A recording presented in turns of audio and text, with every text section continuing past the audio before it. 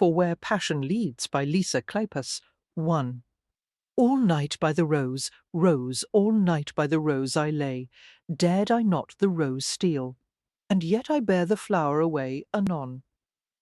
To a young heart thirsting for passion, for adventure, it was not much of a life. The slow days of work and dullness were never broken for Rosalie Bellow, not by a lover's touch, not by a night of laughter and dancing, not by the taste of wine or the headiness of occasional freedom. For she had no recourse from drudgery except for her dreams. More lamentably still, Rosalie was so unenlightened that she would scarcely have known what to dream of had it not been for Elaine Winthrop, who led the kind of existence that Rosalie could not help but envy. Elaine, only a year younger than Rosalie, but far more advanced in experience, brought back gossip and lavish descriptions of the balls she attended, the glittering people she met, and the many delights that London held. For although the season was closing, and the summer was well on its way, London barely slowed its hectic pace, and Rosalie burned with the fever of frustrated youth. She was helpless to change her situation, and lacked the patience to bear her fate stoically. Slowly, she simmered in the tepid, damp air of spring and buried herself in fantasies. Some day, Rosalie dreamed she would wake up to a morning in which the grey and black that shaded her days would have burst into bright colour. For some day, the blood would sing through her veins with the sweetness of champagne. Some day she would escape her invisible prison and find someone to love, a man who would adore and cherish her. He would let her be a friend, a woman, a companion, a lover. He would share her dreams, arouse her most intense emotions, take her around the world to show her its wonders, absorbing every sight and sound. Some day everything would change. When some day arrived, it was not at all what she had expected, for it was seldom that Rosalie found enough time to join her mother, Emile, in a private discussion. When such an opportunity arose, it was appreciated and enjoyed by both of them. Theirs was an unusually close relationship, for they could speak to each other not only as mother and daughter, but also as friends. Emile was the most important person in Rosalie's world, understanding the needs, questions, delights, and fears of her only child, even though they were far removed from her own. For outwardly they were similar, two small, dark-haired women, but inwardly they were very different. Emile had a pragmatic view of life, while Rosalie had an idealistic one. And as Rosalie reached the age of 20, she realized instinctively that the causes of this difference went deeper than age or experience. Emile was rock-like in her stability and her love of order. She was well-read but unimaginative, whereas Rosalie's emotions and thoughts seemed forever soaring or plummeting. For no matter how Rosalie tried to control her own unorthodox cravings, she knew that she was forever doomed to seek excitement and to give too free a rein to her feelings. She liked to laugh out, loud instead of smiling politely. She loved to ferret out secrets and discoveries when she should have been reconciled to the way things were. For currently, Rosalie's curiosity was focused on a subject that Emile did not want to discuss, but as they sat down to engage in needlework, the younger woman plied her mother with persistent questions. Rosalie, Emile said evenly, a frown gathering between her attractive brown eyes as she took a careful stitch. I have told you all that you need to know about your father. He was a confectioner near the East End. He was a kind, good man, and he died when you were a month old. For now, may we change the subject? It pains me to speak of him. I'm sorry, Rosalie said, feeling a twinge of guilt as she heard the unusually sharp note in her mother's tone. I did not mean to bring up painful memories for you, Maman. I just wanted to know a little more about him. But why? Would it change anything about you or your circumstances to know more about him? Of course it wouldn't. For perhaps it would, Rosalie replied, tilting her head to the side as she regarded her mother. Sometimes I find it so hard to understand myself and my feelings. I wonder sometimes if I'm more like you or him. You are like neither of us. As Rosalie laughed, Emily shook her head and smiled at the picture her daughter made. Rosalie's blue eyes glowed with an almost violet light, and her lips were parted in one of those dazzling, abandoned smiles. for she could appear almost angelic when she wished, but much of the time a hint of mischievousness glimmered in her expression, as if she were thinking of something naughty and inappropriate. At the beginning of each day, her long sable brown hair was pulled back and pinned into a thick coil, yet predictably it would be falling down her back around mid-afternoon. For her beauty, her eagerness, and her vibrant spirit were all enviable gifts, but often a miller wished that Rosalie had been less richly endowed. It would all lead to trouble one day. "Maman, may I ask another question?" Amiel sighed. "Yes. I've never met any of my relatives, because you've said that they are all in France." "Yes. A respectable French family, fallen on difficult times. That is why I had to take a position as governess here. For, then surely you were higher born than a confectioner. I am glad that you married my father, but you are so beautiful. Why didn't you wait to see if you could have married a more influential man? Perhaps a country squire who— Ah, Rosalie, you worry me so often. Tell me, please, what you desire from marriage." "Well, affection, of course, and contentment with contentment." Emil seized upon the word promptly. "That is exactly what you should strive for.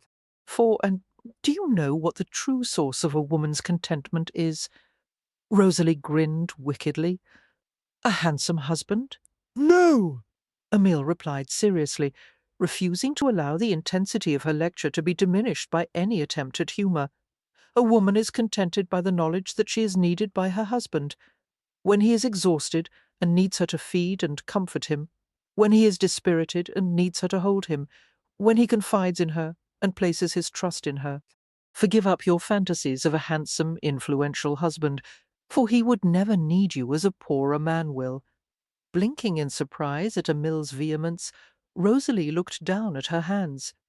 "But a rich man would need someone just as much as a poor one," she began. But Emil interrupted her. "No, not in the same way. To a rich man, a wife is a possession. His fondness for her lasts until she bears him an heir, and then he tucks her away in the country to live by herself. For he takes a mistress for his sexual needs and relies on his friends for companionship." "I would not wish that for you, Rosalie." Rosalie bit her lower lip, her eyes fairly dancing with rebellious lights. Certainly she did not want the kind of life that Emil had just described, but neither did she want to be burdened with more of the same drudgery that she longed to escape from right now. "Do you know what I wish?" she asked impulsively. "That my father had been a duke, or at the very least a baron, so that I could do all the things that—" Her voice trailed off into abashed silence near the end of the sentence, but not before Emil understood exactly what she had been about to say. "All the things that Elaine does," her mother said quietly. Rosalie nodded slightly, ashamed at the covetous words. "All your life," Emil said with regret lacing through her voice, "I have wanted the best for you, more than what your station calls for. For I have encouraged you to do what Elaine does, to learn what she learns, to have the same respect as I do for education. But I have omitted an important part of your education. I have not taught you to recognize what your place is, what our place is. You consider yourself her equal, and you are not. I'm afraid it will grow even more difficult for you to bear than it is now if you don't come to some understanding of it." "I understand what my place is," Rosalie said, matter-of-factly, for I am continually reminded of it. "I am the daughter of the governess. I am Elaine Winthrop's occasional companion, more often her maid." She leaned over until her head rested on the fragrant cotton of Emil's apron front, her discontented heart suddenly aching. "But do you know what makes it hard to bear, Martian?" she whispered. "I have studied much more than Elaine ever has. History, art, literature. I can play the pianoforte and speak French, and I can even sing better. For I could be just as successful a debutante as she is. But because of the circumstances of my birth— Do not ever say that aloud again," Emile interrupted sharply, her cheeks flushed. "If someone overheard you—" "But Elaine is going to be married soon," Rosalie said, her fingers twining together agitatedly. "What about my future?" Will I continue to be her companion, and then nanny to her children? There are worse situations to envision. You are not hungry, for you have clothes and books, and little justification for such self-pity. Rosalie sighed. I know, she said apologetically. It's just that I have the suspicion that I'll end up a spinster, and the thought makes me wild. I want to livel. I want to dance and flirt, Rosalie. Toss my head until the pins fall out of my hair. Shh! Make eyes at handsome men from behind my fan. Sherry, please. But despite my fantasies, I know inside that no aristocrat would marry me. For do you know what they call it when a man marries beneath his station? Manuring the fields.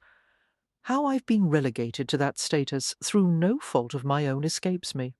Of course you are resentful, but none of this can be helped, Emile soothed, the pace of her stitching increasing markedly.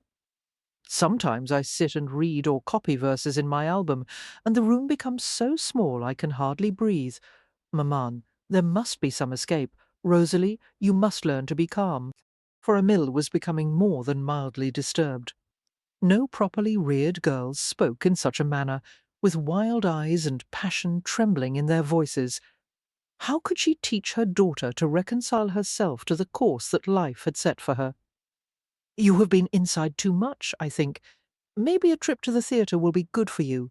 For they had made such an excursion once before with the Winthrops, and Rosalie had been charmed by the gaudy Covent Garden production, a triple bill, including a Shakespearean tragedy and a one-act farce. Emile was entirely aware of Rosalie's need for variety, and tried to provide it in harmless little ways, with books, new hair ribbons, and other fripperies that might ease her restlessness. That's a good idea, Rosalie agreed, subsiding a bit. For she could not help remembering, however, how they had been required to sit with the other servants and the footmen in the gallery, looking at the upper classes preening in the box. It had been disconcerting to sit with what Elaine pointedly called the rabble, especially considering the tendency of the lower classes to throw dried peas at the actors they disliked. I need to do something new, for perhaps we could go walking down Pall Mall and bump into the prince during one of his elegant strolls. What do you say to that? Emile pursed her lips at the ironic note in her daughter's voice. According to Hume, each of us has a ruling passion, Rose. I hope that yours is not this restlessness. Some people can never be happy. I would not like to think that you have this affliction. Rosalie also wondered if she would ever be completely happy, but surely she was not the only one to feel this way. How many women were like herself? How many fell so far short of the ideal? The perfect woman was complacent, gentle, accepting of whatever her circumstances happened to be, nothing more than a pretty toy who would serve the convenience of the man she belonged to. And she was not to be loved too passionately, not in the way that Rosalie longed to be loved some day. For so divine, so noble a repast, a well-known poem went, I'd seldom, and with moderation taste for highest cordials, all their virtue, lose by too frequent and too bold a use. In other words, she thought wryly, use a woman well, and then put her up in the right place. I'll try to be more content, she said. And so you will be, Emile soothed, handling her needlework carefully to prevent a pinprick from staining the fine damask. Your effort is all that is necessary. For remember, you must serve as a good influence on Elaine. Slowly the young woman stood up, adjusting the pins in her hair as the heaviness of the tresses threatened to undo the simple coiffure. I should go now. Lady Winthrop wants me to read to her. She is in bed feeling piqued.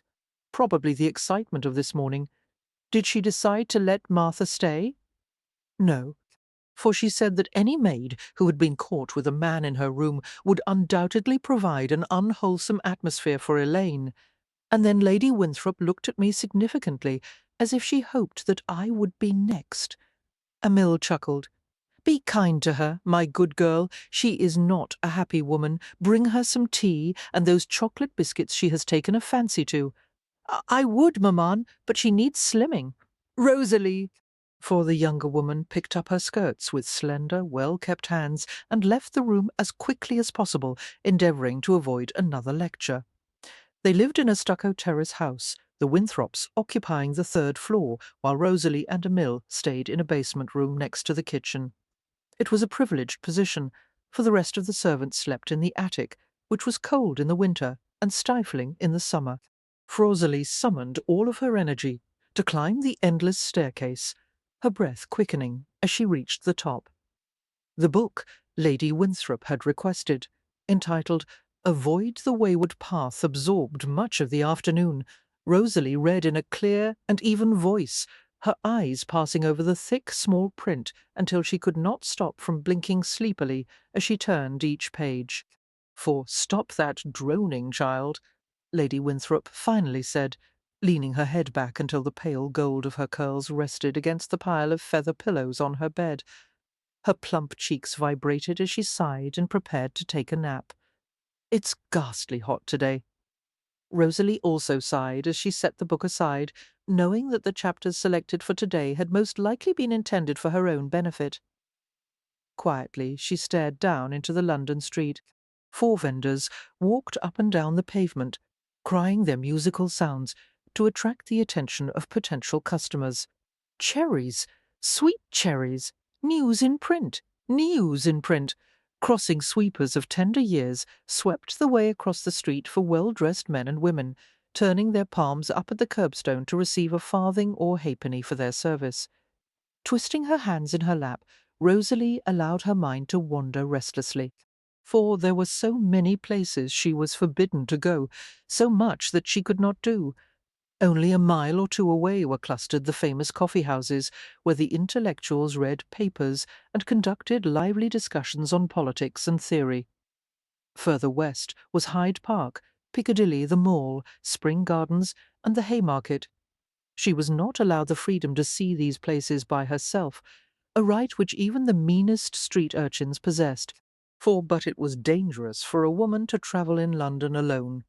The London police were poorly organised and underpaid, and these conditions led to vast corruption within their numbers. It was up to private citizens' groups to look out for their own welfare. A harsh criminal code was the only deterrent to crime, for therefore Rosalie, Emil, and the rest of the servants travelled back and forth from Winthrop House in town to Robin's Threshold, the family seat in the country, without setting foot in the places in between. "Rose!" came a whisper from the doorway. Rosalie automatically put a silencing finger to her lips as she turned to look at the visitor. It was Elaine, who had apparently recovered from the foul temper she had woken with that morning. For it was difficult for Rosalie to bear a grudge toward her, because even at her worst, Elaine possessed nothing of the nastiness that permeated Lady Winthrop's disposition. Elaine was basically a happy creature with the typical needs and desires of any well-bred English girl. She yearned for a handsome suitor, beautiful clothes, and adequate pocket money. There was no reason why she wouldn't be able to attain her goals. Elaine was gentle, pretty, well-dowried, and rather simple.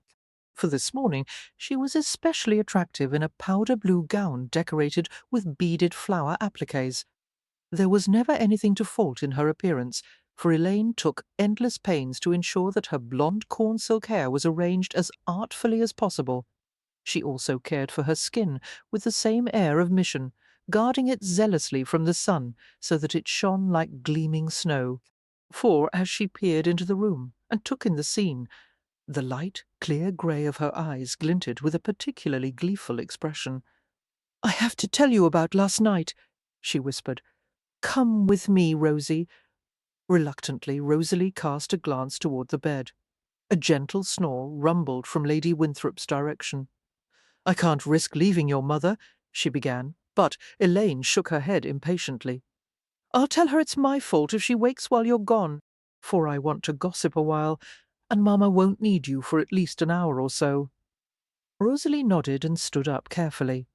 Whether to stay or leave was not a difficult decision to make. The last thing she desired was to bring down the Baroness's wrath on her unlucky head, but she was relieved to escape the stuffiness of the room.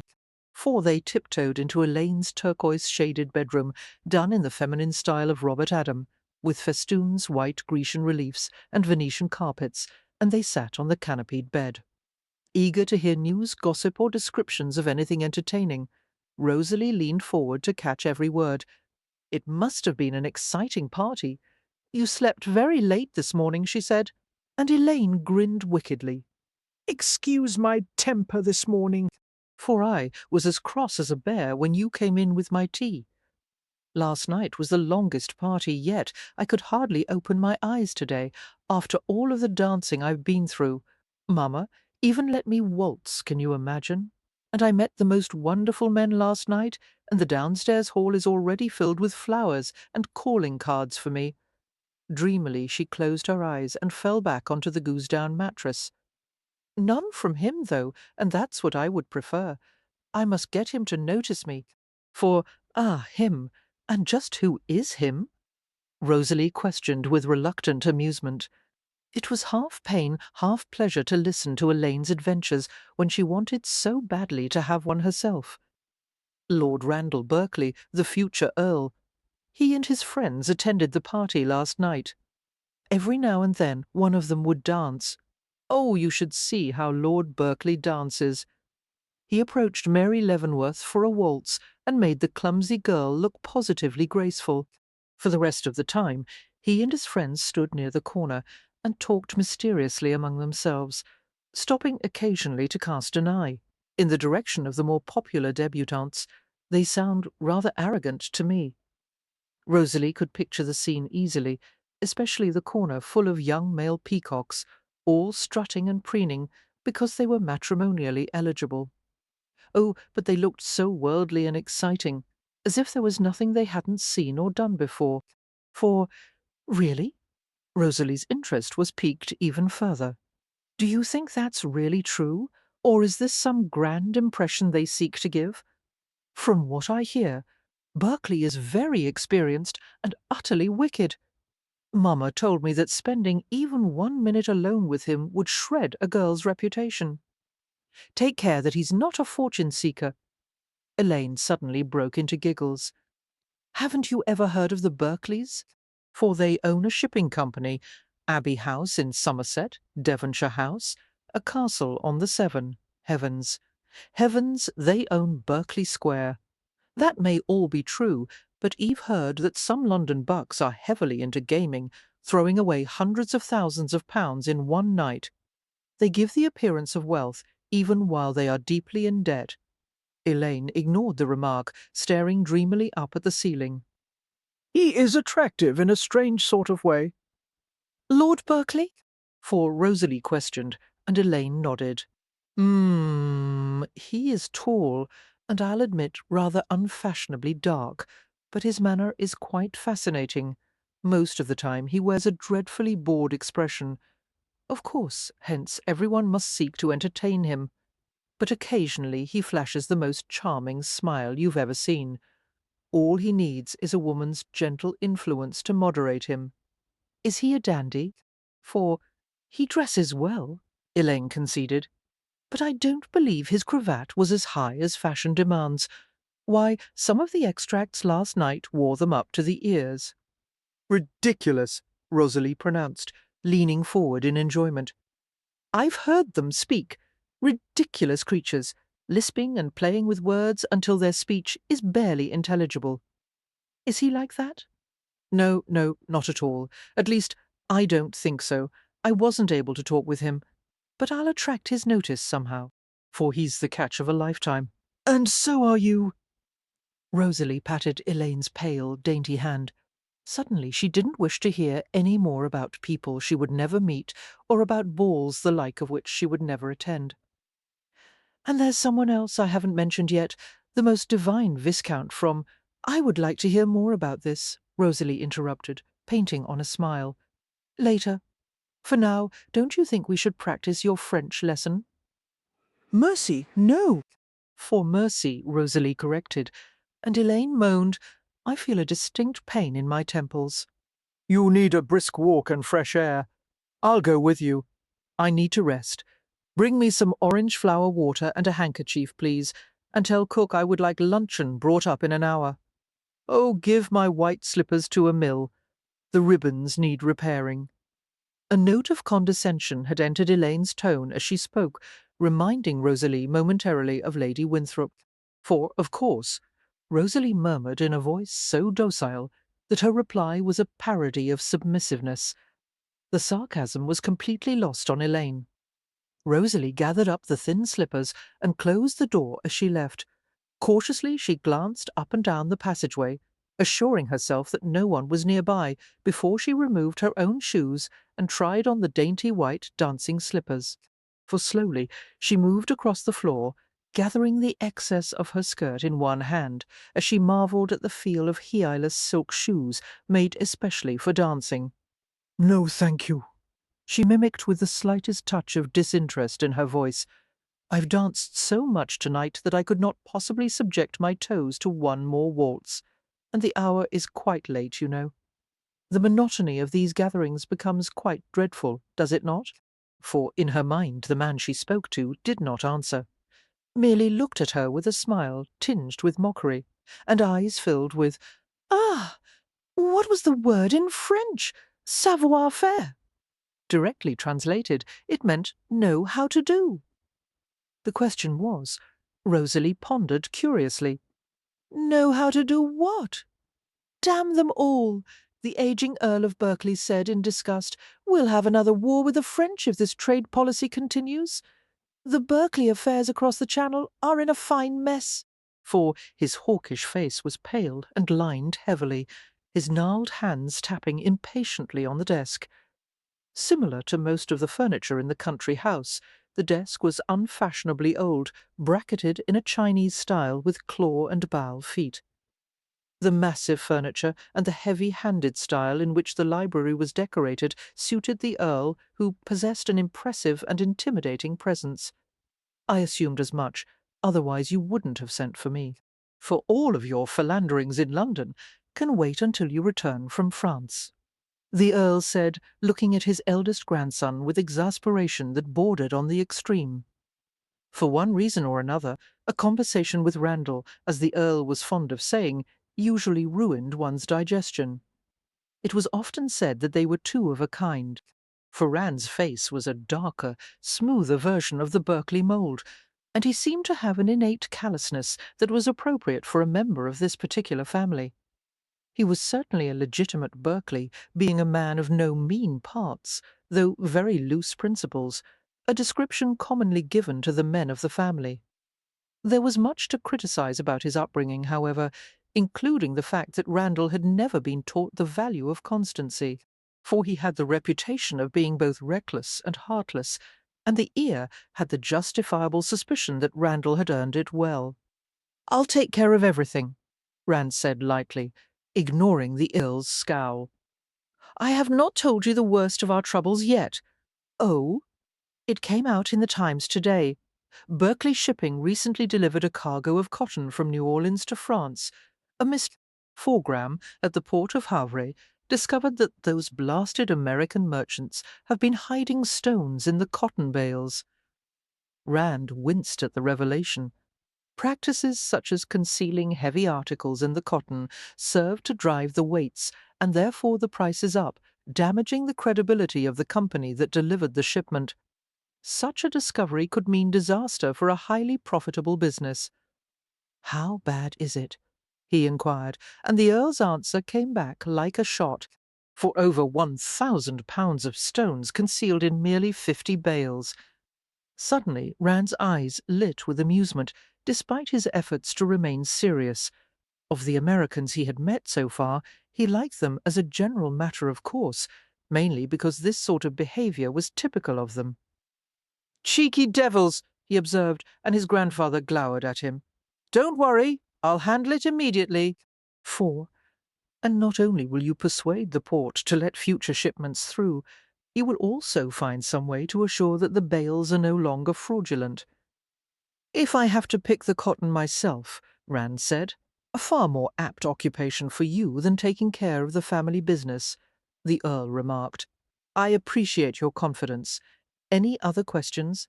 Rand's face faded to implacability again. "No.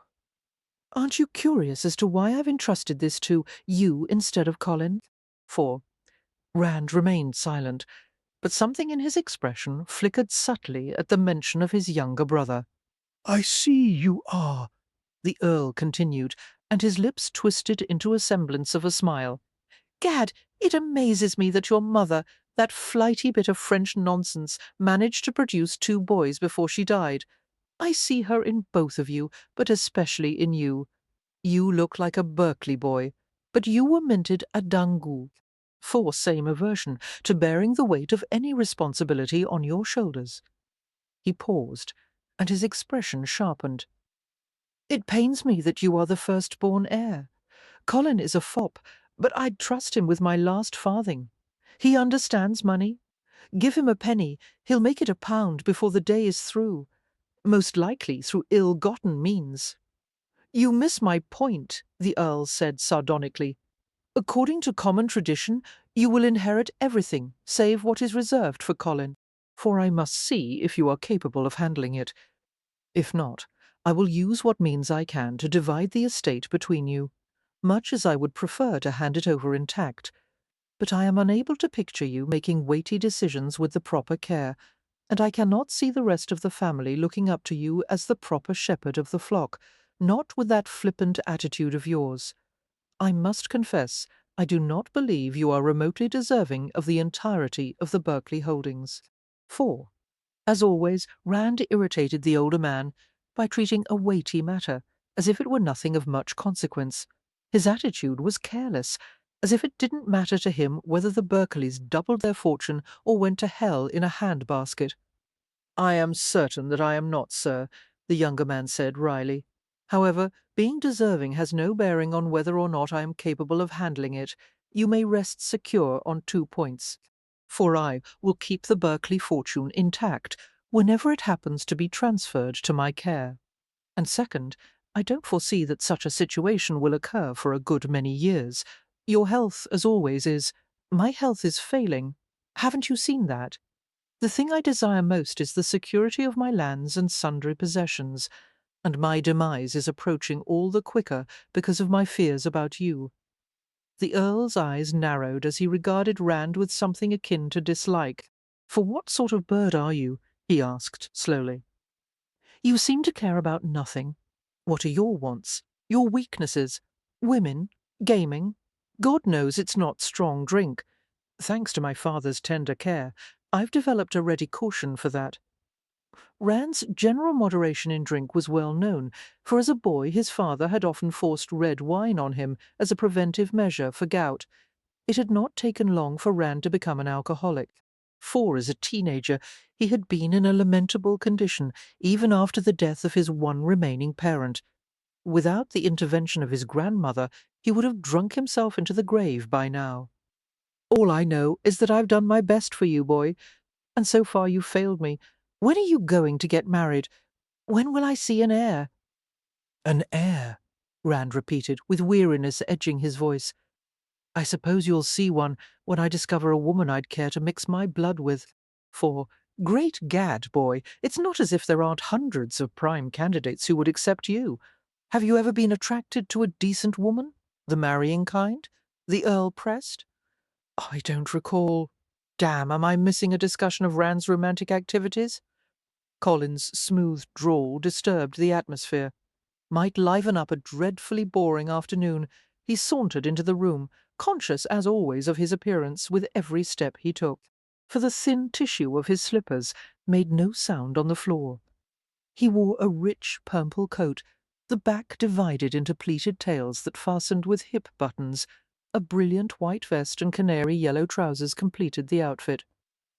Colin raised his hand to his forehead, drawing attention to the carefully tousled condition of his blonde locks. Though they were only 2 years apart, it was difficult to see the physical resemblance between Colin and Rand, for it was generally agreed that Colin had inherited the looks in the family, for he was exquisitely made in both face and form. His skin was pale and polished, his eyes a remarkably pure green. Slim and elegantly turned limbs were enhanced by his graceful, cat-like way of moving. The dandies he associated with were often moved to comment enviably on the bounty that nature had bestowed on Colin Berkeley, for every feature, every gesture, every accent of his words was nothing short of perfect. For Rand, in contrast, had been cast in a different, rougher mould. His eyes were the murkier hue of hazel, the green often sullied by an indistinguishable shade of brown. He was much darker than Colin, his skin unfashionably dark, and his hair a deep shade of amber rather than bright gold. Rand was also much taller, his body lean, but built with solid muscles and powerful proportions. For it was a body that was well suited for physical labour, and, as such, it was inappropriate for an aristocrat, who was supposed to be as far removed from work as possible. Physical exertion was a burden for the lower classes to bear, not the nobility. The brothers exchanged an assessing glance, and then Colin smiled slyly.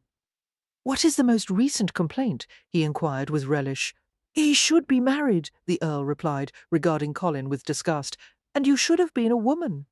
For you're too damned cattish and exquisite to be a grandson of mine. You and your friends usurp your manners, your costume, your values from women. You have a woman's way about you, and I dislike it." Unfazed by the words, Colin raised his nose slightly. Grandfather, it is a privilege of aristocracy to be an exquisite, and if you care to discuss appearances, turn your attention to Rand, hair cropped as short as a bruiser's, the language of a mill worker. Not to mention skin as dark as a gypsy's. For Rand's wide mouth quirked slightly. At least I wear no dandy's corsets, he remarked, And Colin stared at him coolly, placing long white hands on his nipped-in waist. There was no love lost between the brothers, perhaps because they were close in age and had fought bitterly in childhood. Still, Rand sometimes found in his heart an odd sort of affection for Colin, who was as harmless as he was effeminate. He let Colin's barbs bounce off him, for they did him no damage. "For why have you left your pursuits in London?" Colin inquired. "I'm off to France soon to settle a few business problems, really." Colin viewed him through a quizzing glass with delicately arched fingers, frowning at first and then resorting to a snicker. "Dear me, how entertaining! I wish you good fortune." He walked across the room to a decanter of brandy and poured himself a glass. "What exactly are you going to take care of?" For the Earl handed him the paper, and Colin scanned it idly as he spoke to Rand. "I caught word of your appearance at the gala last week. No tender morsel caught your interest? White dresses, blonde curls, hopeful girls with damp palms, scowling dowagers, simpering mammas. No, nothing caught my interest. Really," Colin said, addressing the Earl, "one can hardly blame him." "Someone can," Rand replied lazily, detaching himself from the scene and pausing at the doorway. "For I have some affairs to take care of in London before I leave." "Why don't you begin to establish some court connections while you're there?" the Earl suggested moodily. "I'll leave Colin to court the prince. He has a far greater aptitude for humouring the royal inanities than I. Saint Lucifer!" Colin sputtered, brandy spraying over the paper. "Stones in the cotton." "Au revoir," Rand said softly, grinning at his brother's discomfiture, before he disappeared from sight. "For your brother has quicksilver in his veins," the Earl observed when he was gone. "No blood, no sense of family, no morals." "He has morals," Colin corrected, lowering his quizzing glass and removing his attention from the empty doorway. His smile became tinged with saccharine, as if a sweet memory had suddenly turned sour. "His behaviour is consistent with his own set of values, although from where he derived them I have no idea." I can enlighten you. "For he behaves exactly like the bucks he runs with, a spoiled lot of Carrazes." "But they do have their own particular set of ethics," Colin said consideringly. "Ones I don't agree with, to be sure. For their object is to carouse, as you put it, whereas mine is to achieve perfection in the subtle arts of life, in everything from manners to tying a cravat. In short, you care about the insignificant and scorn what is meaningful, while Rand and his crowd make it a point to scorn everything in general." The Earl harumphed in displeasure before continuing. "Enjoy it while you may. When I go, you won't be able to afford such dandified luxuries on the allowance Rand will make for you." For Colin lifted his eyebrows, peering down at his grandsire haughtily. I have no doubt Rand will be generous. You will have to depend on that, won't you? The Earl remarked acidly and wiped the slack corners of his mouth with a handkerchief. It is an ironic situation, Colin mused, considering that Rand cares not a whit for money, and you worship it. For, and you expect, Colin said, that when you pass on, your departed son's offspring will provide a fine show, scrabbling for your leavings as you watch from above. He paused delicately. Or below. I pity us all. He pretended a yawn and left the room, searching in his sleeve for a snuff-box.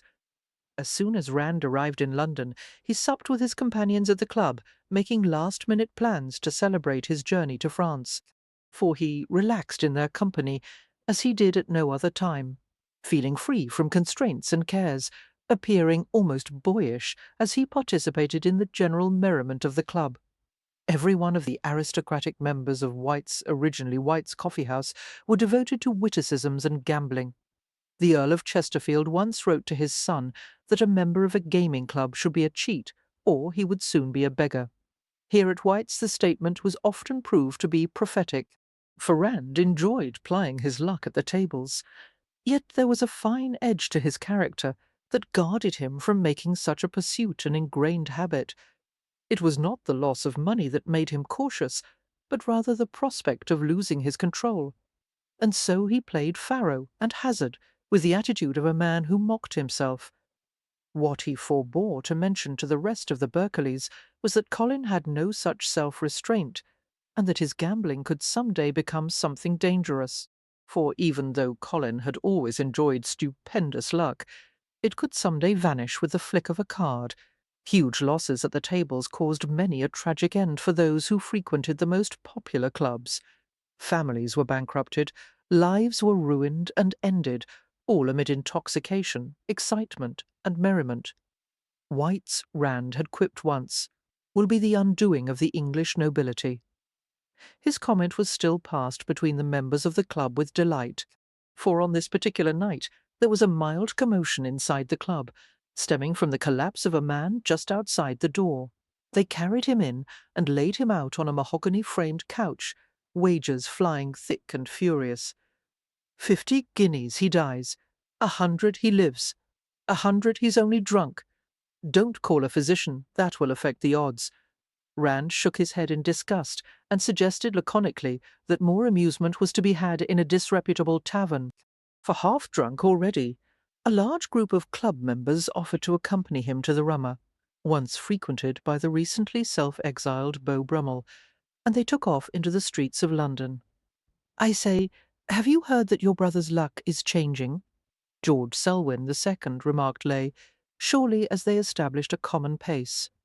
Rand slid him a curious glance. No, I hadn't, he replied, with an off-handedness that contrasted greatly with the sudden narrowing of his eyes.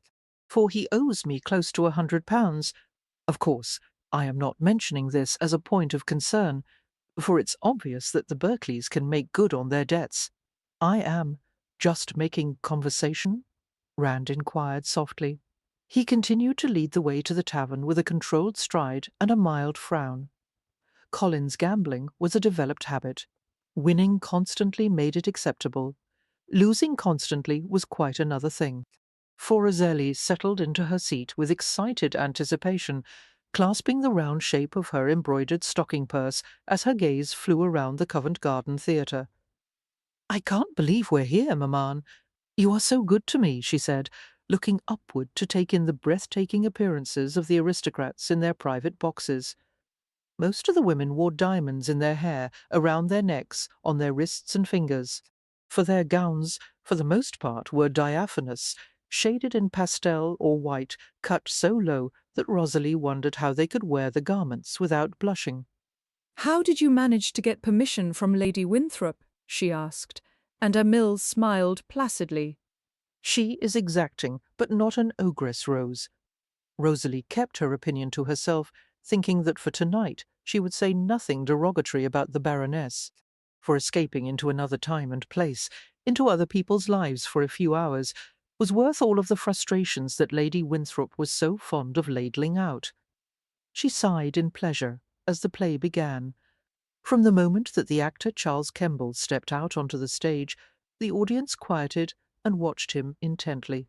For although he was reputed to be a vain man, refusing to play Caesar because of the knobby knees that a Roman toga would reveal, he was also incredibly talented and chillingly dramatic. Othello was one of his finest roles, almost as good as the legendary Garrick's Hamlet. His face was painted a swarthy shade, his hair ebony black, his very stance conveying both the bewilderment and murderous rage of the character, for he portrayed Othello in exactly the way Rosalie had imagined when she had read the play. She gripped Amil's arm tightly as Othello began to suspect that the fair Desdemona had betrayed him with another man. The entire audience witnessed his tortured countenance with horrified delight, already anticipating the fate of sweet, innocent Desdemona. "Put out the light, and then put out the light," Othello rasped, declaring his intention to smother her, and his wife pleaded for mercy. For, oh, how could he? Rosalie whispered, thinking in frustration that the wretch had had no proof of her wrongdoing. Othello clutched a pillow. "He loves her too much. He cannot see the truth," Emile whispered back, her dark brown eyes also riveted on the stage. Pitifully, Desdemona struggled under Othello, her arms flailing helplessly. For suddenly a misguided movement sent the candle on the bedside table flying to the ground, rolling to a halt underneath one of the heavy velvet curtains that framed the stage. The action on stage did not cease, even though the hem of the heavy drape began to smoke ominously. Uneasy murmurs filtered through the audience. "Maman, wait. They will put it out." Emile reassured Rosalie as stagehands raced to the small fire with a pair of buckets. For Kemble finished off Desdemona and began a lengthy speech, obviously endeavouring to turn his listeners' attention away from the growing blaze. The buckets, however, were fast proving useless, and the lifeless Desdemona suddenly gave a scream and ran off stage. Immediately the entire theatre burst into an uproar, men and women climbing over seats and shoving past each other to escape the building. Rosalie gripped Emile's hand tightly and pulled her out into the aisle. "Don't let go!" For Emile cried, but her voice was scarcely audible in the ruckus. The aisle was filled with the press of panicked masses, and Rosalie was pummelled with elbows and arms as people pushed their way toward the exits. The scent of smoke began to tease her nostrils. Rosalie was filled with congealing worry. The danger was not in being burned, but suffocated. "Maman!" she cried, feeling their hands slip and separate, her fingers clutching in vain. For before she could find Emile again, several more people interceded between them. She was being carried by the crowd, jostled until her hair fell down, and it was all Rosalie could do to keep herself upright. Her eyes were wide with horror as she saw people fall and become trampled by frantic feet. Dimly she saw the doorway, and by some miracle was pushed through it, breathless but unharmed. For the crowd was like an uncorked bottle of champagne, forced through the small opening in an uncontrollable rush. Outside, however, the danger did not cease, for pickpockets and vagrants were already taking advantage of the mass confusion. Rosalie struck out blindly as she felt a brief tug at her waist, but it was too late. Her stocking purse had been cut neatly from her waistband. "Emile Bello!" she shouted hoarsely at the hordes of people flying right and left. For there was no sign of her mother. Unconsciously, Rosalie clapped a hand to her mouth and tried to focus on her next step. It was impossible to return inside the theatre. Just then she felt a thick, brawny arm encircle her waist, and she screamed in reaction as she was lifted off her feet. "Let me go!" she gasped, digging her nails into her captor's arm. As he cursed and dropped her, she caught the scent of a foul puff of breath. Rosalie was consumed with revulsion, for it was the first time she had ever been held by a man. She fled down Southampton Street and then took a quick left, ducking into one alley after another, all of them as rank as they were dark. When she no longer heard his footsteps, she leaned against a damp wall and tried to subdue her breathing. Everything had taken the semblance of a disjointed nightmare. In the distance, she could hear the screams of others who had not been as fortunate in escaping the vagrants and muggers. 4 tears filled her eyes as she thought of Emil, praying that she was all right. They had never been separated before. In fact, Rosalie had never been in a situation when no one knew of her whereabouts. Suddenly, a hand reached for her, and she gave a cry of terror, discovering that her pursuer had been only a few feet away around the corner. Her fear made her swift as he came after her. Desperately, Rosalie acknowledged that the odds of escaping him were not in her favour, for she was hampered by long skirts and light slippers that did little to protect her feet from the ground. Furthermore, she had no experience of these mustard-bricked London streets, which were becoming dirtier and shabbier as she ran. I must be heading toward the East End, Rosalie thought in panic, knowing that she was approaching the worst crime district in the world. For there was a rotten smell in the air, of corners and ditches filled with foul matter, awaiting the long-overdue rain that would wash them clean. If she could only find a way to outmaneuver the man who chased her, and somehow find her way back toward Westminster. Her side ached with cramps. She put a hand under her rib-cage as she turned down yet another soot-dusted alley, and discovered with an inner quake that her luck had run out. For it was a dead end, and by the time she swung around the man was at the entrance. His arms were brawny like those of a dock-worker, his age probably advanced beyond his 30s. "Leave me alone. I can get money for you," Rosalie breathed, trembling profusely. He walked toward her without answering, his face blank of intelligence or mercy. Rosalie was afraid she would not be able to bear what seemed inevitable. She made one last, desperate attempt to run, for he caught her easily as she tried to slip past him. Catching a handful of her hair, he was like an animal, unwashed, uncivilized, without any sort of human sensibilities. To survive in a world such as this, it was necessary to brutalize those who were weaker. Rosalie cried out, fighting the hands that snatched at her gown. Through the nightmarish haze she heard the sound of loud and drunken voices near the entrance of the alley. For her impression was a group of young blades, their clothes a jumble of white, blue, yellow, and black, idling through Fleet Street. Evidently they were celebrating something, for there was much laughter and even snatches of song as they came from a nearby club or tavern. Rosalie continued to scream, knowing that they were her last chance of avoiding the violation of her body and her life. For, as they became aware of the tiny commotion in the dark alley, the man's grunts, the woman's cries, and the swish of her skirts, they began to laugh uproariously and made catcalls, continuing their leisurely pace down the street. Rosalie used her fingernails once more, aiming for her captor's eyes with a viciousness she had never believed herself capable of. Although she didn't succeed in wounding him, he dealt her an open-handed blow, sending her hurtling through the alley opening. For it was indeed a night of firsts, for she had never been struck before. Rosalie fell into the middle of the crowd of elegant extracts, sinking into dark oblivion as she dropped to the ground, her cheek coming to rest on the toe of a soft leather boot. "What have you done that the goddess of chance should cast such pearls in your path?"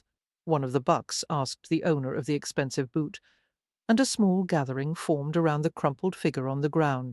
"For a nice little piece," Rand commented, kneeling down to lift the delicately curved face off his foot.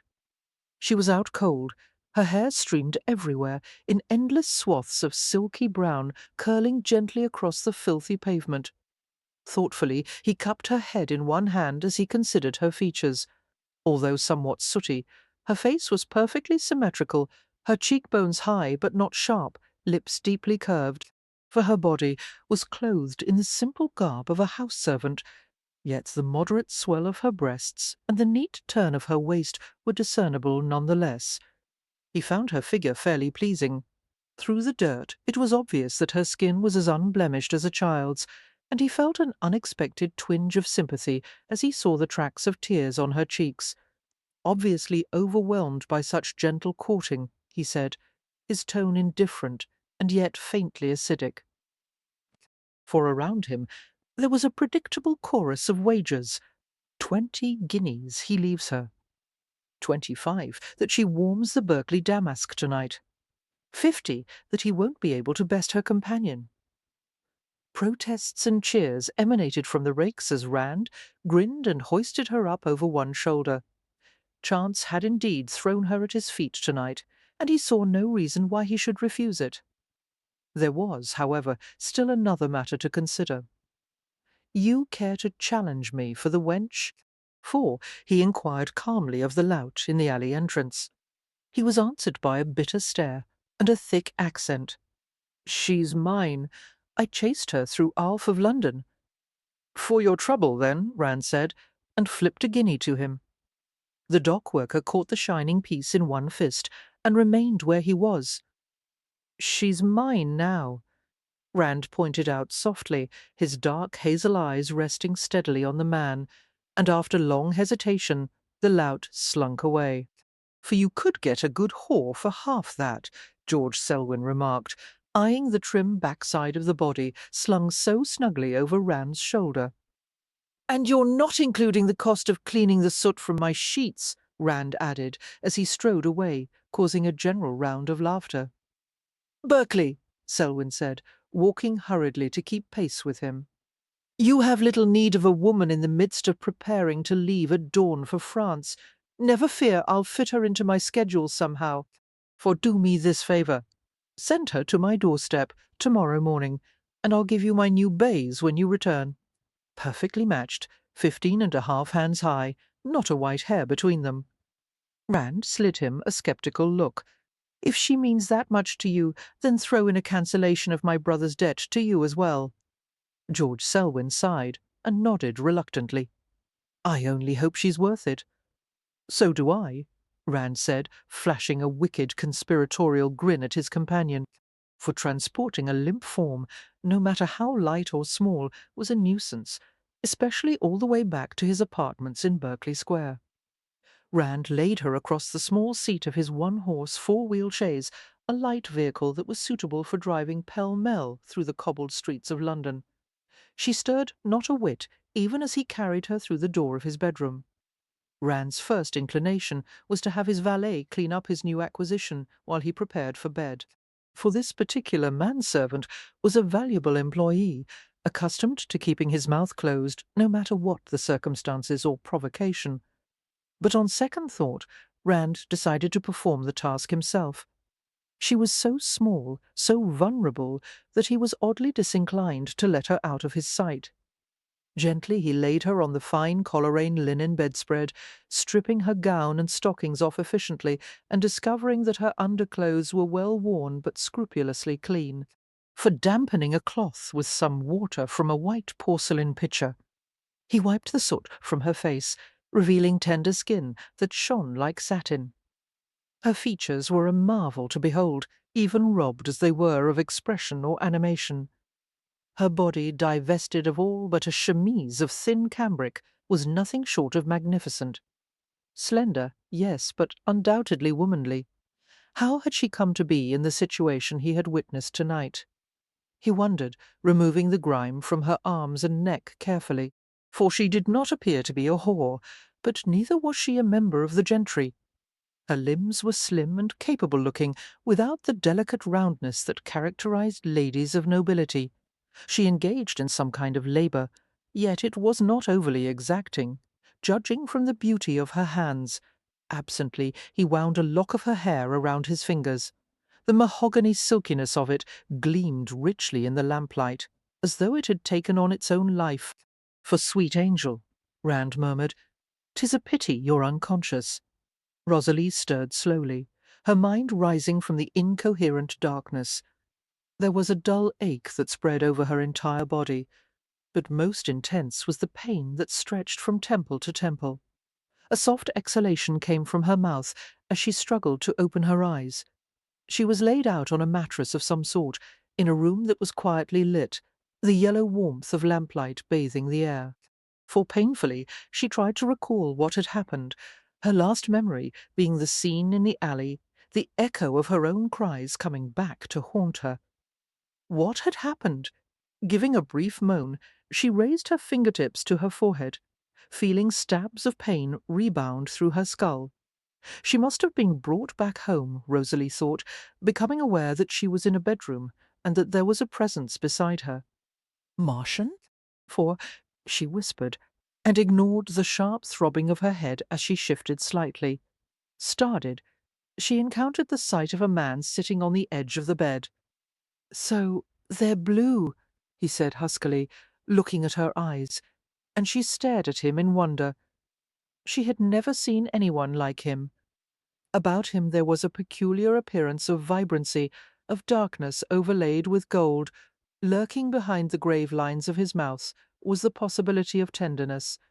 Yet she was not certain of it, for his features were not strictly handsome, being aggressively made and lacking delicacy, and his skin was too dark by far. As Rosalie looked at him, she had the impression of a polished surface that concealed much, and it made her uneasy. Most remarkable were his eyes, dark-rimmed and brilliant gold, and somewhere in the gold was mixed a cool green. They were assessing eyes, she decided, and suddenly the effort of keeping awake became too taxing for her. For it was a dream, she thought, feeling the softness of the bed engulf her exhausted body. Her fancy had been lent life and colour in the imagination of sleep, and in her abstracted condition she was glad it was over. 2. If you would be what I think you, some sweet dream, I would but ask you to fulfil yourself. Tennyson, pouring newly heated water from a silver jug into a matching basin, Rand began his morning ablutions. For slowly he became aware that his overnight guest was awake, for he felt the touch of her gaze on his back. He turned around to look at her. She was regarding him with something far removed from the calm curiosity of last night, her eyes a more brilliant blue in the daylight than any he had ever seen. Her breathing was quick and uneasy, her fingers tense as they twined around the edge of the bed linens. "Good morning," Rand said casually, but she remained mute, for a woman's silence was a novelty to a man of his experience. He soaked a face-cloth in the water, wrung it with a deft twist, and applied it to his night's growth of beard, watching her all the while with cool curiosity. Slowly the atmosphere began to take on the nuances of a confrontation. For 1,000 thoughts filled Rosalie's mind, and she began to pull them out in twos and threes, frantically searching for an explanation of how and why she had come to be in a strange room with a man she had never met before. She had been attacked near Covent Garden Market last night, and had run east, probably to the vicinity of Fleet Ditch. She had cried for help to a crowd of passing dandies, and as far as she knew they had afforded her none. Had this man been one of them? For had he decided to intervene on her behalf? She watched him intently, disregarding the fact that such a stare was usually considered extremely rude. He did not look like a Samaritan. He was a young man, probably in his late 20s, without a particularly kind appearance. She would have considered him handsome if his features had not been so aggressively formed. His cheekbones, for example, were blunt and strong when they should have been more delicately drawn, and his mouth was too wide. For as he resumed the preparations for shaving, his very manner seemed to her rife with self-centeredness, for he asked no questions of concern as to her welfare, and gave no genuine sign of interest in her condition. But perhaps she owed him her gratitude. He must have helped her to escape the attacker, since she had no recollection of having been molested. For Rosalie flushed hotly as she came to the discovery that her clothes were draped over a Trafalgar chair in the corner, and that she was wearing nothing but her brief chemise. She had never even been alone with a man before, much less while tucked in his bed wearing skimpy undergarments. And this stranger was also clothed in precious little, although he wore the wine-hued robe as casually as if it were the most complete formal attire. For it made her uncomfortable to realize how large, how very masculine his form was. Had he ever longed for the slender physique so prized by fashionable standards? Somehow she didn't think so. Dazed, she cast her eyes around the room. It contained tortoise-shell cabinets, elegant Sheraton furniture, and cerule chairs, and Grecian motifs that blended the whole with harmony. For a glowing Brussels carpet adorned the floor, and a brilliant-cut chimney-pier mirror gleamed above a table with cabriole legs. If he owned this, then he was a man of some means. It was richly furnished, more luxurious than even the Winthrops' residence. Rosalie's blood ran like ice through her body as she dwelled on the subject of the Winthrops. No matter what the excuse or how extenuating the circumstances, Lady Winthrop would not tolerate the breaking of her rules, for she would cheerfully throw Rosalie and Emil out into the streets right after poor Martha, quicker than a wink, and with no afterthought. Rosalie realized that she had probably lost her job, her future, and every shred of security she had once possessed. She darted a glance to the window. It was barely daybreak, the sunlight just beginning to filter through the sky.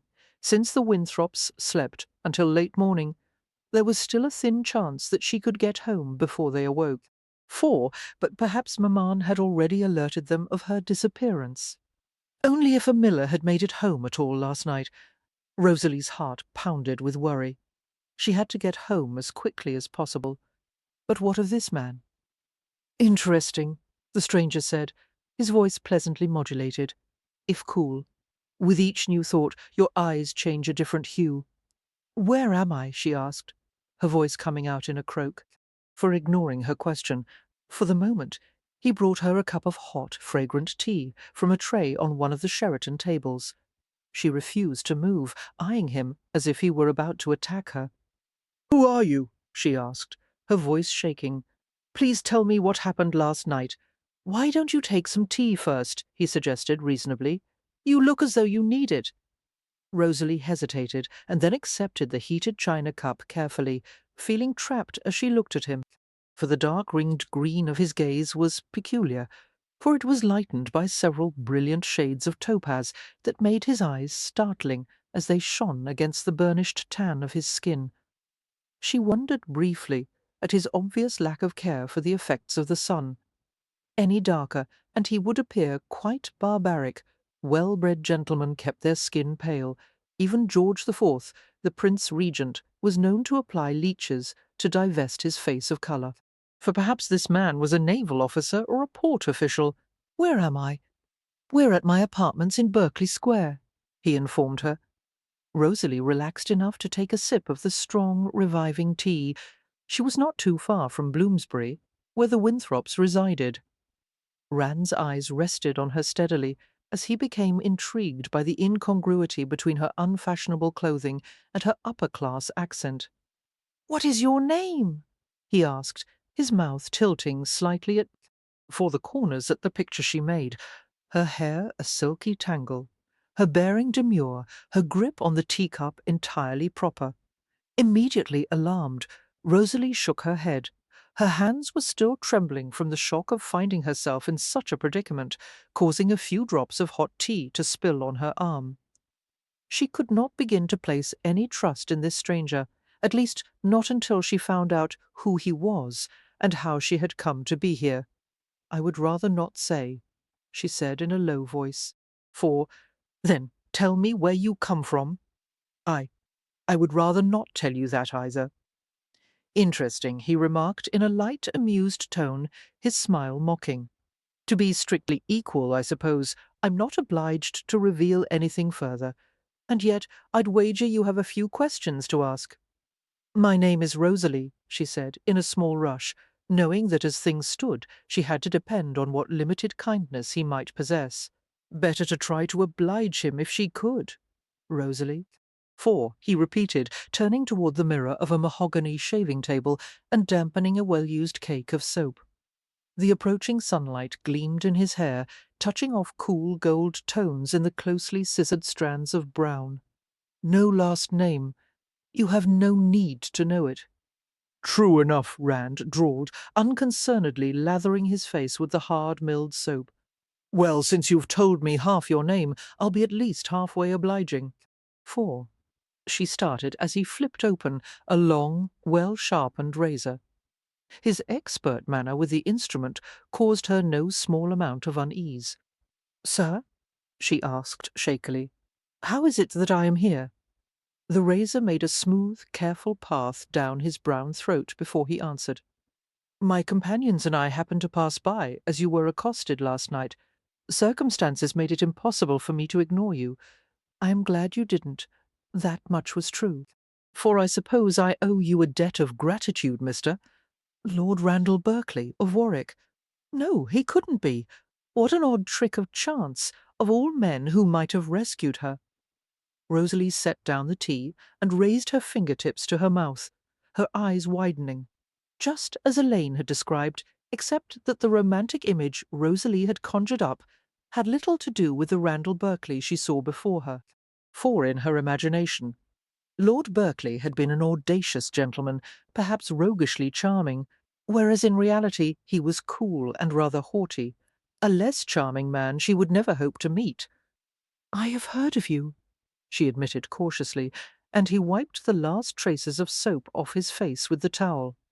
No doubt, a man full of his own importance, Rosalie surmised with distaste, an affliction common among the aristocracy, for she rose from the bed cautiously, placing both feet on the floor and inching toward her clothes.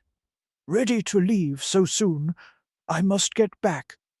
Something in her tone must have indicated her budding disdain for him, for he pinned her with a stare of appraisal that seemed to reach inside her to the very bones.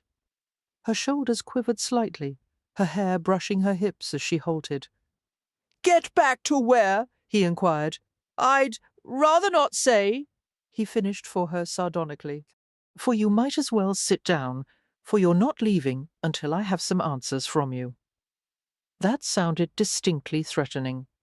Rosalie remained where she was, wondering desperately what hour it was. Indecision gripped her. She had been trained by Emile all of her life to do the proper thing in any situation. But what in God's name was the proper thing in this instance? Should she run, scream, talk to him politely? "Is this necessary?" she demanded. "To satisfy my curiosity?" "Yes, it is. For I don't have the time," she dared, and his response was uttered in the most cutting of tones.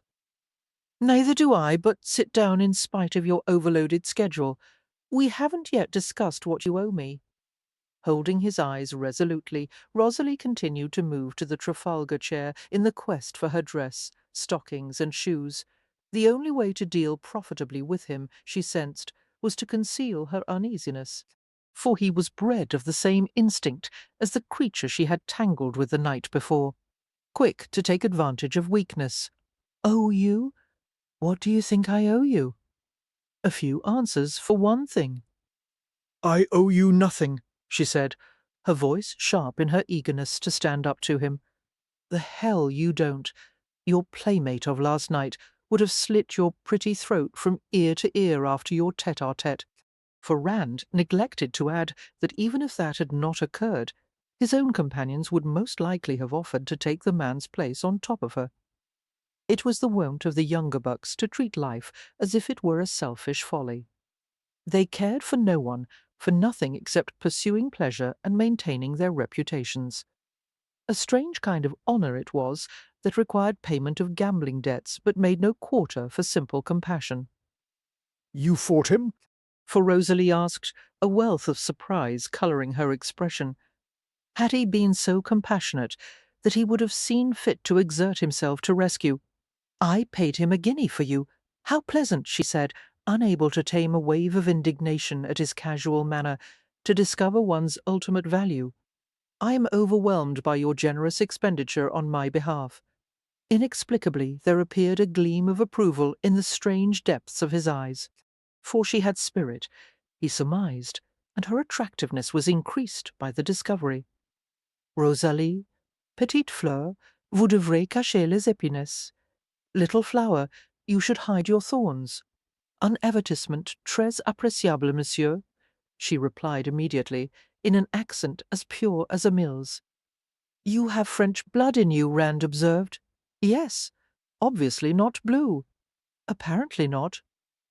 Rosalie eyed him carefully, having been struck by the particular accent and intonation of his French, for it was entirely too natural to have been learned solely in the schoolroom. Did he also have Gallic blood in him? No, he looked too much the part of an Englishman, large, solid, and affluent, without the slender agility or facile temperament typical of a Frenchman. "You also owe me for a night's rest," Rand remarked. "What?" Rosalie questioned in a faint voice.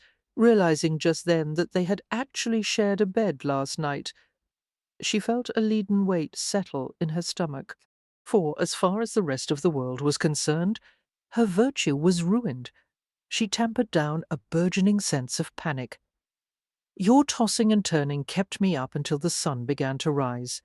You're hardly an ideal bedmate.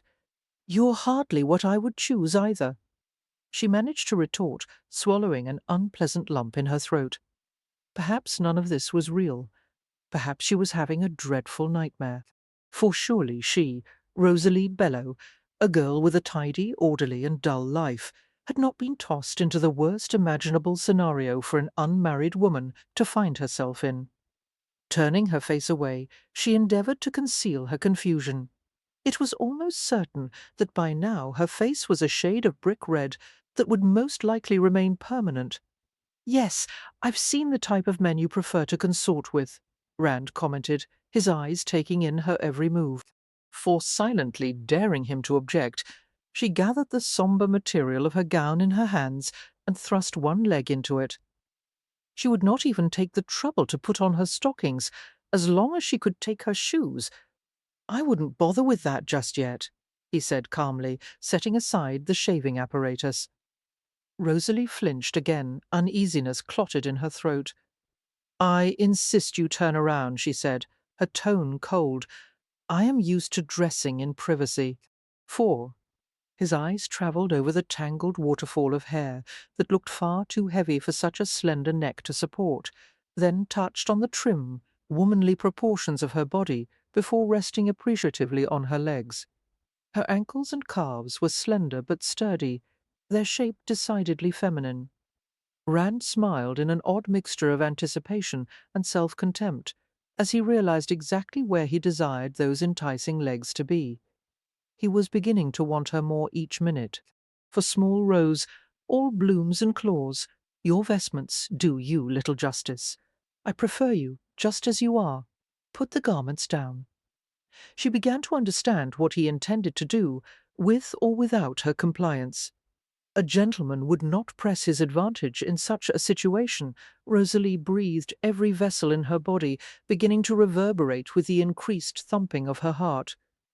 "I agree, but I make it a habit to collect on my debts promptly," Rand assured her. For quickly she shimmied into her gown. "I can return your guinea to you," Rosalie said in panic, backing away as he approached her. A mute plea shone in the sapphire depths of her eyes. "But what of my time?" "Make a reasonable request of payment. A few minutes of your own in exchange," Rand suggested, grinning suddenly, as Rosalie ducked under his arm and retreated to the other side of the room. "Come, there's no need to carry on like a bit player in a bad farce, for I'm usually told that my company is quite pleasant." "You're not going to bed me," Rosalie informed him grimly. "I'd be as well off with the monster you rescued me from." She felt the edge of the shaving stand press against her back. A sudden idea lit through her mind. The razor, where was it? She would use it to threaten him and gain her escape. "You would prefer to have taken your chances with your companion of last evening." "I don't think so, for admittedly, he and I share the same sentiment with regard to you. But although the end will be the same, the means will be quite different. That is, if my love-making isn't grossly overrated." "I have no doubt it is. You can review my performance afterward," Rand said gently, and as she scuttled further away, Rosalie spied the shine of the razor out of the corner of her vision. Triumphantly she snatched it up before he could react. "For not unless you care to be shaved a second time," she warned, excitement weaving through her tone like tightly drawn reeds. "And I must warn you, I am far less precise with this than you." Rand halted in front of her, and Rosalie clutched the razor more tightly. It was terrifying to see his expression fade to metallic coolness, all hints of playfulness leaving his tone as he spoke. "A threat which would be made all the more effective if you propositioned me with the sharp edge of the blade. For—" She glanced down at the weapon, and in that instant he caught her slim wrist, easily, in a light, steely grip, easily turning it, until she felt the feathery press of the blade against her own throat. "Oh, I loathe you. Get away from me," Rosalie hissed, furious that she had been tricked, dreading the consequences of her threats to him. He smiled with a faint bleakness, dragging her body so close to his that she was not able to move. For no matter what value you place on my hide, he said softly, I happen to cherish it. I don't wish to see if you feel similarly about your own. Let go of your prize. She stared at him with hatred, refusing to loosen her clutch on the instrument. It was her last hope of escape. Let go, he repeated, and she moved slightly, causing a slip of the razor. Instantly it was lifted from her skin, but its mark had already been made. For gasping, she relinquished the weapon to him, and her eyes filled with unshed tears as she touched the smarting nick. A few drops of blood seeped to the surface, marring the pearl-like whiteness.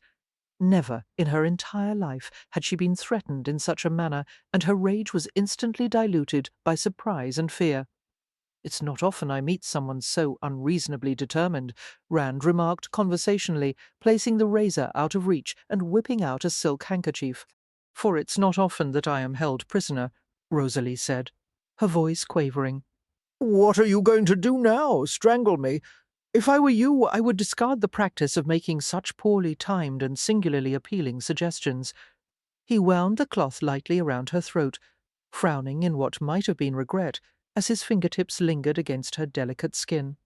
The faintly grey shadow of a bruise marred the pale smoothness of her jaw. Don't fondle me, for I will retch if you continue. God's truth, Rosalie. Rand discovered that he rather liked the feel of her name on his tongue. Would it make this any easier to be assured I will treat you well? Good Lord, he had no end of women, matrons and maids alike, all willing to share his bed. Why did the prospect seem so unappealing to this one? Was she playing some sort of game with him? For I'd be a fool to believe you, Rosalie said, and as he brushed his fingers over the fabric at her shoulder, she struck him. The slap rang out like a shot through the room. Quick as a wasp, she drew back to hit again, and this time his large fist covered hers to still the movement in mid-air. A spark of anger danced in his clear hazel eyes before he seized her and pressed his mouth to her tightly sealed lips. For don't, she finally said in a cry that sounded smothered under his mouth, aware that the masculine body so close to hers was powerful enough to break her in two. Inexorably, he dragged her to the bed and tossed his robe to the floor. She gave a little squeak as she realized that he was naked. I am personal maid to Lady Winthrop, companion to her daughter, for I don't care if you're femme de chambre to the Princess of Wales, he muttered, flinging her across the mattress and spreading her arms wide. Her wrists strained against the confinement of his warm hands until her fingers were numb. Rosalie could feel every detail of him through the thin material of her underclothes. The solid heaviness of his chest and shoulders was a burdensome weight on her breasts, and she writhed in discomfort. For quaking, she shrank from the taut pull of muscle across his waist and stomach, the resilient strength of the legs that eased hers apart. Most unfamiliar of all was the bold heat that branded her as his hips pressed into the cradle of hers. Fear spread through every pore like a delicate liquid, causing her pulse to rocket, her thoughts to crash against each other. Don't do this to me! You could have anyone! Rosalie panted, trying to escape the heat of him between her legs.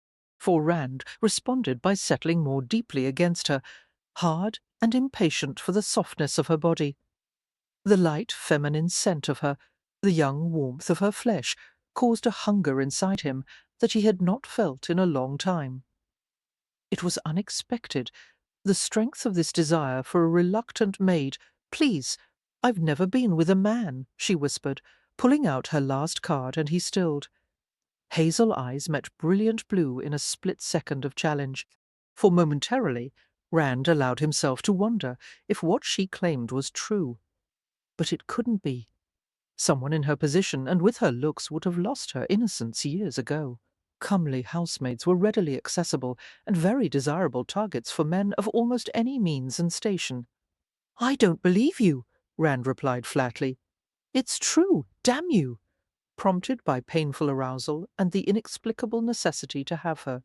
Rand closed his mind to the possibility that she was not lying, for it must be, he reasoned, that she was afraid he would not recompense her well for her favours, or perhaps she was merely playing the tease to heighten his desire for her. He was well used to that game. Then he drawled insouciantly, "It seems I'm called upon to find proof of your claim." He transferred both of her wrists into one hand. Her fingernails curved into fragile, translucent claws. Desperately Rosalie fought, but even in her fury there was little she could do to stop him, for he stripped her garments off easily, with an offhand attitude that was as much an indignity as a physical violation. Her naked body quivered in reaction to the cool air and the unfamiliar experience of being revealed completely in the daylight.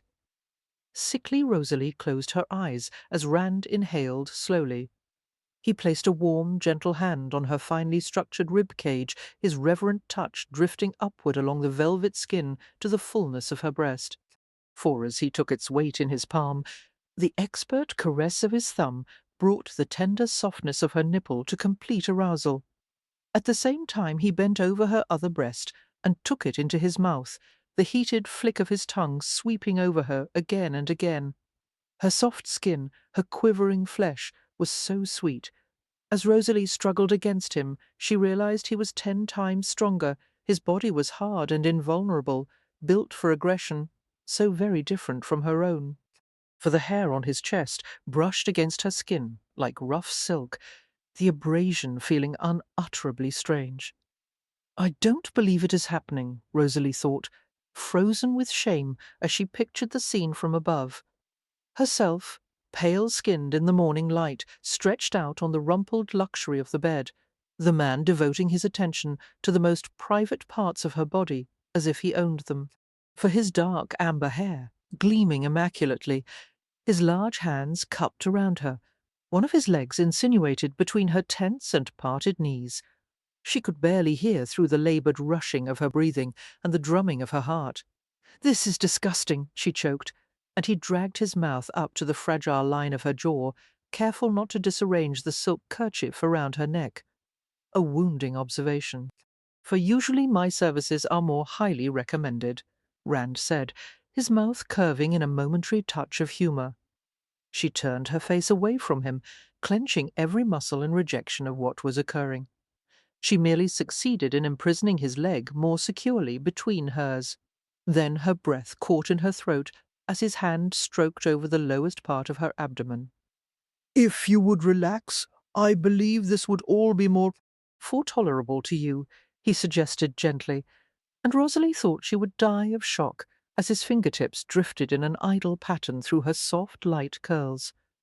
The world was spinning crazily, its humming whirl resonating in her head.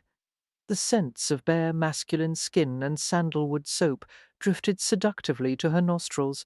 "Don't," she choked, yet still the strange, undreamed-of caress continued while she lay under him like a block of ice. For it deepened, intensified, until he was stroking the snug, shrinking tenderness of her virgin flesh, watching her stiff expression curiously. He continued until 2 wavering tears of humiliation wound their way down the sides of her face, yet still he did not appear satisfied with her response. When are you going to stop? The words fitfully issued from her lips, and Rand's mouth thinned. He discarded all efforts to make the act more pleasurable for her. You would prefer a fast-paced finale? "For I'll endeavour to oblige you," he said, and before she could take another breath, he thrust into her, hard and demanding, rending her feminine softness without restraint. Rosalie cried out in surprise and pain, her body arching sharply into his in immediate reaction.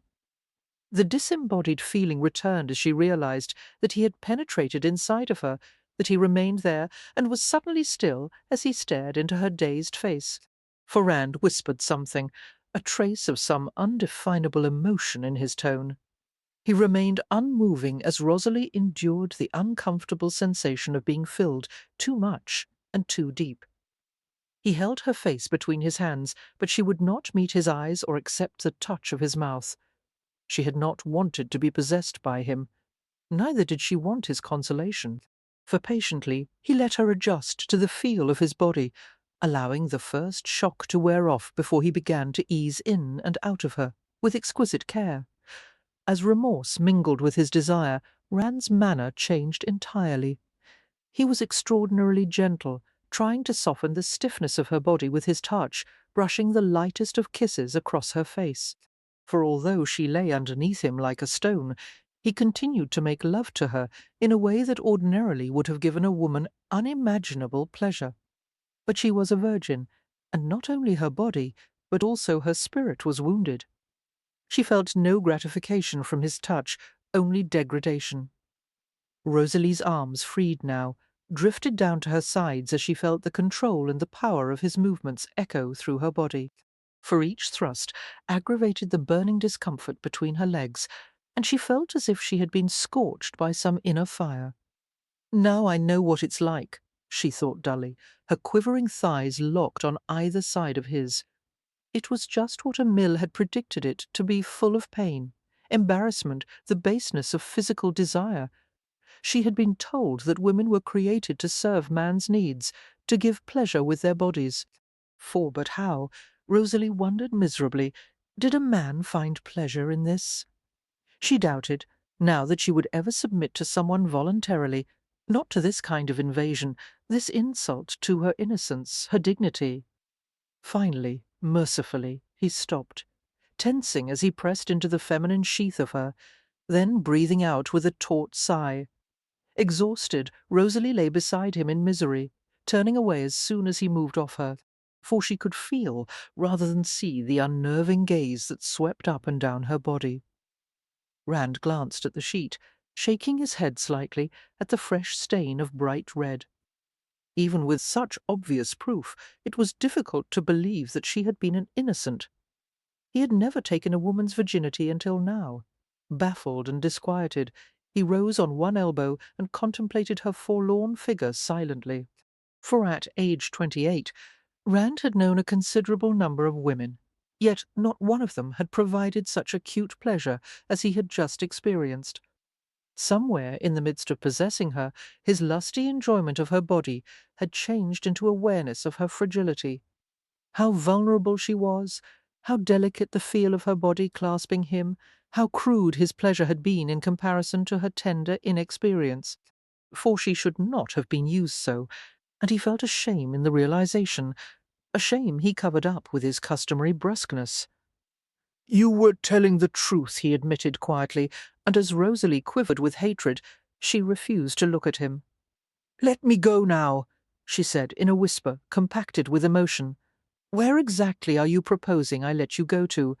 he questioned, wondering now about the situation she was in. Damn it, now he was uncomfortably aware of feeling responsible for her. "For to the residence of my employers, the Winthrops." Rand frowned. He recalled having made the acquaintance of Lord and Lady Winthrop. Miserly, overfed, patronizing, both of them sycophants to anyone of a higher station. It was doubtful that either the Baron or his wife was magnanimous enough to extend any sort of mercy to a transgressing housemaid. "I have had the opportunity to meet both of them," he said finally, "as well as their daughter Elizabeth," for he remembered her as a vapid creature, traditionally pretty, hardly interesting. "Elaine," Rosalie corrected, feeling a sudden mad and illogical desire to snicker at his mistake. She had often wondered if others found Elaine as undistinctive and bland as she suspected. Now the truth was out. They did not strike me as being exceptionally understanding. You won't be welcomed back by them, not with the overabundance of women willing to take your place. For Rosalie did not know how to respond, acknowledging inwardly that he was right. "I don't care where I go. I just want to get away from you," she said in a small, bitter voice. Suddenly Rand wanted nothing more than to be able to leave the scene, disliking the necessity of facing what he had done. But he could not wish her away, and if he simply cast her out, the memory of her would linger in his mind in the most tormenting way. For of all mornings to wake up with a conscience, he muttered, "This is probably the most inconvenient." His straight brows drew together in an intimidating scowl. "I have no desire to see you further misused," he continued, "but I have no time to settle things here. As she turned toward him and opened her mouth, he cut her off. Furthermore, I have no confidence in your ability to fend for yourself. I don't give. I know. I understand your feelings. For, and believe what you may, I sympathize with them. Hardly, Rosalie said, with accents of loathing, unless you have a taste for suicide. Suddenly Rand's white teeth flashed in a grin, a slight frisson of amusement at her testiness, causing his remorse to subside. He didn't blame her for wanting to kill him.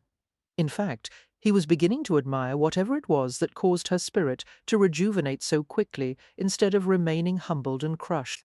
For many women in her current situation would be flinging themselves out of the window, not eyeing him with a brilliant glare of hatred. The thought crossed his mind. She would certainly enliven an unexciting trip. His first inclination had been to pay her off and let her make her own way in the world. But for some bewildering reason, he did not want her to become a whore, and that was one of the few options that a ruined virgin of her status could contemplate.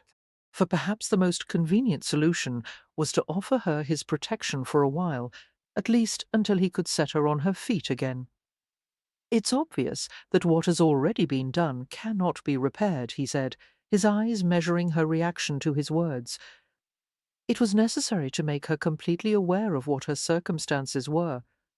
And unfortunately, there are further consequences to the events of the past 24 hours, the loss of your employment, for example. For, as she made no response, he continued flatly, I believe we can reasonably assume you will not be able to return to the Winthrops. Yes, Rosalie said, her voice low. I mean, no, I will not return, and the state of your finances is also apparent? She nodded slowly. She was utterly penniless. Any family? My mother? She admitted, averting her gaze from his as she industriously gathered the sheet around her. But she works for the Winthrops, and I will not compromise her position. For Rosalie thought of Emil and covered her eyes with a hand in a weary gesture, unshed tears causing her head to ache. I was separated from her last night when a fire broke out at the theatre. I don't know what became of her. She might be out in the streets this very morning. You appear to be educated, Rand commented absently, ignoring the worry threaded through her voice. His concern was for her, not a mother who was most likely capable of taking care of herself, for it will be easy enough to find respectable employment for you, as a nanny, if nothing else. The problem lies in that I have to leave this morning for France. I don't need your help to find employment. Unless you want the events of last night and this morning to occur all over again, you need my protection until you are safely established somewhere, Rand said, rising from the bed and padding over to the pitcher and basin. For he seemed unaware of the magnificence of his body, uncaring of his own nakedness. Quickly, he scrubbed himself down with a square of damp linen. Then, as he brought the water to the bedside table, he saw Rosalie's red, flushed face and bowed head. A fleeting smile crossed Rand's lips as he pulled on his robe in consideration for her fierce embarrassment, thinking that his past acquaintance with such innocence had been limited. Your protection, for Rosalie murmured in a strangled tone, making a useless effort to keep the sheet over her body as he pulled it from her. I'll have to take you with me to France. It should be nothing longer than a few weeks. When we return, I'll settle you and your situation. No, Rosalie glared at him. What arrogance he possessed! She would die before becoming his mistress, allowing him to use her for his own pleasure. After what he had done, how could he have the gall to suggest it? For suddenly she gasped at the feel of the cold, wet cloth he applied to her body, and she made a feeble attempt to escape the brutal intimacy of his eyes and hands on her naked body. Washing every inch of her skin industriously, Rand brought a rosy glow to the surface. She shivered at the chilly friction of the material, her flesh shrinking at yet another bout of unwanted intimacy with him. Good God, did he have to handle her as if she were a prostitute he had rented for the night? For I can't believe you dare to propose it, she said, her teeth chattering. I would rather walk the streets than submit to you even one night. I would not make any demands of you, he said, plying the dampened cloth with strong brown hands. Inexperienced girls with sharp tongues are not usually to my taste. Call this morning a moment of weakness. Rosalie snatched the cloth from him as she felt the coldness of it between her legs. I can do that myself. For, she snapped, waiting until he turned his head before she completed the ablutions. Tell me, what would happen if your desire was reawakened, and I was the most easily available woman? Would I still be so unpalatable to you? Exactly how often do you have these moments of weakness? Her tone made it clear that she considered him to possess all the discipline of a rutting dog. You will not be the only woman in France. For when I feel the need for female companionship, I'll have plenty to choose from, so you may rely on my future discrimination. Rand was sincere in his pledge not to touch her again. His pleasure in her had not been inconsiderable, but it was completely marred by the guilt afterward. A willing whore was far preferable to an outraged virgin, that much he was certain of. Rand handed the chemise to her, and she slipped into it with fierce eagerness to cover herself. Rely on your discrimination? For, she repeated sceptically, when you have shown none so far, do you think I'm an idiot?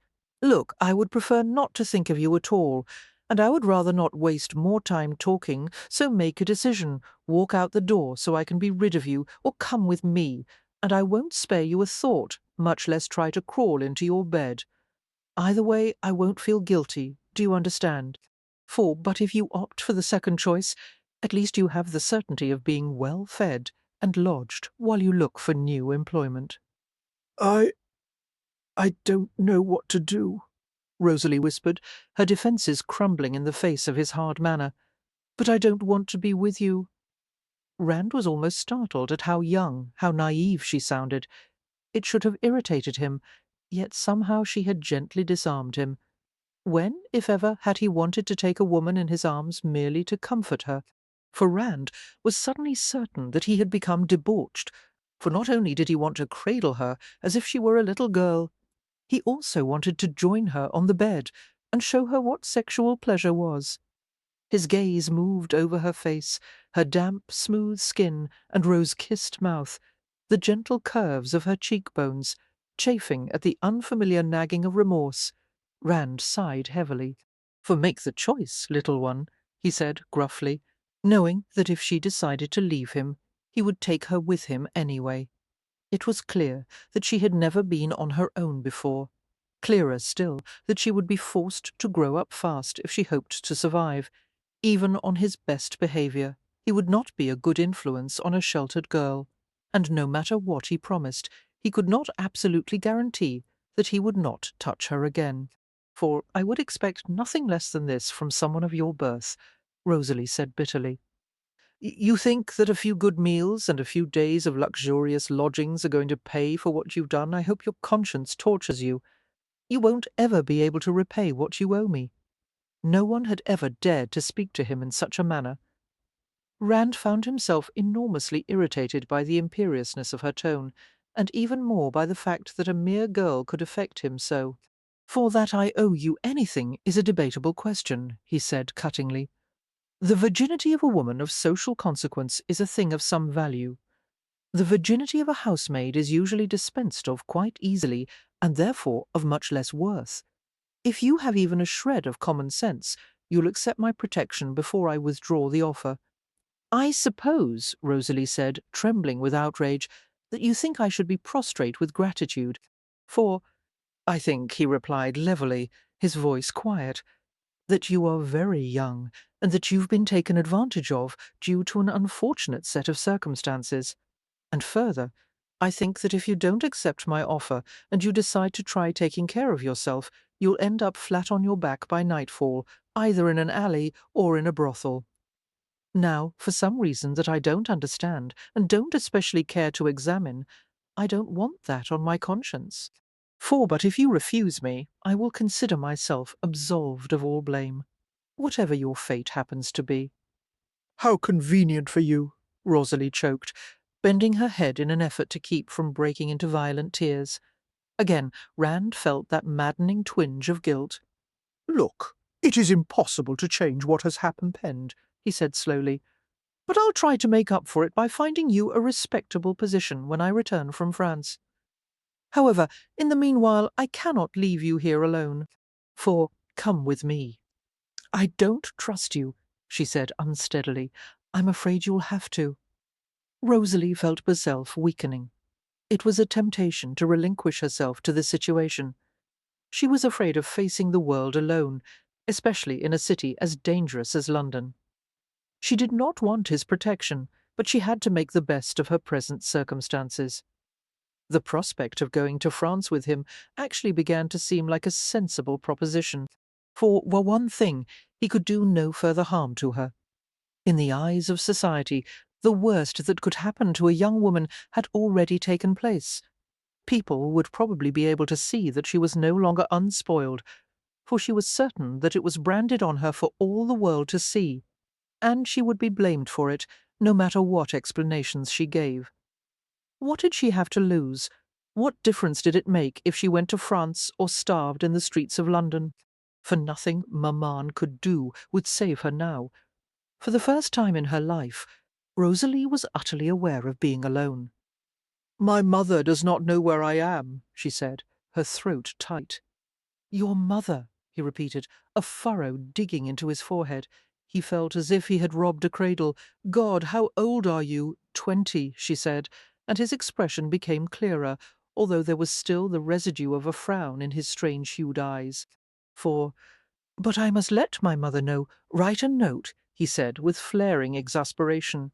"I'll have it sent to her." She went to her clothes and slipped them on, feeling more like herself as she was enveloped in their protection. "Am I making the right decision?" she asked herself in consternation. It didn't really matter. There was nothing else she could do. Then Rosalie sat down at the mahogany French writing desk and accepted a sharp quill from him. For Rand began to dress, sliding a perceptive glance at her stiff back. She was frozen in indecision. "I have little experience with mothers," he remarked, "but I would suggest that you make it somewhat positive, unless you would like to severely upset what peace of mind she might have." "Little experience with mothers," she repeated. "I suppose your own refused to acknowledge you."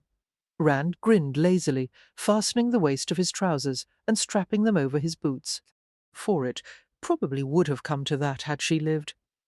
"Oh, hurry. We don't have much time. Dearest Maman," Rosalie wrote, distractedly, drawing the end of the soft feather quill across her nose as she thought, "please be assured of my safety and well-being. This will shock you, but I am going to France with a man." She glanced up at Rand Berkeley as he slid his arms into a well-cut coat of navy blue. He looked eminently more civilized in the conservative garb. For a man like none she had ever seen or imagined, wry, violent, cool, passionate. He had been right. She detested him, but was unafraid of him. He was a man, not a monster, and his treatment of her had been no different from what she would have received from any other. Something in her, perhaps the French part, caused her to look at the situation in terms of practicalities. What had been done was done, and now she intended to collect on the debt he owed to her. "For I'll find some way to make you pay, Rand Berkeley," she whispered inwardly. He would be sorry for what he had done. Then she lowered her eyes to the paper hastily, afraid he would see her thoughts. "I will see you when I return.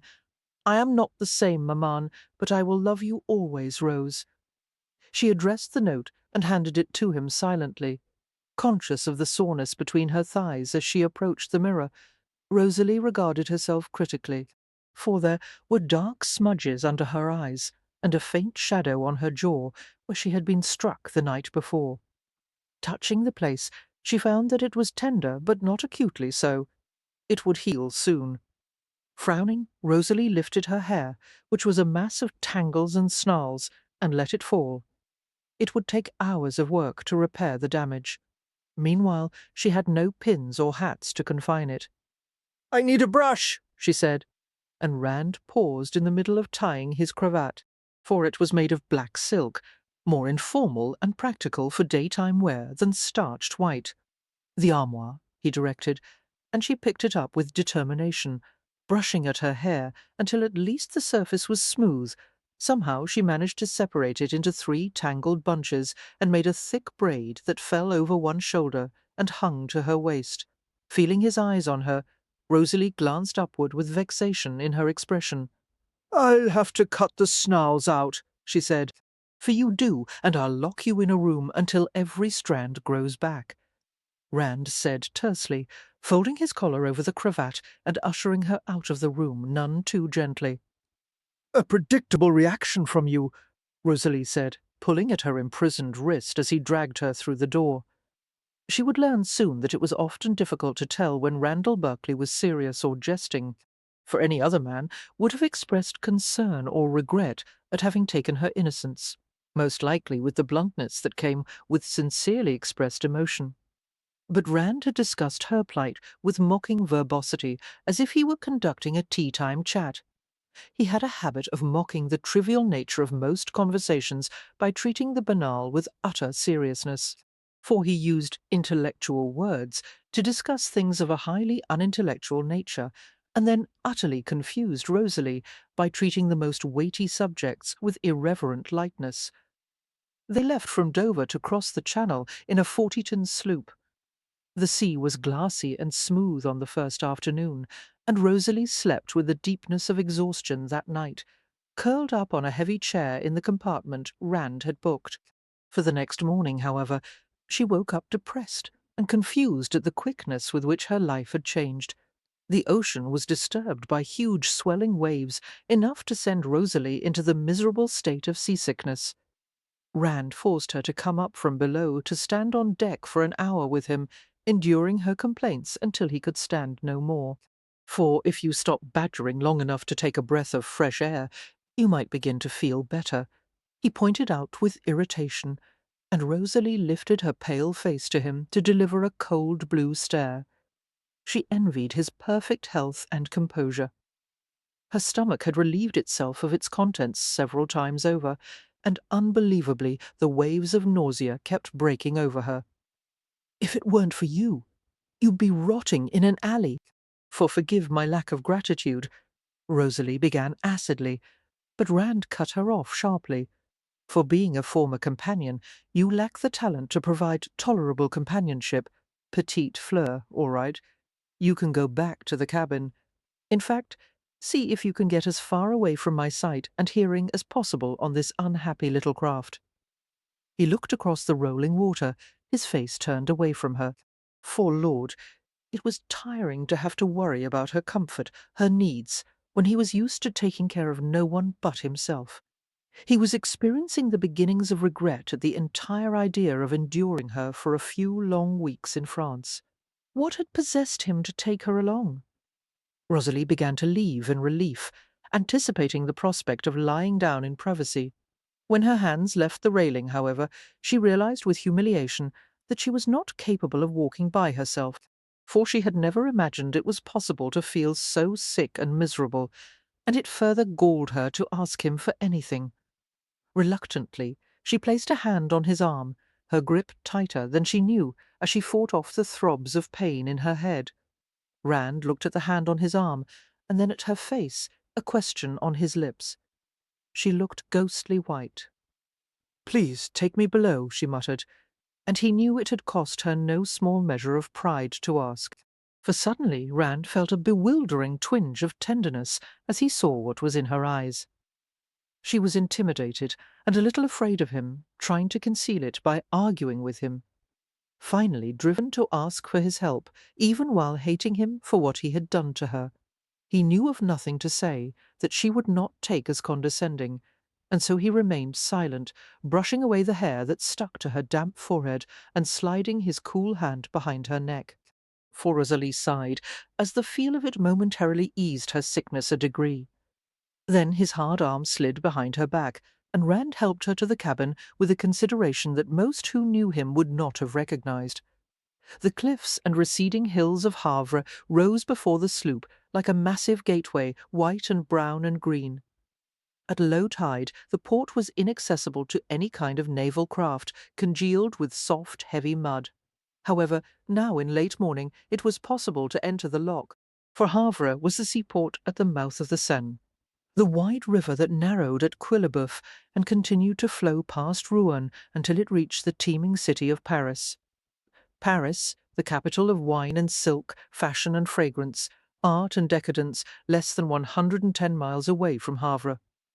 The quay was crowded with officials who boarded the boats before anyone was allowed to disembark, for the ship and its passengers were checked for contraband and smuggled goods, and only then were they free to enter the country. Rand watched the process of inspection with interest, his hazel eyes taking in the various scenes being enacted in and around the custom house. At a readily visible distance were native coastal merchant ships waiting for the signals from shore to bid them admittance, for somewhere among them was a Berkeley frigate, all 800 tons of her waiting, with futile patience for permission to dock, her belly loaded with English textiles and suspect American cotton. "Welcome to France," Rand murmured to Rosalie, who looked about with wide eyes, her ears pricking at the fluid sounds of the Gallic language that came from every direction. The quay was buzzing like a disorderly hive, people quarrelling, gesturing, waiting, moving, for no one seemed to be certain of what was going on. In a strange way, Rosalie found the dirt, the colour, and the action of the scene fascinating. Nearby, a child waited on the dock, with one hand clasped in her mother's, the other clutching a brioche. The sight of the soft sugar-glazed roll caused a distinct rumble of hunger in Rosalie's stomach.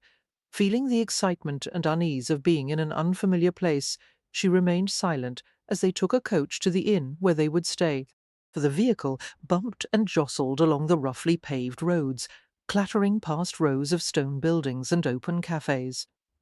The Laterre, a small, elegant inn of 2 floors, displayed its name by means of a sign with small wrought-iron brackets, and a small porch settled beneath the entrance doorway was sided with more beautifully turned iron.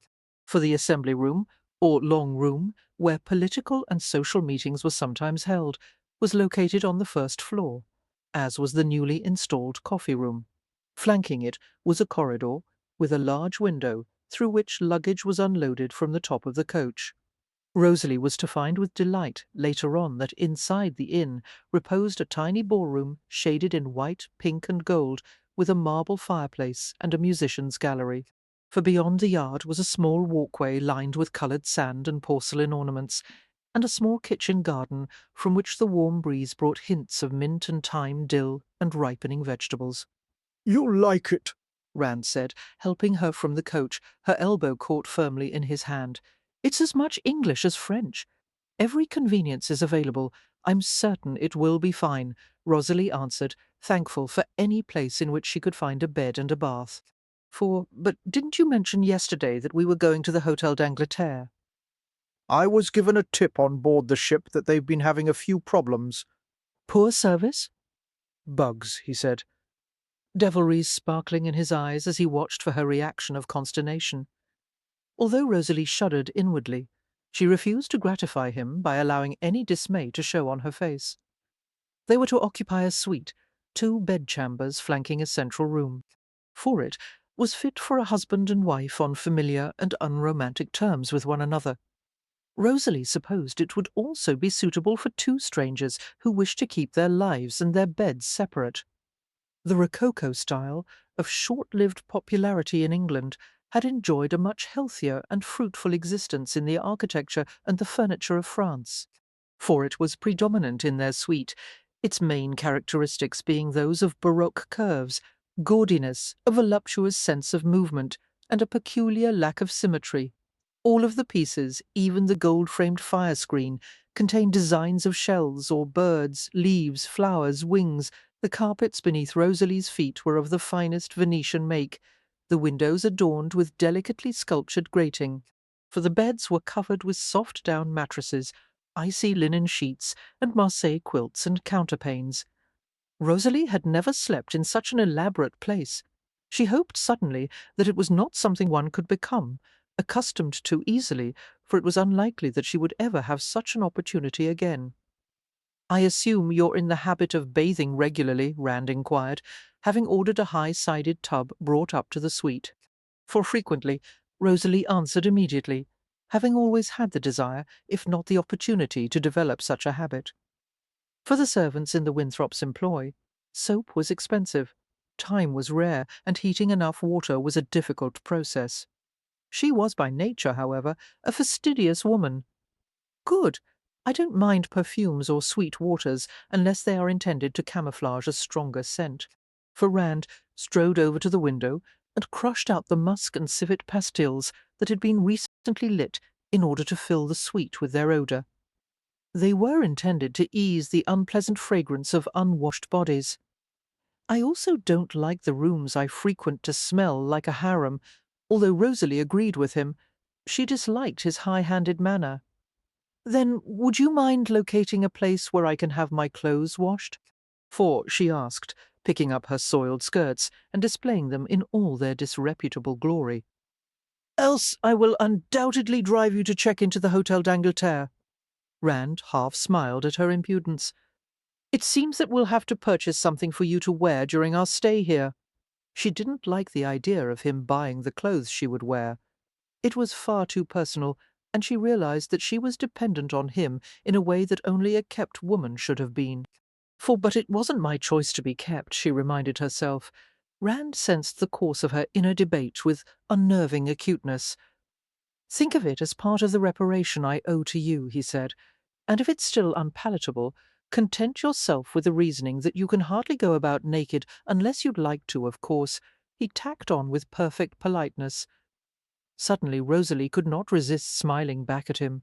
You'll dress me like a whore, no doubt. For like a butterfly, he corrected gravely, and slowly her amusement faded. I am no butterfly, Lord Berkeley. Not a whore, nor a lady, not a wife, nor a maiden. I wonder that will have me dressed suitably at all, for I have no idea how to explain myself. Rand looked at her with a sort of baffled irritation. Then I'll leave you to reflect on the matter, he said, and scowled for good measure before he left to prowl around the inn. For as the bath was being prepared, steaming buckets laboriously emptied into a porcelain tub in the central room by two chambermaids, Rand encountered her in his bedchamber. She had procured his brush from the dresser, and sat on the bed while working vigorously at her tangled mane. Her face was flushed from the tugging of the hairbrush, her eyes smarting with tears from the painful exertion, for unaware that he watched. She took the most obstinate snarl between her fingers and lifted a pair of scissors to it. "Don't!" His voice suddenly cut through the air. Rosalie glanced at him in surprise, the scissors remaining in her grasp. I can't get them out, she explained impatiently. Tangles the size of mice. I've tried for hours. It won't show if I... Not one hair, Rand warned, walking over to the bed and sitting on the edge next to her, for the scissors were removed unceremoniously from her fingers. Try if you like, she said with resignation, holding still as he lifted a lock from her shoulder. A few moments later, detecting no sign of progress, she made a timid move toward engaging him in conversation. I've been wondering what to call you, my lord. No inoffensive names have yet come to mind, he inquired with suave politeness. Rosalie flushed and smiled slightly. Something like that? Would you care to make a suggestion? For it was a delicate point to consider. It was not often that Christian names were used, even between the closest of friends. Among the higher-bred classes, husband and wife properly called each other Mr. and Mrs., while one addressed a father as Sir and a mother as Madam. Undoubtedly, they should have referred to each other as Lord Berkeley and Miss Bellow. However, in this peculiar situation, such formality seemed excessive. My dear Miss Bellow, for Rand drawled, completely aware of the multitude of distinctions between one form of address and another. He paused as if testing the sound of it, and then shook his head in negation. No, that doesn't feel right. You're Rosalie to me, and there's no help for it. I'll have to use your first name. Why not? She responded dryly. You've taken worse liberties. I assure you my preference doesn't imply a lack of respect, he began mockingly. I'm certain it doesn't. Randall. Rand. For she nodded at his correction, deciding that she liked the shortened version of his name. Brusque, masculine. It suited him far more than the elegant Randall. She half smiled with the novelty of being able to call a man by his given name. It felt odd to address someone, especially him, so casually. "Why did you decide to come to France?" Rand hesitated before replying, reflecting ironically on the fact that he rarely bothered to acquaint himself with a woman on any terms except sexual. For this woman, this girl who lacked so much in sophistication, was the last sort he would turn to as a source of conversation. Yet she was not silly or giggly as most of the debutantes her age were. Probably she had never had the freedom to talk alone with a man. Lord, what different worlds they came from! "Have you come up with any theories on the matter?" Rand inquired, deftly untwisting several silken skeins. "It's not for social reasons, or you wouldn't have brought me along with you. It's for business," Rand began, and then he sighed. "Well, for personal reasons as well, I suppose." As she remained silent, he persisted in the task of unbinding her hair, becoming absorbed in the methodical process. Her quietness encouraged him to continue. "The Berkeleys have many sources of income, but the most well-known besides Berkeley Square is the shipping company, for we are trying to cut into the business done by the East Indiamen, now that Europe is recovering from the economic havoc of Napoleon's rule. According to my grandfather, the Earl, managing it all requires a staunchness of character and an affinity for responsibility that I've shown no sign of possessing so far, and unfortunately the Earl is quite old." "You'll inherit everything?" For Rosalie could not help but be impressed by the immense power and the weighty obligations that would eventually be passed on to him. How could he speak of it so casually? "If I am not capable of resolving the shipping problems that have sprung up between Boston and Havre, he'll find some way of giving a large portion of the estate to my younger brother." Rand suddenly gave a soft, dry laugh that rasped pleasantly along her nerves. "For if he has to bury me alive, he'll do it to keep as much as possible of the Berkeley fortune intact. And your brother has this staunch character and responsible nature that your grandfather desires for you." "No, but he has talent with money." Rand had a head for facts and figures, but he had never shared an affinity with Colin in the way he regarded currency. Colin prized money not for what it could buy or accomplish, but for itself, for he worshipped a metallic goddess, constantly seeking ways to make the coins multiply. Rosalie absorbed the information silently.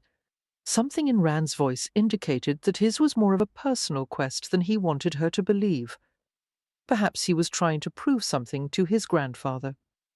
She wondered what kind of man his brother was, and why he spoke of him with such an odd, sardonic note in his voice. For slowly the strands of sable were freed from their woven prison, 2 or 3 at a time, until finally he was satisfied that they were all gone. Rosalie sighed in gratitude, and then she felt his fingers slide under the hair to her scalp, massaging away the soreness and tension that had built up. Hardly daring to move, she allowed his strong hands to ease away her weariness, wondering guiltily if she should be enjoying it, unwilling to stop him. For Rand felt himself pulled into the curiously erotic sensation of liquid silk flowing through his fingers. When he realized the effect it was having on him, he stopped abruptly and let his hands fail from their task. "I think the bath is ready," he said. "You can use the water first." As if coming awake from a brief dream, Rosalie blinked a few times and then stood up, throwing him an uneasy glance before she left the bedchamber. Forand closed his eyes until the quickly awakened and slow-toady fire left his body. He had been wrong. He hadn't been sated by her. He wanted her still, wanted her even more than he had a few mornings ago. A wave of something between surprise and dread swept over him as he recalled that she was the one woman in the world he had promised not to touch. "For Rand, you fool," he muttered, wiping damp palms against his hard thighs, and wondering if there was anything else he could do to further complicate his life. Unwittingly, he had set himself up in his own particular hell, in which he was left with the thirst of Tantalus. Worse than the desire to take her again for his own pleasure was the knowledge that he'd left her unawakened, afraid of a man's desire, empty of the anticipation of love, and he had promised to leave her so, and so he would, for he had a debt to face, the price of his passion. 3. He that hath no mistress must not wear a favour. He that woos a mistress must serve before he have her. Anon. The innkeeper's talkative wife, Marie Queneau, had been adamant about recommending Madame Mirabeau's as the only draper's shop worth mention in Havre. Rand had deposited Rosalie there after putting in a perfunctory appearance as her benefactor. Tout ce qu'elle veut, he had said, for as the words, all she wants, danced through her mind, Rosalie had smiled at him wickedly, endeavouring to cause him as much unease as possible about what she would spend. Rosalie did not relish playing the role of his mistress, but she found that the unspoken title had given her a certain status. Even though the clothes she wore had become filthy and ragged, it seemed that the mistress of a wealthy man had more influence and importance than even his wife, at least in Madame's viewpoint. For Madame attended to Rosalie personally, strewing designs, fashion babies, and samples of cloth and lace in front of her. After years of conservative clothes and serviceable colours, Rosalie found herself in the midst of a minor predicament. Trying on Elaine's cast-offs was one thing, but actually purchasing such high fashion for herself was both unnecessary and pretentious. Pastels were the rage, delectable shades of carnation, coral, cucumber, powder blue, and lavender, for they were colours that would be quite useless for a servant who came into occasional contact with soot and dust. There was no need for her to order a ball gown, since Rand would obviously not have the time or desire to take her dancing, even though balls were held frequently in celebration of Napoleon's defeat, and the delicate mouth-watering laces and frills, the ruching and edged scallops on her, they would be like peacock's feathers on a pigeon. For don't dress yourself like a maid, Rand had warned her mockingly, and his words remained in her ears as she looked uncertainly at one sketch after another. But that's what I am, she thought, despairingly, a maid and a companion. She should select things that would last long after Rand Berkeley had faded from her life. I want to live. Her own words came back to haunt her. I want to dance and flirt. She could almost hear Amili's reply, Rosalie, toss my head, for make eyes at handsome men. Don't dress yourself like a maid, Rosalie, a voice said in warning. Mademoiselle Belleau, Madame Mirabeau inquired with exquisite tact. Would you like me to help you choose? Oui, Rosalie said, her brow furrowed in concentration. Make me as elegant as you can, s'il vous plaît. 4. They spent all morning and part of the afternoon choosing, discussing, measuring, fitting a simple gown that had been stitched quickly by many pairs of hands for her to wear, until the rest of the lot was finished. For the total order included scandalously fine underwear, stockings, slippers, bonnets trimmed with feathers, gloves, 2 pelisses, one with sleeves, one without, and some chemise dresses, light and closely fitting, trimmed with wide bands of embroidery around the bodice and hem, or pleated frills and ruching, with deeply scooped necklines. Rosalie wondered at the differences between the French and English versions of the classical style, for it seems to me that the French make much more of a production out of the breasts than the English, she remarked, looking uneasily at the display of cleavage one of the gowns would reveal, and for some reason Madame Mirabeau burst out into gales of laughter. By the end of the session, Rosalie was feeling daring enough to ask for the formal wear designs, and she found her interest caught immediately. The Valois, Madame explained, her voice faintly excited, for no longer the cool, pure lines of the classical style. This is more for a woman, do you see? I see, Rosalie said, peering at the sketches curiously. There were puffs and slashes in the sleeves and skirts, longer waists that were nipped in to small proportions, wider shoulders, fuller skirts. Some of the sleeves were gathered several times down the arm, finished at each gather with bows or tassels. I gather corsets are coming back? Pa, Madame exclaimed, for they would have come back years ago. Had it not been for the war, women have been letting great rolls settle on their stomachs without the laces. They've also been more comfortable, Rosalie wanted to point out, but she was not experienced enough to be a critic of fashion.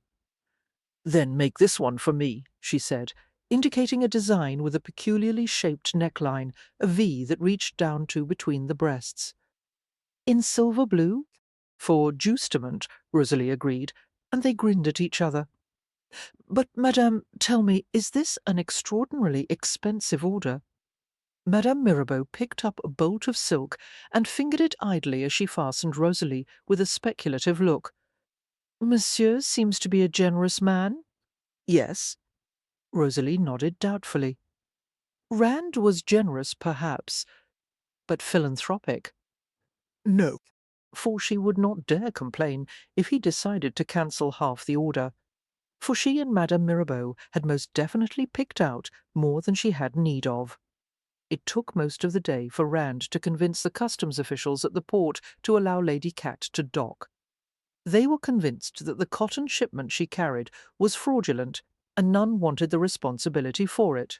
For the close-minded attitude they all shared was a result of the trade barriers Napoleon had established during the worst of English and French hostilities. In order to defeat the British, Bonaparte had banished all trade with England by setting up a formidable customs network. The plan had backfired, nearly ruining the French merchant class and agricultural system. Without a sympathetic French Minister of the Interior to ease the bans, it would have been an even greater disaster. For, even though the former emperor was now languishing on a small island in exile, there was still a residue of hostility toward the British on the part of the customs officials. The captain of Lady Cat, a weathered man in his mid-40s who went by the name of Willie Jasper, assisted Rand in checking the first few bales of cotton as the customs officials watched. Jasper ran his ship like a man-o'-war with discipline and efficiency, for he was dependable and self-assured, for the job he held was equal to a similar position in the Royal Navy, and he possessed a large amount of pride in what he did.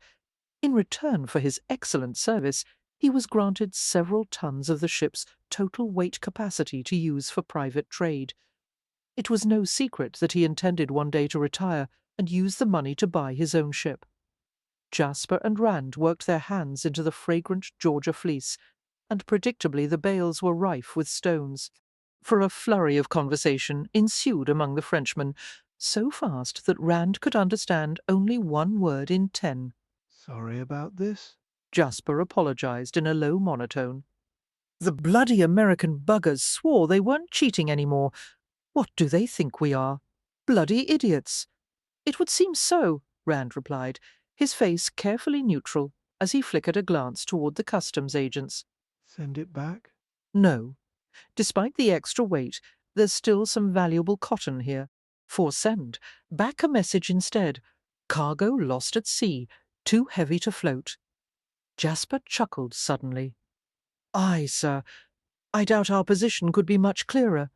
The problem is in getting the next shipment through.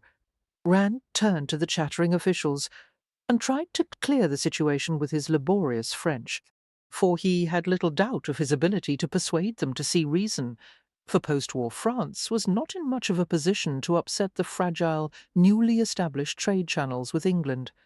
Slowly, the French market was beginning to recover, and they had need of both raw and manufactured cotton, guns, wool, leather and saddlery, and especially coffee and sugar.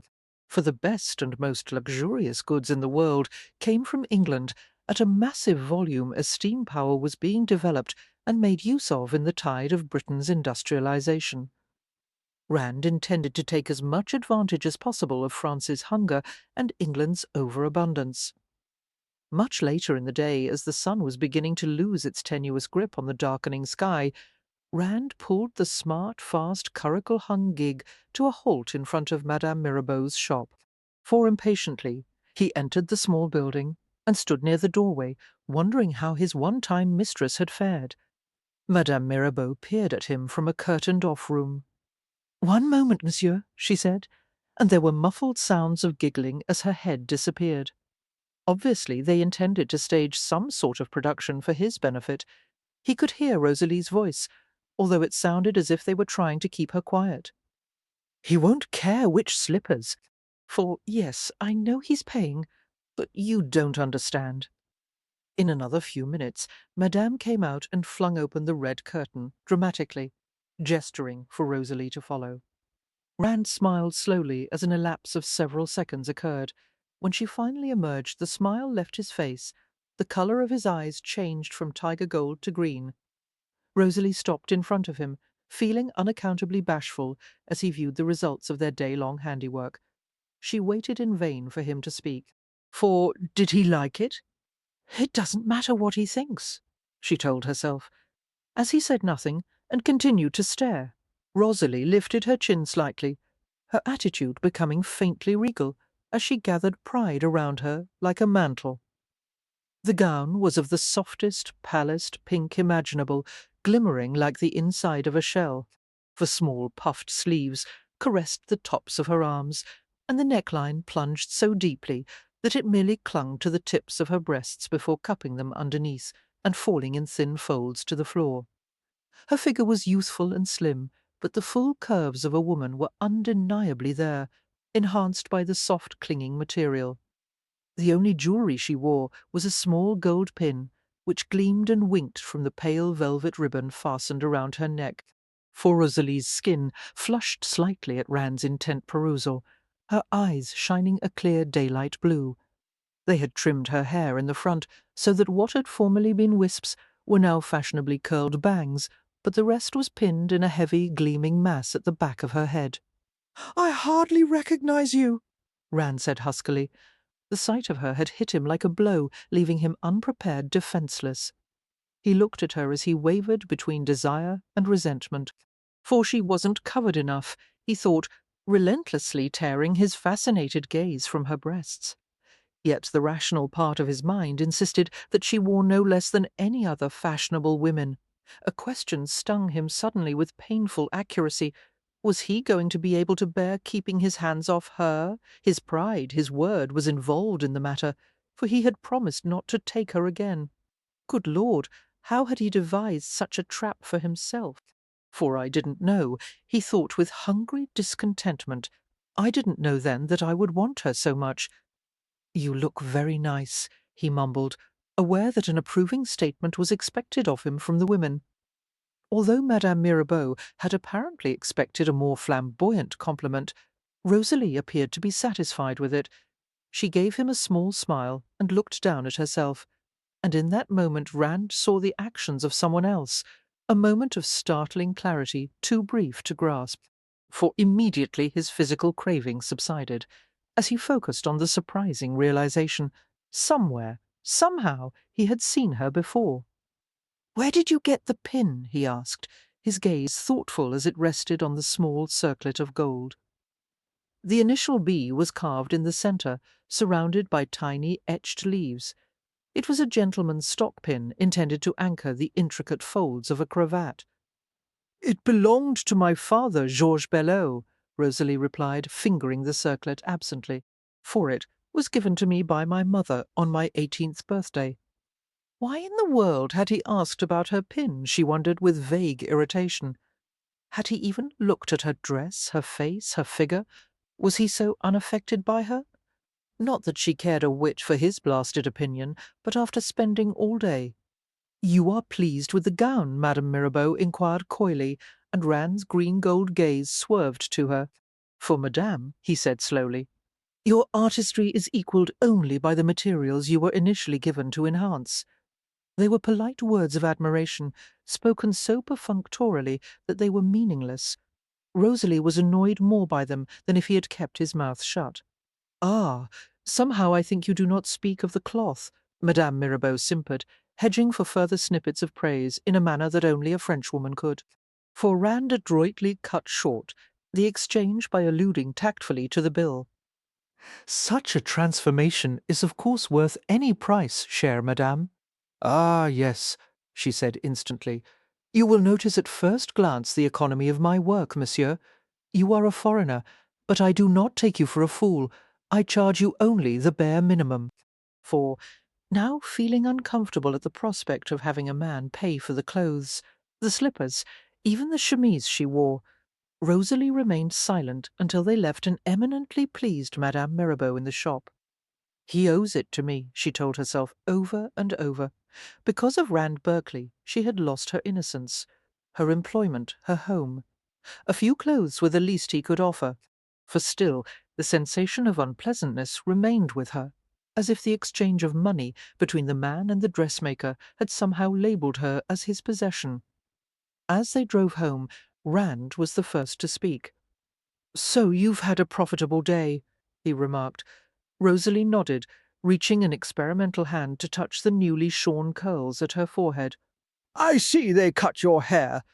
The displeasure in his voice was heartening, for at least he had noticed something about her that aroused more than polite blandness. "Just the front," Rosalie replied casually. "No more decisions without consulting me first. I'm not your servant, Lord Berkeley. I take no orders from you." "No orders, just my money. You were the one who suggested the clothes in the first place." "I suggested clothes, not cutting your damned hair. It's my hair. I belong to myself, not to you. And snapping at me isn't going to bring those few little snippets of hair back. And why do you care any?" "I don't care," he interrupted sharply, gritting his teeth in an effort to control his temper. They said nothing for a few minutes as the horse's hoofs and the cabriolet wheels rattled over the uneven road, and then Rand sighed in an effort to release some of his pent-up frustration. "We can't live like this for the next few weeks. We'll end up killing each other. For, as far as I can tell, our differences are uncompromising," Rosalie said flatly. She also had no idea of how they would be able to survive the stay in Havre. Rand's disturbed expression was suddenly lightened by a wry and fleeting smile. "If France and England can make an effort at coexistence, I think you and I can work something out." "What exactly do you suggest?" she inquired warily. "What would you say to calling a truce?" "A truce." For Rosalie toyed with the smooth fabric of her new gown as a debate raged in her mind. A truce, a cessation of hostility. But it would be dishonest to agree to something like that while she still felt hostile toward him. It couldn't be changed easily. At times, she merely had to look at him to feel the same anger and helplessness that had filled her as he had stripped off her clothes and taken her. For he was the only man who had ever had intimate knowledge of her, and she hated the fact that while there might be others in the future, he would always be the first. She would never be able to forget that sunlit room at Berkeley Square and what had happened there, and that alone was reason to despise him. Possibly he saw her now as a person with feelings, but once Lai had looked on her as only a body from which he was entitled to steal his pleasure. For it would be pointless to try, she said in a low voice, looking out at the rows of dirty houses they passed. She felt a weight settle on her shoulders, and she continued while feeling horribly guilty at refusing his overture. "I wish I had a more forgiving nature, but I don't. It wouldn't work." Rand nodded slightly, his face implacable, his mouth grim as he clicked to the horse and increased their pace. For obviously the thought had not occurred to her that the situation was glued together only by his often neglected sense of honour. He could leave her on any street corner and never be bothered with the sight of her again. Then he discarded the thought of pointing that out, disgusted with himself. Frightening a defenceless woman gave him no pleasure. In the ensuing moments of silence, he was free to analyze his odd mixture of reactions to her words. He was offended at her refusal to cry truce. For the worst part of him suggested rather snidely that, considering who was who and what was what, she had no right to refuse his tentative offer of friendship. Another part of him was vaguely hurt, as if he had extended a hand to a fluffy kitten and received a scratch for his trouble. And yet, overall, his regard for her had increased, for she had made it clear that she would play neither the saint nor the martyr by mouthing words of forgiveness that she did not feel. For he wondered how to deal with her. The only solution to the problem seemed to lie in staying as far away from her as possible. From then on, it seemed that the lines were drawn, for Rand made no more approaches and Rosalie made no concessions. A day passed, and then another, and their pattern was repeated until a week was behind them. For despite the brief snaps and arguments, the long silences and oddly tense, watchful conversations, Rosalie knew that she would remember those days at the Lothair as being idyllic. She slipped into the French language as if it were a fitted glove, the lilting accents often reminding her of Emile Rand, left her alone a large part of the time as he went either to the docks or to check on properties that the Berkeleys owned, and she nestled in the cosy haven of the inn with contentment. For Rosalie had never experienced this kind of leisure time, in which she could choose whatever she wanted to do and know that there would be no interruption. For she practised her music, sat in a velvet nook reading novels by Jane Austen, wandered through the kitchen garden and chewed sun-warmed mint leaves, sat in the meeting room and chatted idly about the contents of the thrice-weekly continental newspapers with the other guests of the inn, two of whom were girls from the American colonies touring Europe with their parents.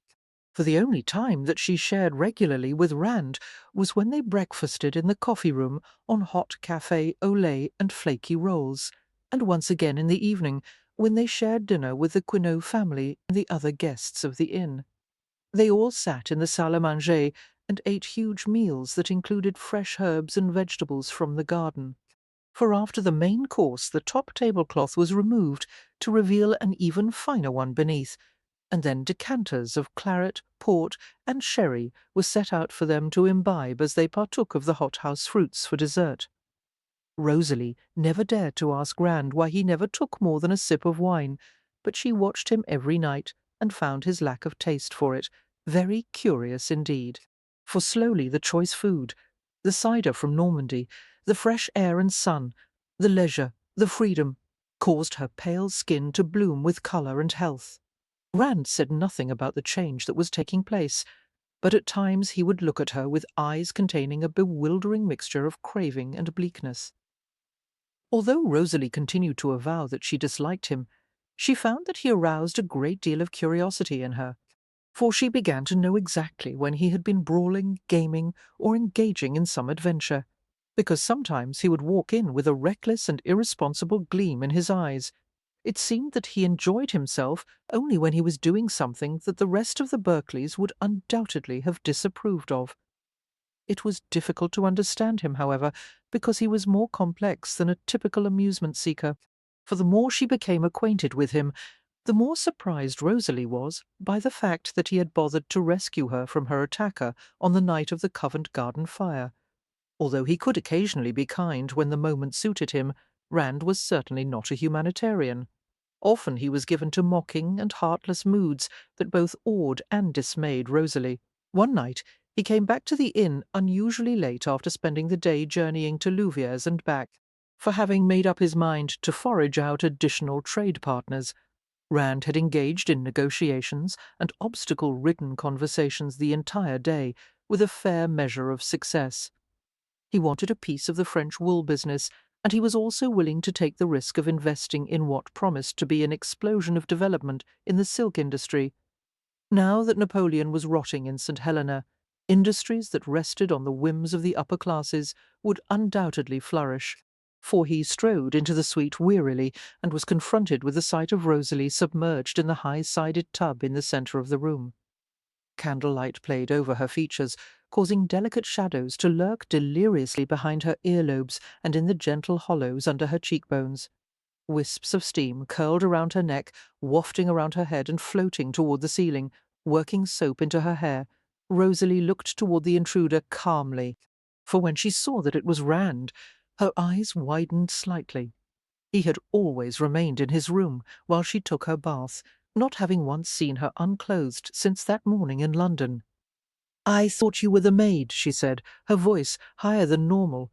"She's gone to get some towels. Don't be an idiot," she told herself instantly. "It's not as if he hasn't seen you before." A powerful tension immediately filled the room and shimmered almost visibly in the air. For Rosalie had not been this aware of him as a man since that morning in London, and she sank a few inches lower in the water as unwanted memories tormented her. Rand stood as if nailed to that one spot on the floor, his mouth having gone dry, his bright greenish eyes unblinking. With a superhuman effort, He tore his attention away from her and regarded his nails intently. Sorry. I spent longer in Cannes than I thought I would. Did you get many things accomplished? For it took much contrivance to keep her voice casual. Yes, well, I'll be finished with the water soon, Rosalie said, and Rand took a step or two backward until he felt the carved door against his shoulders. His pulse picked up speed until its rapidity caused every inch of his skin to prickle in awareness of the fact that her naked body was only a few feet away. "Don't hurry," he said, finding it a miracle that he hadn't choked on the words, "for I'm heading out again. More business to take care of." What about dinner? Rosalie inquired, frowning, and he shook his head hastily. I'm not hungry. I'll be back later. Lock the door behind me. Disgruntled, Rosalie watched him leave, and then she slumped against the back of the tub in relief. After finishing her bath, she ate alone and went to bed early. Her ears pricked for the sound of a key turning in the main door of the suite, for it seemed that for most of the night she remained in a semi-wakeful state, waiting for the release of knowing he had returned. He finally arrived when the morning did. Groggy, her eyes puffy from lack of sleep, Rosalie awakened to the muffled sounds of someone entering the apartments, and she pulled on the pelisse that matched her white nightgown before opening her door. Rand had just come into the suite. She looked at him first in surprise and concern, then in disgust, for she could smell some cheap harlot's overly sweet perfume. It sent distilling through the entire room. His clothes were dishevelled, his face as haggard, his eyes as bloodshot as Rosalie's. His condition hinted more of exhaustion than drunkenness, as if he had been awake most of the night. Rosalie could not help picturing him rolling and rutting in bed with another woman, and she felt indignation catch in her throat. Promiscuous wretch! Well, we make a pair this morning, don't we? For, he said, his words overly soft and carefully enunciated. You are appalling, Rosalie stated, in a low, taut voice, and he focused an unsteady golden gaze upon her. Why, pray tell? You look and smell as if you have slept with every prost whore on the western coast. Very possibly, Rand agreed, pulling his coat off and letting it drop to the floor. But if you'll remember, that was part of our little understanding. If I feel the need, I find some other outlet for my attentions. Or would you rather I had shared your bed after all? Rosalie could feel an unbecoming sneer form on her face. She was powerless to remove it. You're revolting. I'm an unmarried man with no commitment to any woman. What in hell is so revolting about it? That your wandering lust, troubadour that it is, will apparently perform for any female capable of lifting her own skirts. For growling, Rand made a move as if to shake her, but she stood her ground even as his large hands closed over her fine-boned shoulders, his mouth twisted in self-contempt. What was wrong with him? What had caused such inexplicable desire that could not be satisfied by any other woman's touch or talent? He could not allow this to continue, or he would become as mad as King George. For I wonder why you lead me on in fruitless bickering, he questioned softly, his fingers curling slightly into the softness of her upper arms. Rosalie flinched at the bite of his grip. Could it be that you remember how easily I am led from words to action? If you are implying that I am trying to provoke you, Rosalie said, unsteadily, her blue eyes blazing, you are mistaken. For I was moved to speak only because living in such close quarters makes it difficult to hide my disgust at your promiscuity. Hide it. Rand advised, jerking her an inch closer so that their bodies were almost touching. She was so small that her head didn't even reach his chin. Or I could be tempted to forego my attempts to satisfy myself discreetly and focus my attentions on the nearest reasonably palatable wench around, which most of the time happens to be you. Reasonably palatable? Rosalie wanted to slap him across the face as hard as she was able, but she remembered what had ensued the last time she had done it. She held herself stiffly, her hands clenched. Then force me again, she said between her teeth. It won't be anything out of the ordinary. Abruptly, He let go of her shoulders and framed her face with his palms, holding her head in an unbreakable clasp. "Tell me what appeal you could have for me," he invited gently. For a woman who offers all the warm comfort of a crusty winter snow, tempting and haughty in manner, every impulse to draw away from me as if the merest touch is loathsome. You've been content in your solitude. But I am not so self-sufficient.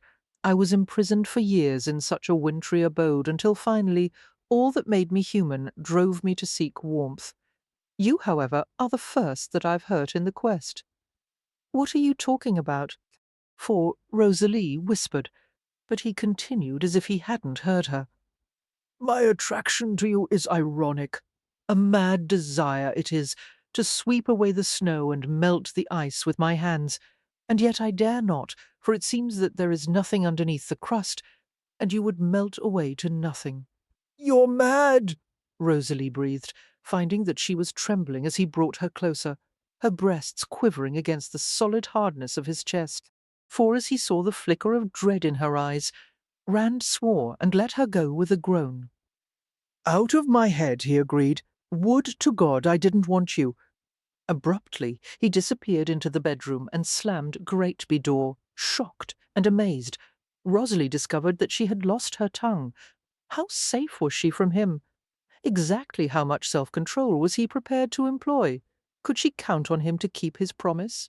For they met each other warily that night before dinner, silently, tacitly agreeing to forget the past 24 hours.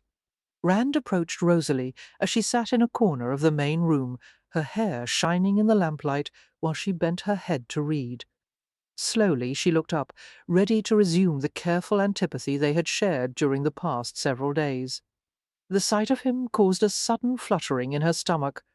Hunger pains, she assured herself, for he wore a navy coat and a shirt and pantaloons of pristine white, his long legs encased in black Hessian boots, a starched white cravat gleaming immaculately at his throat. Somehow Rosalie had become accustomed to the dark golden hue of his skin, for it no longer struck her as odd or unattractive, although he was not handsome. She knew now with utter certainty why many women would want him, for there was something peculiarly magnetic about him. The faint roughness, the vibrancy, the lavish masculinity of him that made a woman sharply aware of her own femininity. His unpredictability only served to make him more intriguing. His dark-rimmed eyes would change so quickly from coldness to laughter, and then to shining opaqueness that dared her to guess what he was feeling. For Rosalie knew that most women must have been sorely tempted to try to tame him, to coax him to place his trust in them. Yet she knew also that not one of them had succeeded. "You've been kept in this place like a little bird in a cage," he said quietly, and Rosalie stood up as she answered him. "It was not your responsibility to provide entertainment." 4. His eyes swept over her, seeming to catch and retain the glow of the lamp as he surveyed her slender figure in an eggshell-shaded gown trimmed with an intricate leaf pattern. "This small corner is all you've seen of France. I'd like to show you more of it." His attitude was matter-of-fact, but somewhere in his tone was a touch of apology. Rosalie regarded him uncertainly. Why would he care if she were enjoying herself or not? Her presence here was merely for convenience. "For you planned to begin tonight?" she questioned, indicating his clothes with a nod of her head. That depends on whether or not you'd like to go out for supper. There is a place. "First, I'd like to ask you something," Rosalie said, her even teeth catching at her full bottom lip as she contemplated him. She had decided in his absence that she would be better off as Rand's friend. She was not strong enough to last as his enemy. Is your offer of a truce still open? For Rosalie held out her hand as she spoke. After hesitating, he did the same, but instead of shaking her hand, Rand held it for a long moment, his eyes narrowing as he tried to read her thoughts. Rosalie was deeply surprised at the warmth, the security, the satisfaction she experienced at the simple clasp. What disturbed her was that she did not want him to let her go, and that when he did, she could barely restrain herself from continuing to hold on to him, for her fingers still retained the warmth of his. I have some free time in the next few days, Rand remarked, helping her to slide her arms through the long sleeves of the pelisse. I thought we might pay a visit to an old acquaintance of mine. As he pulled free a straying curl that was caught under the pelisse, he smiled down at her with blinding charm. Oh, Rosalie had difficulty in focusing on what he was saying. So enmeshed was she in the sense of well-being that began to wash over her. For Rand, she was beginning to discover, could be very nice when he wanted to. Who? Some call him the King of Calais. Who is that? B. Brummel, of course. Rosalie doubted that much of what Rand told her of Beau Brummel was true. She quizzed him the next 2 days, during the coach ride to Calais, her expression full of delight and incredulity as Rand regaled her with colourful stories that seemed to have been spun by an active mind and fertile imagination. For she began to suspect the gleam in Rand's eyes that belied his perfectly grave countenance, but he assured her repeatedly that everything he had said comprised merely the bare facts of Brummel's existence. For there were some things Rosalie could not dispute. The fact that Brummel had fled London amid scandal and a tremendous debt was well known for his Sèvres porcelain. His library of fine books, furniture, wine collection, and works of art had all been auctioned off by Christie in a very public manner. For his friendship with George IV, the Prince Regent was also famous, for His Highness and the most elegant members of the beau monde had often visited Brummel at No. 4 Chesterfield Street, begging for his opinion as to their apparel and their style. Brummel, or the Beau, as he was most well known, had a legendary way with a cravat, having invented the method of starching the neckcloth in order to make it gleaming and immaculately shaped. For it is rumoured, Rand told her, that he has 3 people make his gloves, one for the thumb, one for the fingers, one for the palm. "I don't believe it!" Rosalie exclaimed, and she leaned a fraction closer, her eyes fixed on his. "Did you meet him often?" she inquired. It was all Rand could do not to plant a kiss on her soft mouth. He smiled, his dark brown lashes lowering slightly as his gaze flickered unnoticeably to her mouth. "A few times, for he would not deign to walk anywhere with me, however. He said that it was obvious by my stride that I would undoubtedly splash his boots." Rosalie grinned. He didn't want to get his boots dirty. He had the soles of them polished, as well as the tops and sides. Such a man must have a very inflated opinion of himself. For 18 years he's been the Prince of England, much more so than the 4th George. I imagine his fall from grace has had a humbling effect on him. But I wouldn't be surprised if it hasn't. Are you certain he'll welcome visitors? You don't think he moved to Calais for no reason, do you? He has strategically located himself to receive all the English visitors to the continent as they cross the Strait of Dover. Anyone coming to or from Paris practically trips over his doorstep. The Beau lived near the Hôtel de Ville, the centre of town, at the home of a French printer named Leleu. For, as was proper etiquette, Rand had previously sent a messenger with a calling card to inform Brummel of the visit. To express the greatest amount of consideration and attention to the nicety, it was customary to write EP en personne at the bottom of the card. It had not occurred to Rosalie until near the end of their journey that there existed no proper or acceptable explanation for her relationship with Rand. For Brummel would conclude that she was Rand's mistress, since she was obviously not his wife or his sister, and the lack of a chaperon indicated that she was not of a respectable family. Many would regard her as a creature of weak morals, without respect for the sensibilities of decent people. It did not matter that those who condemned her hid equal, if not worse, vices behind the privacy of their doors, in the concealment of impressive titles and polished reputations. For appearance was all that mattered, and if casting stones was in order, she stood in plain view of those hypocritical eyes. She worried silently about the situation, hoping that Brummel would not hold such a thing against her. She need not have worried. Rosalie would never again meet someone with manners as exquisite as Brummel's. He ushered them into his apartment as soon as they arrived, as if there was not a moment to lose in making them comfortable. For his present home, consisted of 3 perfectly decorated rooms, one for conversation, one for dining, one for sleeping, furnished in a manner that was not at all what Rosalie had expected from a man heavily in debt. As Rand explained later, the beau was an expert at borrowing from Peter to pay Paul. He procured almost limitless credit by employing his bountiful charm. A valet named Selegwe was his only servant, a quiet little man who bustled about unobtrusively as Brummel welcomed them in. "For I am rejoiced that you have made it here," he exclaimed, his eyes on Rand. "My apartment is humble, nothing like what I'm accustomed to, but in such a crude setting one must shine all the brighter, eh?" Rosalie stared at him in fascination, having never seen a man more carefully attired.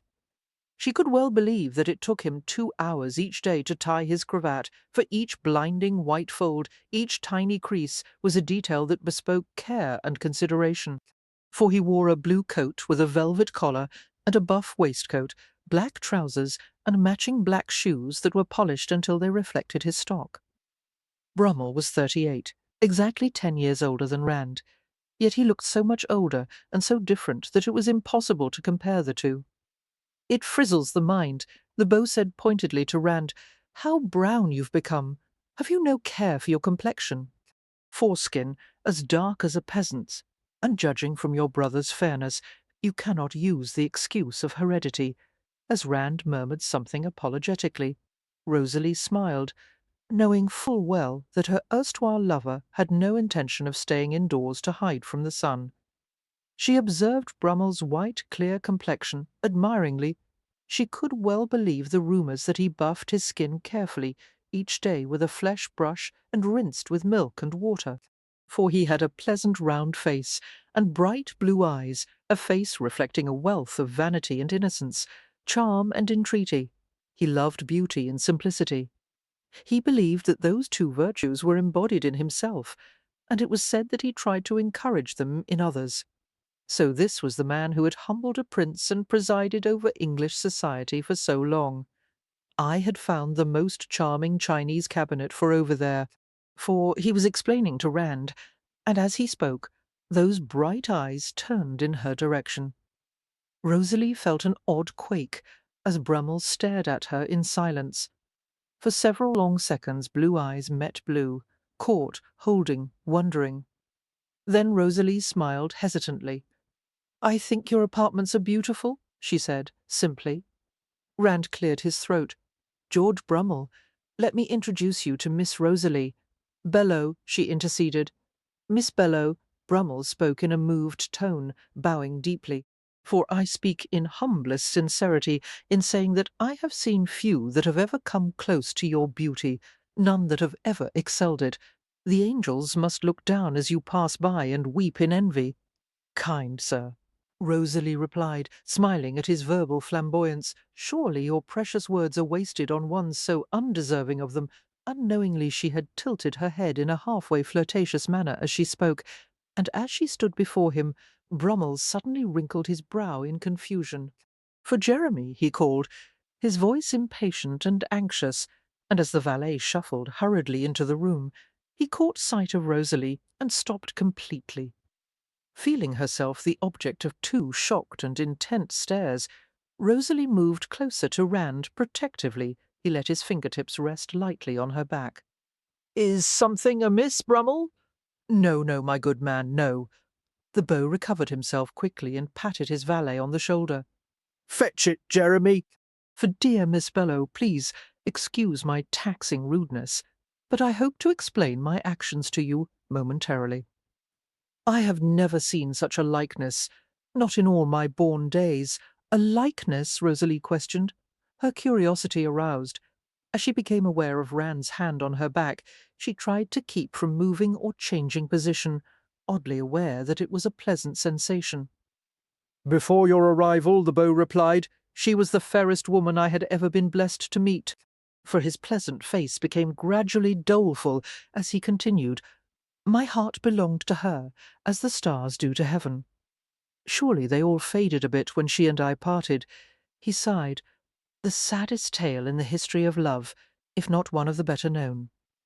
Rand smothered the smile that twitched the corners of his lips as he saw the pity and interest leaping in Rosalie's expression. For she was not aware that Brummel had a warehouse of tales and fabrications, of love, adventure, scandal, tragedy, all of which were carefully preserved and frequently pulled out to entertain his guests.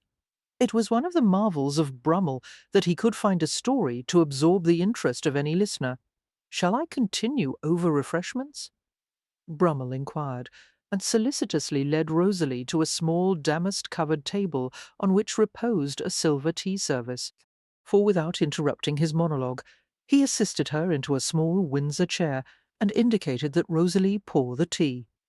By the teapot there was a small platter of red currant cakes, gingerbread, gooseberry tarts, scones with Corinth raisins, and biscuits de Rheims, expensive almond-flavoured cookies. Her name was Lucy Doncaster. Brummel began the tale. Her appearance startlingly close to yours, except that her eyes were the blue of the mist on an English morning, for her hair was the same hue as yours, and it. He cleared his throat meaningfully. I had the occasion of discovering that it reached nearly down to her waist, which was a polite way of saying Rosalie recognized that he had been very intimate with Lucy Doncaster. What a charming way to reveal the character of their relationship! She had the gentlest nature of any woman before or since. She would never contradict, never complain, never reveal a shred of impatience. For, as the bow continued, Rosalie turned to her left and met Rand's eyes, which held a fair amount of wicked amusement. And it was not possible for our hearts to resist the silent importunings of love. At 16, I made the acquaintance of the Prince Regent, was given a cornet's commission in the 10th Regiment, and thus began a celebrated and regrettable friendship that has lasted the past 2 decades or so. For, as you are aware, I have recently lifted the blinders of this friendship with Prinny, and seen that his shortcomings are too unbearable for a man of my ilk to tolerate. But getting back to the story, we met at Brighton, as Prinny was in the habit of ordering our regiment, the Hussars, back and forth from the pavilion to London, for she and her parents were guests at one of many splendid balls at the pavilion. And it was love at first glance, Rosalie said with certainty, her young heart feeling as if it had expanded 2 or 3 times over. She could hardly believe that here she sat, being entertained by the flattered companion of royalty as he sought to entertain her. Brummel spoke in an extravagant, leisurely manner, as if the world had stopped to allow him as much time as he desired to weave his romantic story. For love, what a trifling word that is for what I felt. I was born anew the first time our eyes met. She was innocence itself, come to life in human form. The beau picked up an almond biscuit and nibbled it carefully, seemingly lost in his reflections. Rosalie watched him silently, not daring to speak a word, but having discoursed with Brummel before, Rand knew that he was waiting for the prompt of another question. Your sentiments were mutual? For he inquired dryly, and the cue was picked up instantly. I had her kind assurances that they were, but alas, there were obstacles before us that no mere man could overcome. Suddenly, I sense an overbearing father entering the scene, Rand said. Rosalie sent him a quelling look, which he managed to ignore. He knew she disliked his tendency toward irreverence, but at times it was impossible for him to resist. For how perceptive, the beau commented, accepting a cup of tea from Rosalie with gratitude. I hope you were liberal with the sugar. Bless you, my dear. You are as gracious as the Duchess of Devonshire herself, another good friend of mine. Now to continue with my recounting. Ah, yes, the father, Sir Reginald Doncaster, a well-meaning but misdirected man, who had ruled beloved Lucy with exacting discipline all of her life, for Doncaster felt that no man was fit to husband his daughter, and while I agreed, I also felt that I came as close to being worthy of the honour as any other. Despite my petitions, her hand was eventually promised to the Earl of Rotherham.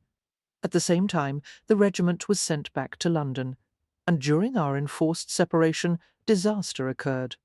She committed suicide, Rand guessed. No, what a silly idea, Rosalie exclaimed. For not when she had everything to live for. She was young. She was in love. I know what I would do. I would pack my belongings and leave, which is precisely what she did. The beau affirmed, his attitude becoming sad and puzzled, except that she did not run to me. She virtually disappeared with her governess. No one knew where she went. There were rumours that she had gone to France, but no one knew for certain.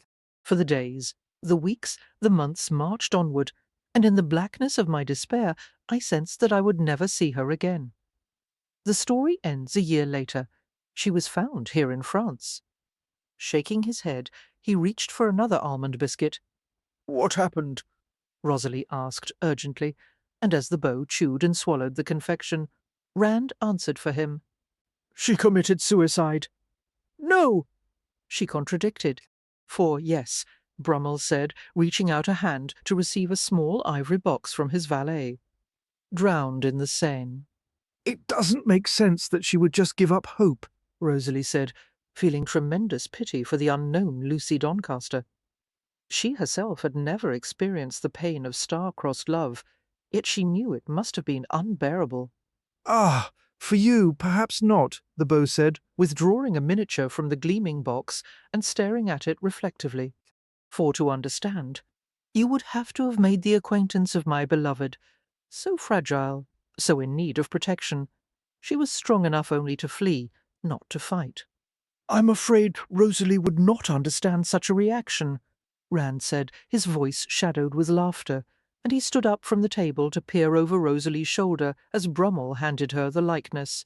For, at first glance, Lucy Doncaster appeared to be very young, a quaint child, her face rounded sweetly with youth, her hair powdered with pale gold white and pulled up into an elaborately curled, immensely tall heap on her head.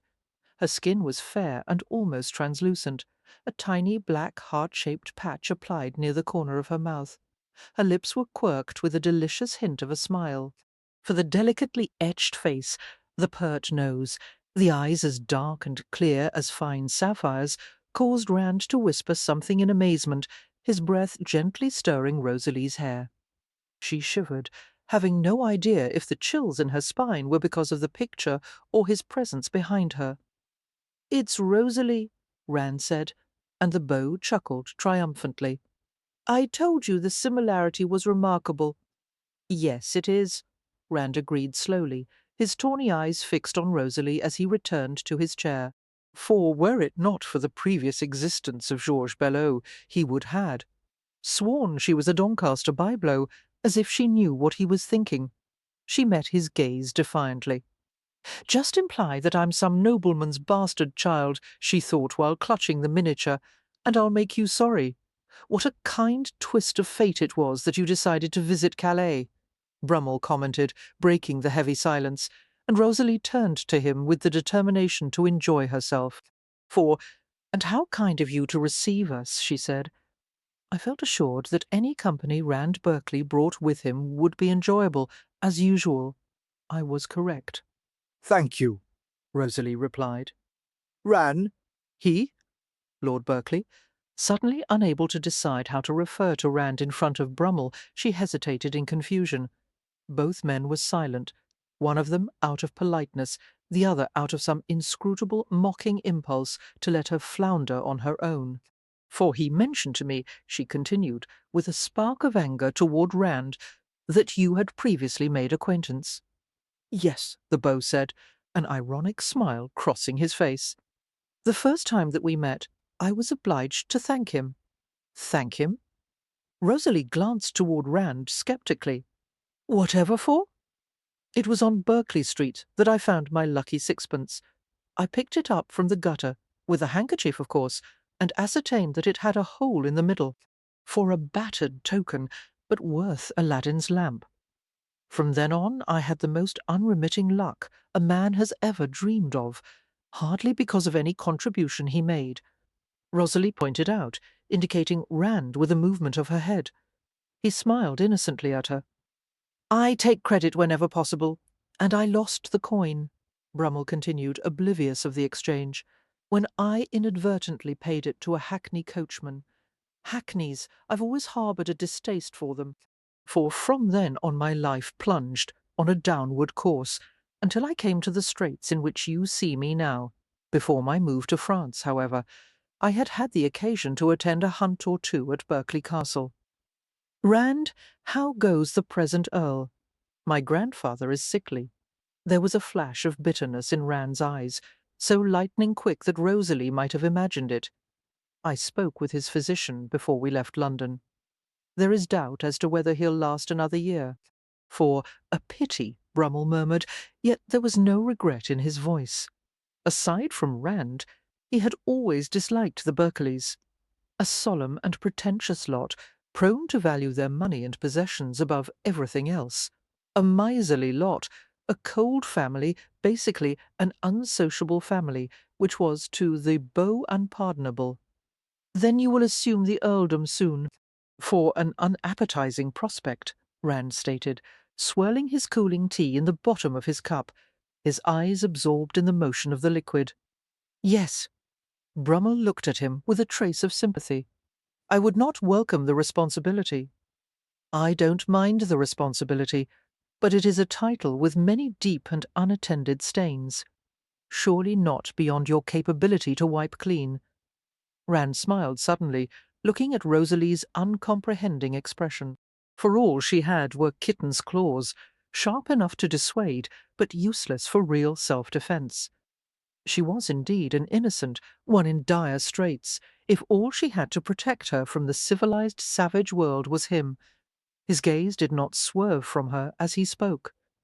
Unfortunately, he drawled, I tend to follow in the well-worn tracks laid out by my family, and the sins of a Berkeley are sometimes impossible to make adequate reparation for. For Rosalie tried to steel herself against the faint curl of feeling that had begun to insinuate itself into her heart. Alarmed by it, she lifted the teacup to her lips, nearly choking on the smooth sweetness of her next sip. She mulled over her distressing reaction to him in silence. Rand Berkeley was a man who did what he pleased regardless of the consequences. That was not unusual for someone in his position. But Rosalie was becoming aware of the surprising fact that he had some sort of conscience.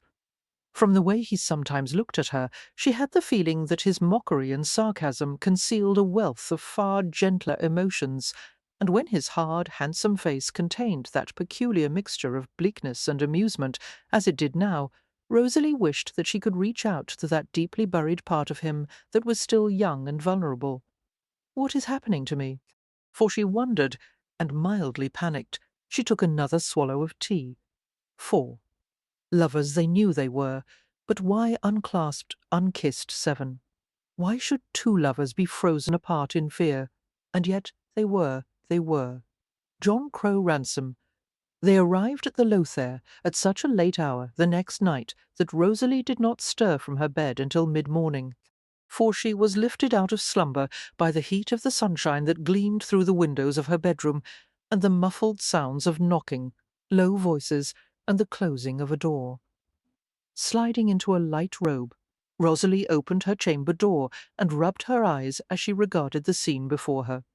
She was quiet, uncertain of whether or not to interrupt Rand's thoughts. Unaware of her presence, Lai sat at the Sheraton table with his broad, firmly tapered back toward her, for he opened a note and scanned it quickly. Then his shoulders sagged slightly, as if in relief. Rosalie tilted her head in sleepy curiosity, for she seldom caught him in an unguarded moment. He whispered something to himself, the words indistinguishable as they were borne to her ears on a warm breeze from the window.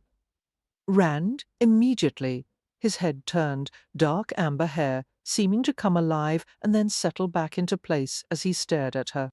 For weariness flashed in his hazel eyes, and then was replaced by a smoky look of rapidly deepening interest. Following his gaze, Rosalie stared down at herself, and then hastily jerked her robe around her body, realizing that the pink-hued peaks of her breasts shone through the silk of her nightgown in the brightness of the morning light. In silence, she sat down at the table, folding her hands primly in front of her body.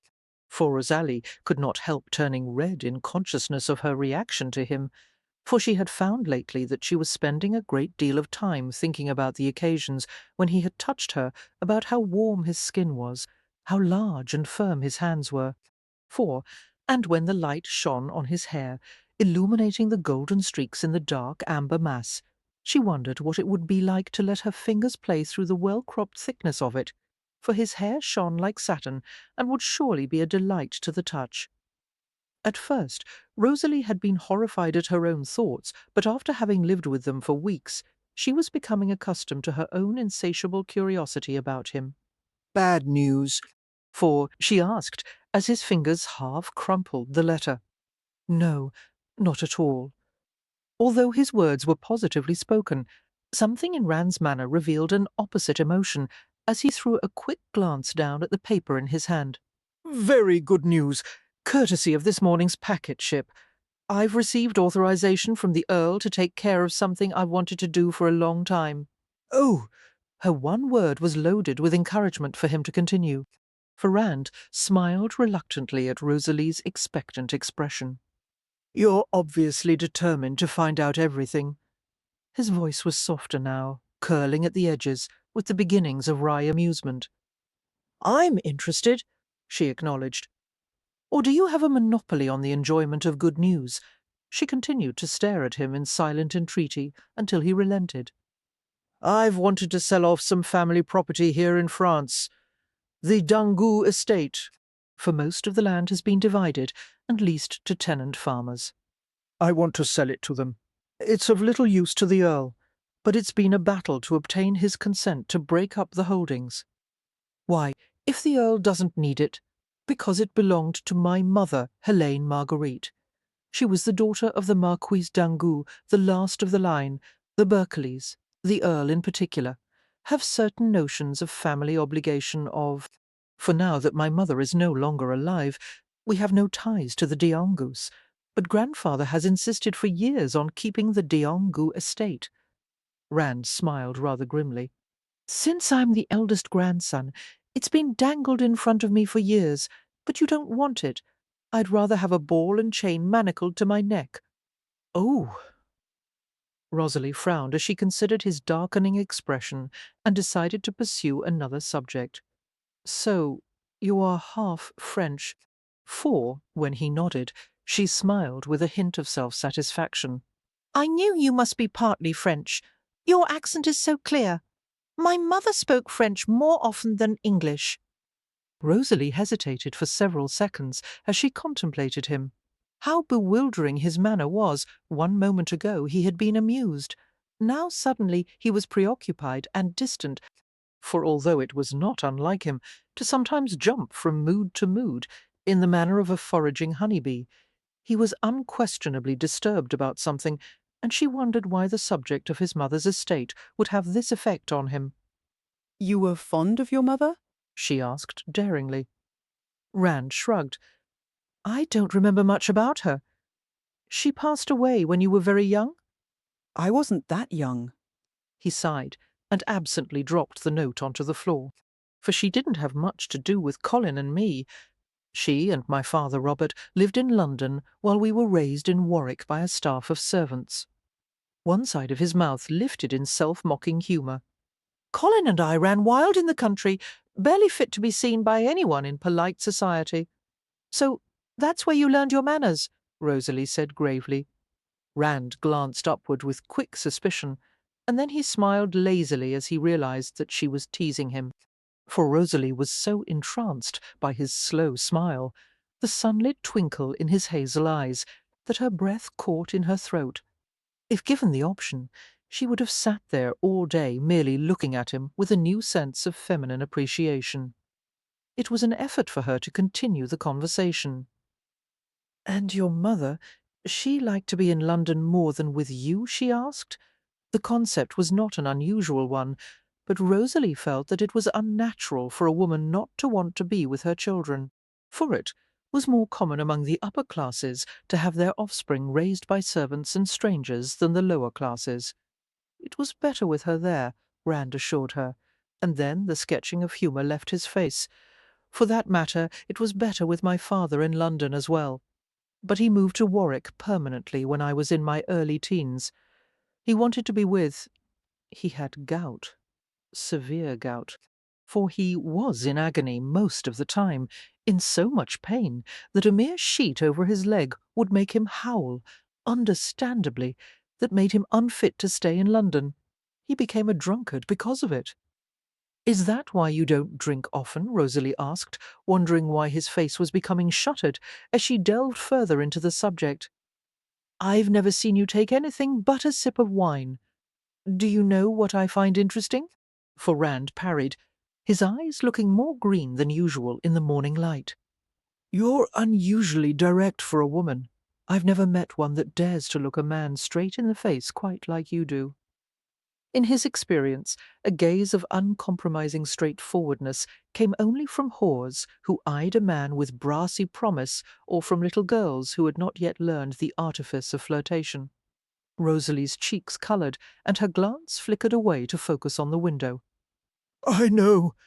It's unladylike." For yes, it is. It was impossible to discern whether he approved or disapproved of her directness. "Why are you trying to change the subject?" she persisted. Their eyes met in challenge, hers questioning, his unfathomable. Suddenly Rosalie felt like a bumbling detective who had stumbled onto a significant clue. Something was important about her question. There was something he was reluctant for her to know about. It became immediately imperative for her to discover what it was. "For it's nothing you would care to hear about," Rand said dismissively. "You care so much about my opinion of you?" Rosalie inquired, her soft words taunting. She knew that he rarely, if ever, explained himself or his actions to anyone, but perhaps she could gain what she sought if she provoked him enough. "You expect a Bromelian tale?" Rand said with a grim smile. "All I have to offer is a mundane recollection of childhood, sordid enough in its own way. For no, I don't think you would be interested. Sordid backgrounds come by the baker's dozen, anywhere you'd care to look." As Rand heard the hint of challenge in her tone, he suddenly felt the inexplicable need to shock her, to peel away the covering from his wounds and witness her disgust. "You wonder why I never drink?" he asked, his tone light and honed like the blade of a steel knife. "I used to, quite a lot, like a swine at a trough, as the Earl so tactfully puts it. For when I was younger, my father was told by a quack that red wine would cure his gout and prevent the affliction in someone who hadn't developed it yet. He needed little encouragement to develop an already established habit of drinking constantly. And then father affected a sudden concern for me, although I suspect he was mainly looking for some activity to ease his boredom. The gout would come and go, and when the pain had eased, he would become restless. I remember the first night it happened, for he cornered me in the library with a wine bottle in his hand." Rand looked down at his hands and unclenched them as he continued. "I took a swallow to placate him, and found to my immediate discomfort that he intended to pour half the bottle down my throat. I struggled, but he was a large man. Being of smaller stature, I wasn't in much of a position to disagree with him. The same thing happened daily, as long as his gout wasn't with him. I used to thank God when his pain would start again, for Colin was next in line. But most of the time he managed to hide as I was getting my share of father's attention." Rosalie flinched at the way he spoke, his voice self-mocking, his face blunted with a mixture of emotions too complex to untangle. The awful, wrenching pity of it trickled steadily through her veins. "Your mother?" she asked in a voice as raspy as aging leaves. "Did she know?"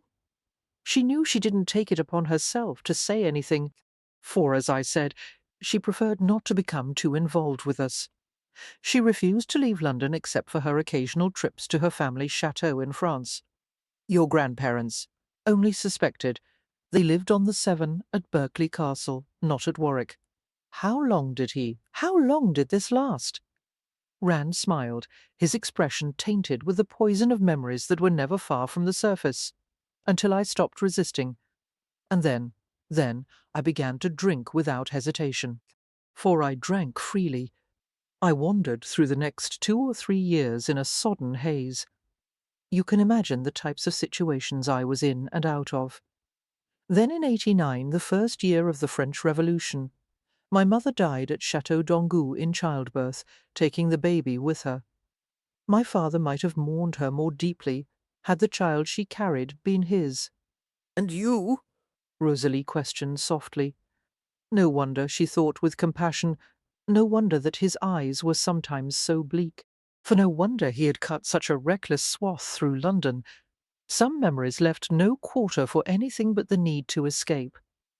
I drank myself into a 2-day stupor as all the relatives gathered together at Warwick for the funeral. When I woke up, I was with my grandparents on the way to the castle. They attributed my problem to the liberal amount of French blood in my veins. As soon as I dried out, I was sent to school, while Colin stayed with the Earl. A year later, my father was gone, for Rand sent her a look filled with self-disgust. I was born to follow in such a lofty tradition. I'm sure you agree I've shown the potential of living up to it. They were silent for a few minutes. In an effort to subdue the compassionate ache in her chest, Rosalie breathed in and out in a regular pattern. Frozen to her chair, she sifted rapidly through ideas of what to say to him. She didn't know how to respond, how to act, for the realization pounded through her head that he had trusted her enough to have confided in her, and the knowledge made her exultant and afraid. "Rand," she cried silently, "how can I help you?" They both waited in the tense stillness for someone to make the first move. Gradually Rosalie came to the conclusion that any offering of sympathy on her part would be disastrous. He was a proud man, and in this moment he could be humiliated, for in her confusion and concern, it didn't occur to Rosalie that now was the perfect moment for revenge. That one cutting remark could scar him deeply. I can understand a little of why you would be glad to get rid of the Doangu estates, She said carefully. It will be good to cast off reminders. She had the impression that there was much that he had kept back from her, but Rosalie did not want to risk anything more by prying. For slowly, Rand raised his head, and she saw the trace of relief in his gaze at her matter-of-factness, her lack of pity. I'd like to leave today and get it over with. Of course, Rosalie agreed instantly, her voice betraying none of her inner turmoil. You'll be safe here for a few days while I make some arrangements. I'll be perfectly content. Take me with you, she wanted to beg, and she bit her lip to keep the plea unheard. For Rand took a deep breath and stood up from the table, drawing his shoulders back to stretch them. Do you want me to order coffee or chocolate for you? No, please, go on ahead. I have some things to do. Smiling slightly, Rosalie waved him out of the suite, toying with the end of her long braid. When she was certain he was gone, she went into her bedchamber, releasing the emotion that had been trapped so tightly in her chest. For her heart was trembling with anguish, her cheeks becoming wet, even before she closed the door behind her. As soon as the latch clicked, a sob broke from deep inside. "How can you weep for him?" She berated herself, wiping the tears from her face with one hand, sitting on the edge of the canopied bed. She tried to remember all he had done to her. Rand would not allow himself to feel the same for her or anyone else. She wondered if he had the capacity for tears. Furthermore, he would be repelled by her sympathy, but still the unwanted tenderness seeped through her veins like a drug, diffusing gently, softening the thick barriers by which she had sought to hold him away from her. The farewell they exchanged was a hasty thing. They mouthed conventional words and exchanged brief, unconcerned smiles, and as the coach left the inn, Rosalie felt immediate dejection. I feel like a sea wife, She thought morosely, for I bid him hello and goodbye without knowing him, and he leaves so easily. But why shouldn't he? I am not his wife, she reminded herself, not even a mistress. I have no right to feel empty, no claim to force him to keep me. She had no right to feel as though she belonged by his side. Chateau d'Angoult was the former home of Helene Marguerite d'Angoult, although Rand would readily have argued that the term home had little to do with such a structure, for it had ruled the landscape with stern simplicity for 4 centuries, built on the ruins of a castle that had challenged many an invader as far back as the 10th century. Careful efforts to soften the harsh grey of its countenance had been made. The lush ground had been allowed to produce flowers and vines of ivy that clung protectively to the edges of the bare, cone-topped towers, and small streams lined with trees wound in a seemingly artless pattern around the chateau, for the gardens were splendorous, filled with rose beds that connected in intricate figures and thickets of brilliant blossoms, yet the building still gave the appearance of a warrior waiting patiently for the battle. A small staff of servants had been retained to look after the chateau, and Rand alerted them to his presence before he prowled in the house and around the grounds. For the panicked alarm that the master had come to stay was whispered rapidly from ear to ear, and from time to time Rand heard various scufflings of feet as they sought to prepare for him. Chateau d'Angot had been beautifully kept.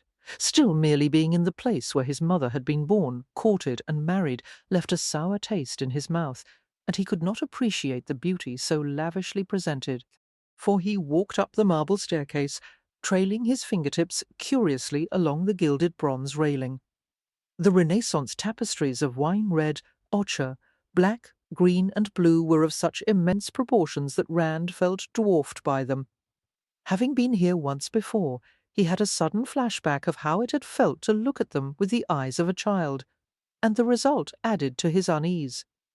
Then, in one of the upstairs rooms, he discovered a portrait hung precisely between two heavily framed mirrors, for from the canvas Helene d'Angot stared out into the room with an aristocratic tilt to her head. Her golden hair, soft and gleaming, her eyes glowing a cool, unearthly shade of green. Her lips were thin and finely drawn, stretched in a smile so soft that it looked as if the artist had caught only the premonition of humour in her expression. The house was filled with her presence, and as he strove to ignore a sense of smouldering airlessness, vague snatches of memory assailed him. For closing his eyes, Rand could almost smell the violet scent he had always associated with her. His recollections were those of a boy, Helene, a beautiful, elusive creature, a woman full-grown with the soul of a deceitful child. She had possessed a spirit of Mercury, enchanting one moment and poisonous the next. No matter how fierce his efforts to win her affection, she never stayed. She touched, but never embraced. She gave enough to make what she withheld more painful. Rand opened his eyes once more, and as he stared at her face, it was the same as always. She smiled, but did not speak. She looked at him and seemed to recognize the darkness that seethed inside of him. She was dead, and yet her spirit filled the house like an invisible web, catching at him, binding until he could not move. For Chateau d'Angot had been her sanctuary. She had come back here periodically to hide from the consequences of the mischief she had wrought, and for that reason alone Rand disliked the place. He swerved his gaze away from her and flinched as he felt the protections he'd built around himself tear like old parchment. In all those years between her death and now, he thought he had succeeded in destroying the fruitless need of love. It was still there, stronger than before. For Riley, he thought that those who enjoyed life had somehow managed to circumvent the workings of the heart. What had happened to the man he had been only a month ago? He remembered how orderly, superficial, and amusing life had been. He had once been forced to seek out feelings when the pattern of his days became too dull. He would find a new woman, spend the night gambling, roam around the city with his companions. For it had been an empty life, one which had left him unable to recognize innocence when he had seen it. But somehow, unwittingly, he had stumbled onto his salvation the moment he had encountered a hapless housemaid in a London alley. Rosalie, who had survived the careless crush of his touch and the trial of being forcibly transplanted.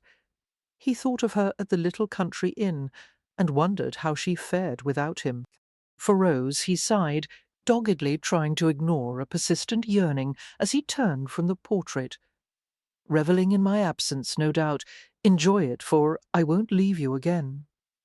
Rosalie had never dreamed that time could drag so slowly. She did not know why or how everything had changed.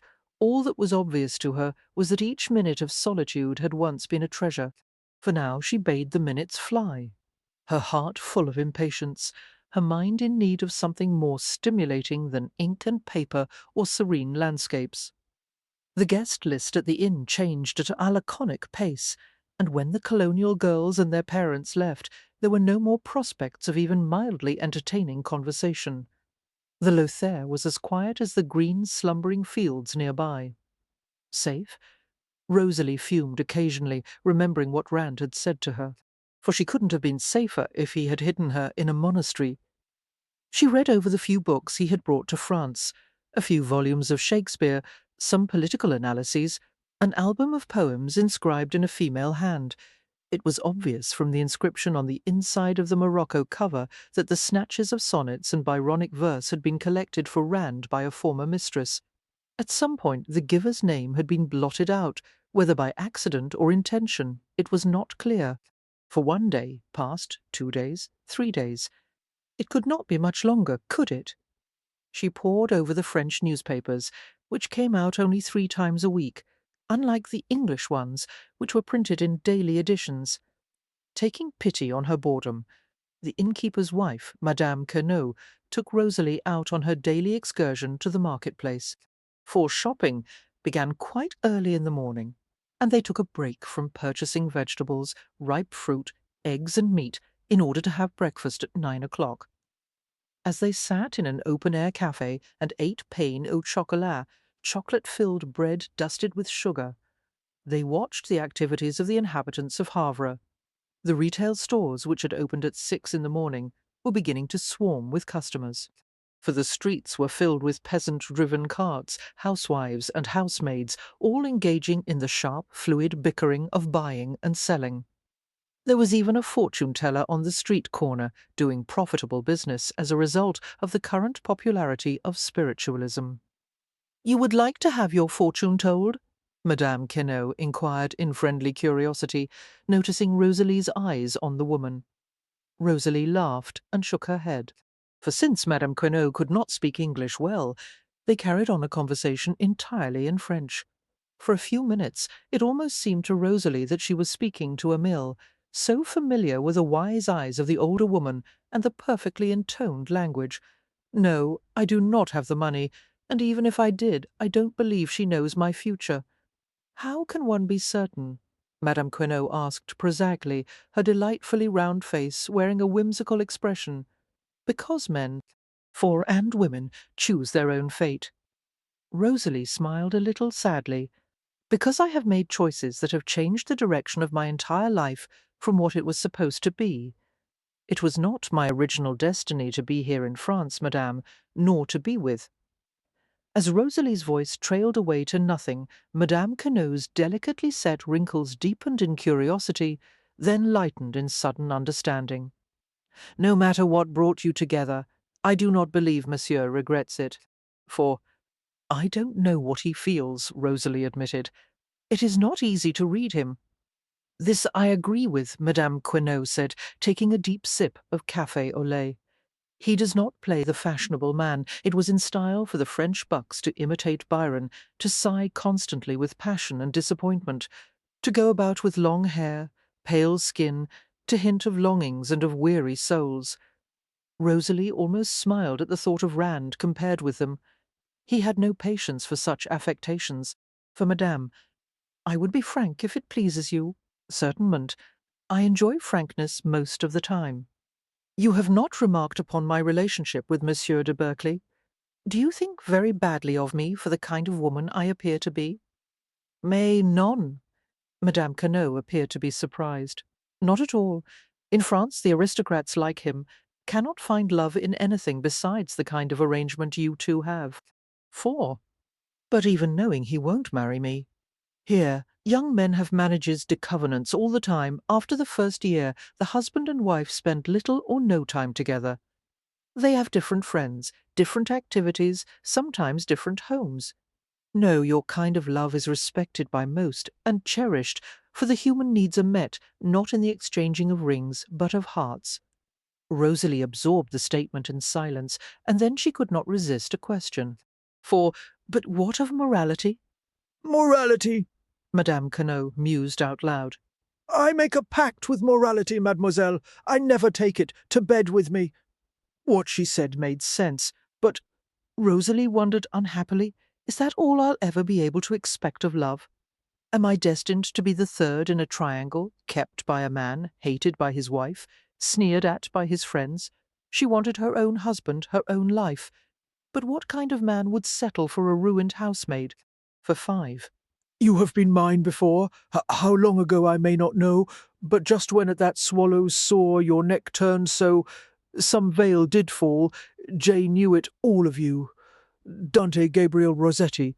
It was 3 o'clock in the afternoon, and Annette Queneau had arrived home from school only a few minutes before. Annette was a quiet child, not given at all to her parents' assertive pragmatism. She appeared to daydream often, especially as she played music. For Rosalie did not wish to interrupt the child's reverie, and so she enjoyed the light, rhythmic music of the polonaise and the waltz while sitting in the tiny ballroom nearby, perched on the railing of the musicians' platform, with her eyes closed as the pianoforte rang with music. The ballroom, with its ornamental pink and gold, seemed like something out of a fairy tale to Rosalie. For it had not been an unexpected find at the inn, for there were ballrooms everywhere in France, reportedly more than 700 in Paris alone. Dancing had never been so popular or so necessary to the morale of the public. Rosalie imagined what the room would look like, filled with dancing and music. The accented strains of a romantic, bittersweet melody floated into the room, trembling in the chandeliers, falling through the air like invisible rain, until Rosalie could resist its call no more. For she stood up and whirled to the centre of the floor, her slender arms and filmy blue and white skirts wrapping around her body gracefully, her hair coming loose, the pins flying in every direction. Then, amid the blur and the freedom of her private rapture, she sensed someone's eyes upon her. Rand stood in the doorway, his throat strangely tight, for he had never seen anything so lovely as she was in that moment, pirouetting like an exuberant spirit, her dark hair tumbling down to her slender waist. She came to an immediate halt as she saw him, her eyes so bright and vivid a blue that their colour shamed the sky. Her heart clenched in resistance to a great pull of longing. "Rand!" For Rosalie picked up her light muslin skirts and rushed to him impulsively. For a moment they both thought that she would fling herself at him, but she stopped a few inches away from him, her cheeks flushed a bright pink. Rand felt curiously bereft as he looked down into her face, realizing that for a split second he had anticipated the feel of her in his arms, for faintly dismayed that the time away from her had not lessened his need of her. He gave in at last to the undeniable truth of his desire. He would want her until he lived and breathed no longer. "Hello," he said, his voice soft with some emotion. Rosalie could not identify, and she let her eyes travel over him hungrily. His tall, powerful frame was shown to advantage in top boots, buckskin breeches, a brilliant white shirt, and well-cut coat. For how impossibly vibrant he appeared, as if he were prepared to meet the relentless world with sword drawn. It was good to see him again, so good that as Rosalie looked over him, she had the sensation of being nourished after a long time of fasting. "Did everything turn out the way you wanted?" she asked, and he smiled down at her. "For the most part, the land has been sold to the tenant farmers at a fair price, for there's still the chateau and the parcel it rests on, but there are prospective buyers for it." "I'm glad." He looked different. Rosalie decided slowly. Open, less guarded, less troubled. The magnetic quality about him had increased many times over, or perhaps it was just that she was more attracted to him than ever. "Dancing to a waltz," Rand said, as they stared at each other, his mind sifting busily through ideas to find any excuse to hold her. "Scandalous behaviour, for I hadn't anticipated the existence of a witness. What about an accomplice?" Before she could utter a word, he caught her hand irretrievably in his and coaxed her out onto the floor. The music drifted around them, enticing, urging, drifting in a tempting pattern. "We can't," Rosalie protested, laughing and pulling ineffectively at her hand. "Why not? You can't deny you're in the mood to dance? Because—" for a nervous expectation filled her as his hand settled at the small of her back beneath the wondrous curtain of hair. "Because it would be dangerous for your toes. I've never danced with a man before. I practiced with Maman, and she always let me lead." Rand laughed softly, amused but not dissuaded. He held her with a proper distance set between their bodies. "If the attempt becomes too abusive on my toes, we'll abandon it," he said, and turned her very slowly. For the waltz was circumspect and leisurely, their feet moving at an indolent pace. He was a marvellous dancer, guiding her so firmly that there was no chance of a misstep, and Rosalie dreamily followed his smooth movements, while gradually relinquishing all control to him. His eyes contained the myriad hues of an autumn forest, green, gold, amber, so intense that they seemed to glow. She could not break her gaze from his.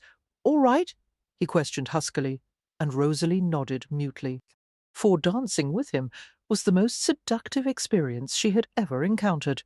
An embrace, almost an excuse for holding each other, a socially sanctioned reason to clasp hands and entwine fingers. Their bodies were close enough to brush together occasionally, and each time they drifted toward each other unconsciously, Rosalie felt as if fire had flickered over her skin. "I'm surprised your mother let you learn how to waltz," Rand said, one corner of his mouth lifting in a half-smile. For although the dance had become the rage in France at the end of the previous century, it had been acceptable in England for only a year or two. The intimacy it allowed between two partners had originally shocked most of English society, which had decried the waltz as vulgar and demoralizing. "She didn't think I would ever have the occasion to practice the knowledge, not even when the Winthrops gave a ball?" Rand questioned, his eyes alight with an odd tenderness. "Well, for even Maman agreed with Lady Winthrop that it was not suitable for me to dance with any of the young men there. It might have encouraged them to. Well, it might have encouraged me. So I stayed by Lady Winthrop and the dowagers, who, as she trailed off uncomfortably, it seemed to her that his hold on her tightened, and that during the next turn he urged her the slightest bit closer to him. For, imagine, Rosalie resumed a trifle breathlessly, unable to keep from chattering. "If I had never gone to the theatre with Maman that night, and you had attended one of the Winthrops' balls, and I had seen you from afar dancing with Elaine, we never would have met, but Elaine would have told me everything about you." Silly as her prattle was, he appeared to consider it thoughtfully. "I would not have been dancing with Elaine," Rand said, and I wouldn't have let you sit with the dowagers." "Oh, I would have found someone to make the necessary introductions and then made you waltz with me until your slippers were worn through." Rosalie giggled at the thought. "You wouldn't have given me a second look," she accused.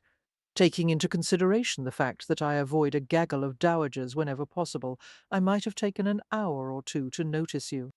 But eventually I would have seen you in their midst from far across the room, and in one glance I would have drowned in a pair of great blue eyes," Rand murmured. The low huskiness of his tone flustered her to no small degree, and Rosalie stared up at him, spellbound. I might have danced the quadrille with you," she said, perhaps a little wistfully, for, swallowing, she suddenly realized that it was imperative for her to break the mood before she melted in his arms, and her voice became brisker. "But I wouldn't have waltzed with you, no matter how often you asked. Wise girl! Although I think all the criticism of such a harmless little dance is hardly well deserved," she finished in a sensible tone. "Obviously you've never read Salamo Wolf." "Who?" "A German writer. 2 years ago he published a best-selling pamphlet. For the title was something like Discussion of the Most Important Causes of Weakness of Our Generation in Regard to the Waltz." Rosalie laughed up at him. "You're not serious. The sequel was even worse. I fail to see what's wrong with waltzing." "Ah, now you're daring me to show you." "Show me," she repeated, in a challenging way, with a dazzling smile. Rand accepted, for he was never above playing the rogue. "For the trick of it is all in the timing," he said, his hand drawing slowly across her back and pulling her inexorably nearer. This pace is slow, sedate, appropriate for when dowagers and chaperons lend a watchful eye to the activity of their charges. But this is the French waltz. Their steps became more theatrical. The half-turns became deep circles.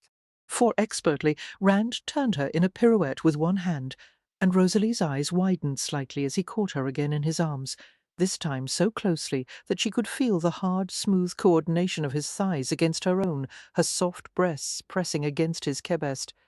She dared not say a word, for their mouths were almost touching, and she felt the warm caress of his breath against her cheek. The dance echoed some ancient impulse buried deep within. For the man to guide, the woman to follow, to submit. The momentum and the circles forced their bodies together, and as they moved together, Rosalie felt herself become pliant and responsive to him, her insides tightening in an unfamiliar pulsing which she would recognize later as the beginning of desire. Rand closed his eyes briefly, his control undermined by the clean feminine scent of her skin, the waterfall of wondrous satin hair that flew around them, her soft body brushing against his, the closeness of a delicate earlobe which he longed to nip lightly with his teeth. "And this," he said with difficulty against her temple, letting his lips press there almost unnoticeably, "is the Viennese waltz, the worst of them all." For he whirled her around the room so quickly that Rosalie had no time to breathe or think, crushed against him in an undignified but exhilarating madness, her skirts wrapping around his legs during each turn and then falling, clinging, falling, clinging. She began to giggle in dizzy jubilation, her very soul on fire as he laughed huskily in her ear, his arms firm around her. She was on the edge of a spiry precipice, yet he would not let her go. For finally he began to slow down, and Rosalie clutched at his shoulders unsteadily, feeling as if she were drunk. "Rand," she said in the midst of her merriment, gasping for breath, "I'm going to fall. I'll catch you." He looked down at her in a way that he never had before. Rosalie's smile vanished slowly as she realized that they were not dancing any longer and that he was still holding her. For carefully, Rand stroked the curls away from her face, and with butterfly lightness brushed a kiss on her forehead. She stared at him in shock and extreme awareness. It had been a brotherly gesture, but he stared down at her, not with the eyes of a family member, but of a lover. Why did you do that?" she whispered, and Rand blinked as if he did not know the answer. He resorted to quoting a well-known writer. How was it once said? "For I were unmannerly, to take you out, and not to kiss you." Shakespeare, Rosalie guessed, following his cue and making light of the kiss. King Henry IV. King Henry VIII, Rand corrected, and let go of her with reluctance. "I see you've been doing some reading."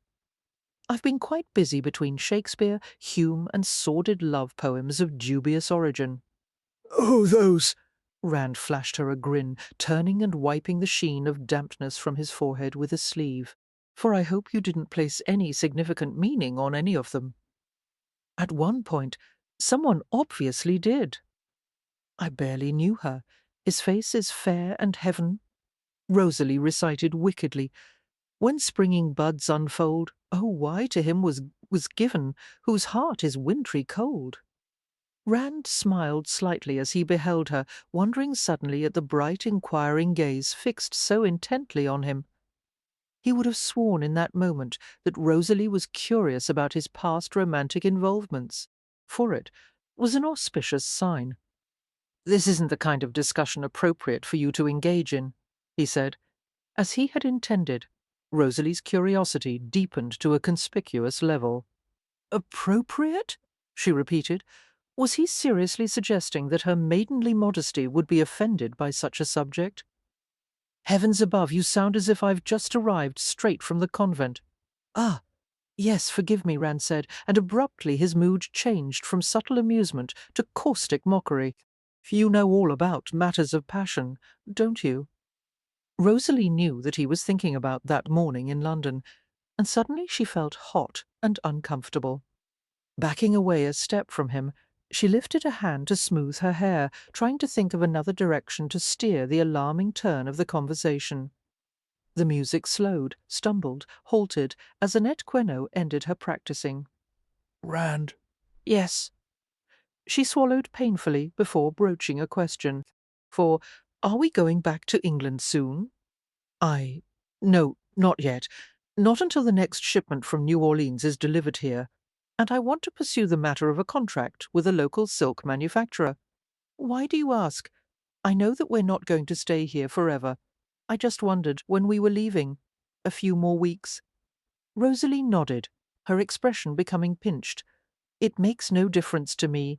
I have no pressing need to get back immediately.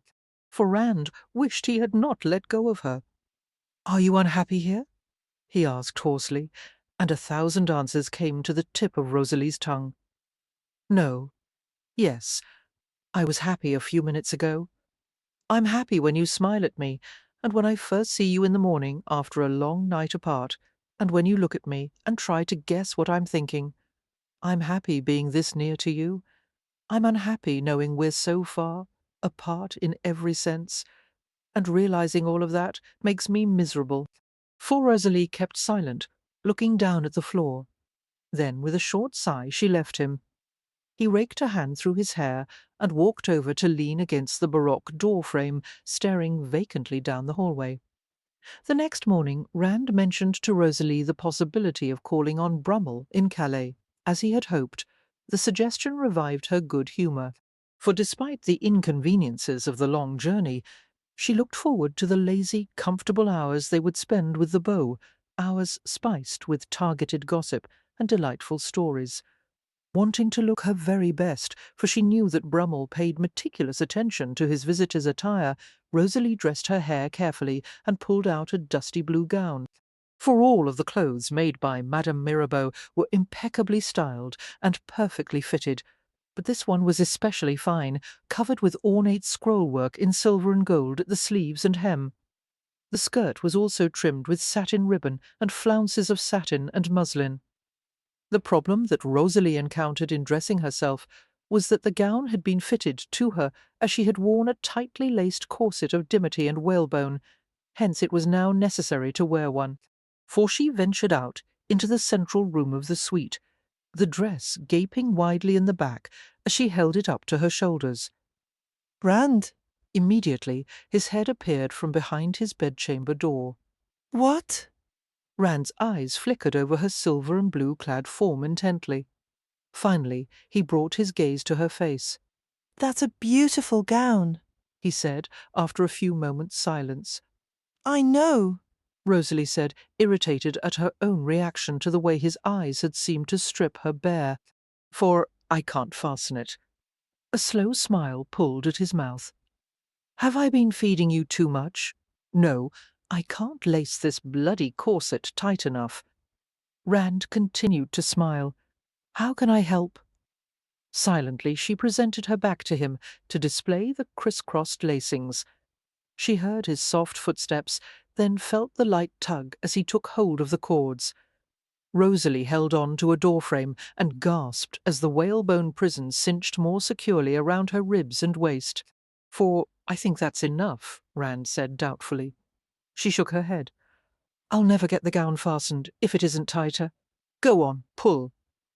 He hesitated, aware of a vague unpleasantness in his stomach at the thought of compressing her body with the laces any more. Due to the sensibly styled empire gowns, corsets hadn't been necessary for more than a decade.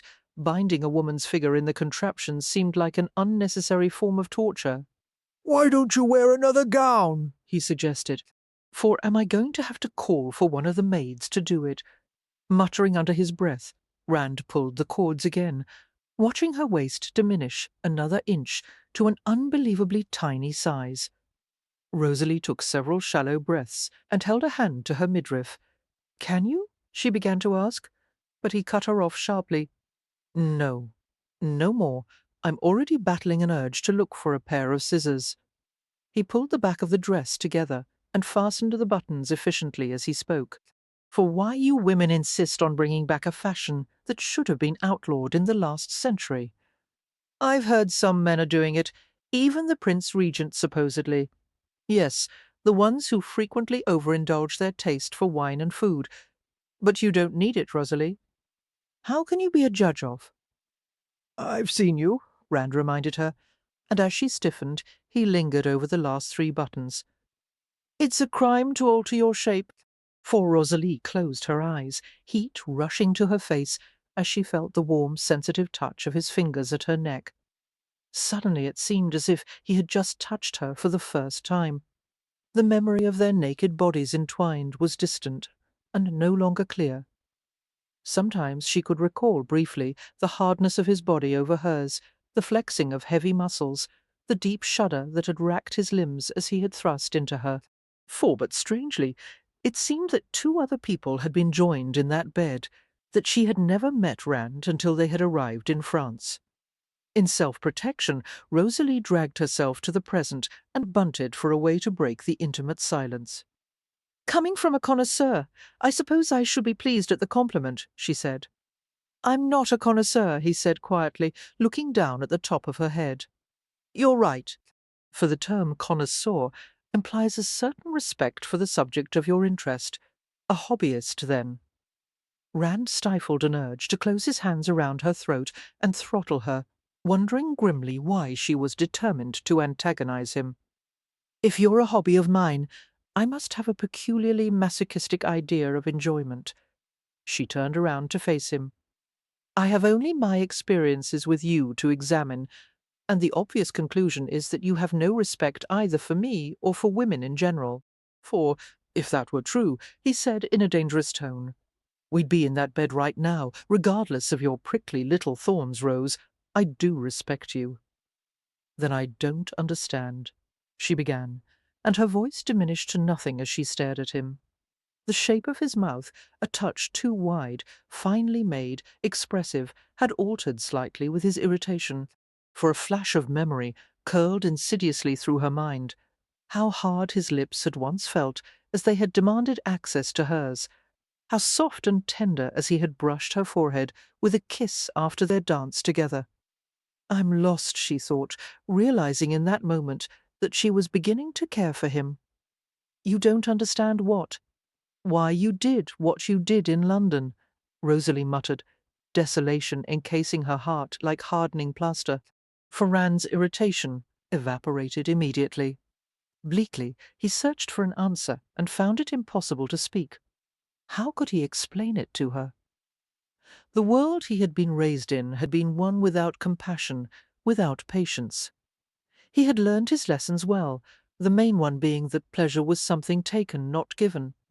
It was a conditioned reflex that when he discovered a need he satisfied it without considering the consequences.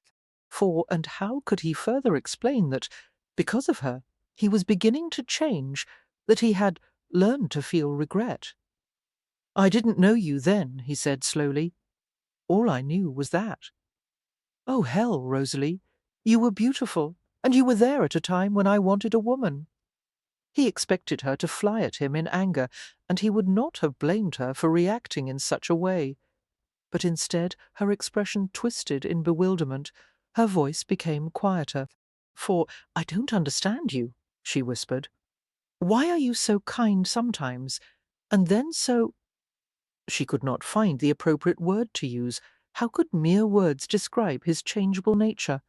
And how could she ever hope to trust someone who was cold, sweet, gentle, selfish, without explanation, without warning, without consistency? They were both subdued as the carriage rattled on its way to Calais, avoiding each other's eyes as they were jostled along the poorly constructed roads. For their stops for food and rest were too infrequent to break the tension, or relieve their growing weariness of travel. The atmosphere inside the vehicle was so stifling, watchful and restless that Rosalie almost leapt out of it when they reached Brummel's residence. It was all she could do to accept Rand's assistance docilely. Visiting Brummel again, however, was well worth the trip, especially when Rosalie detected a shadow of loneliness leaving his face as they crossed the threshold. For despite the constant flow through his door of the best of English society, including the Duke of Argyll, the Duke of Gloucester, the Duke of Beaufort, Rutland, The Duchess of Devonshire, the Lords Alvanley, Craven, Bedford, Westmoreland, and Deresby Brummel's social life was a mere fraction of what it had once been. He could not help but sorely miss the popularity and the activity he had until recently enjoyed.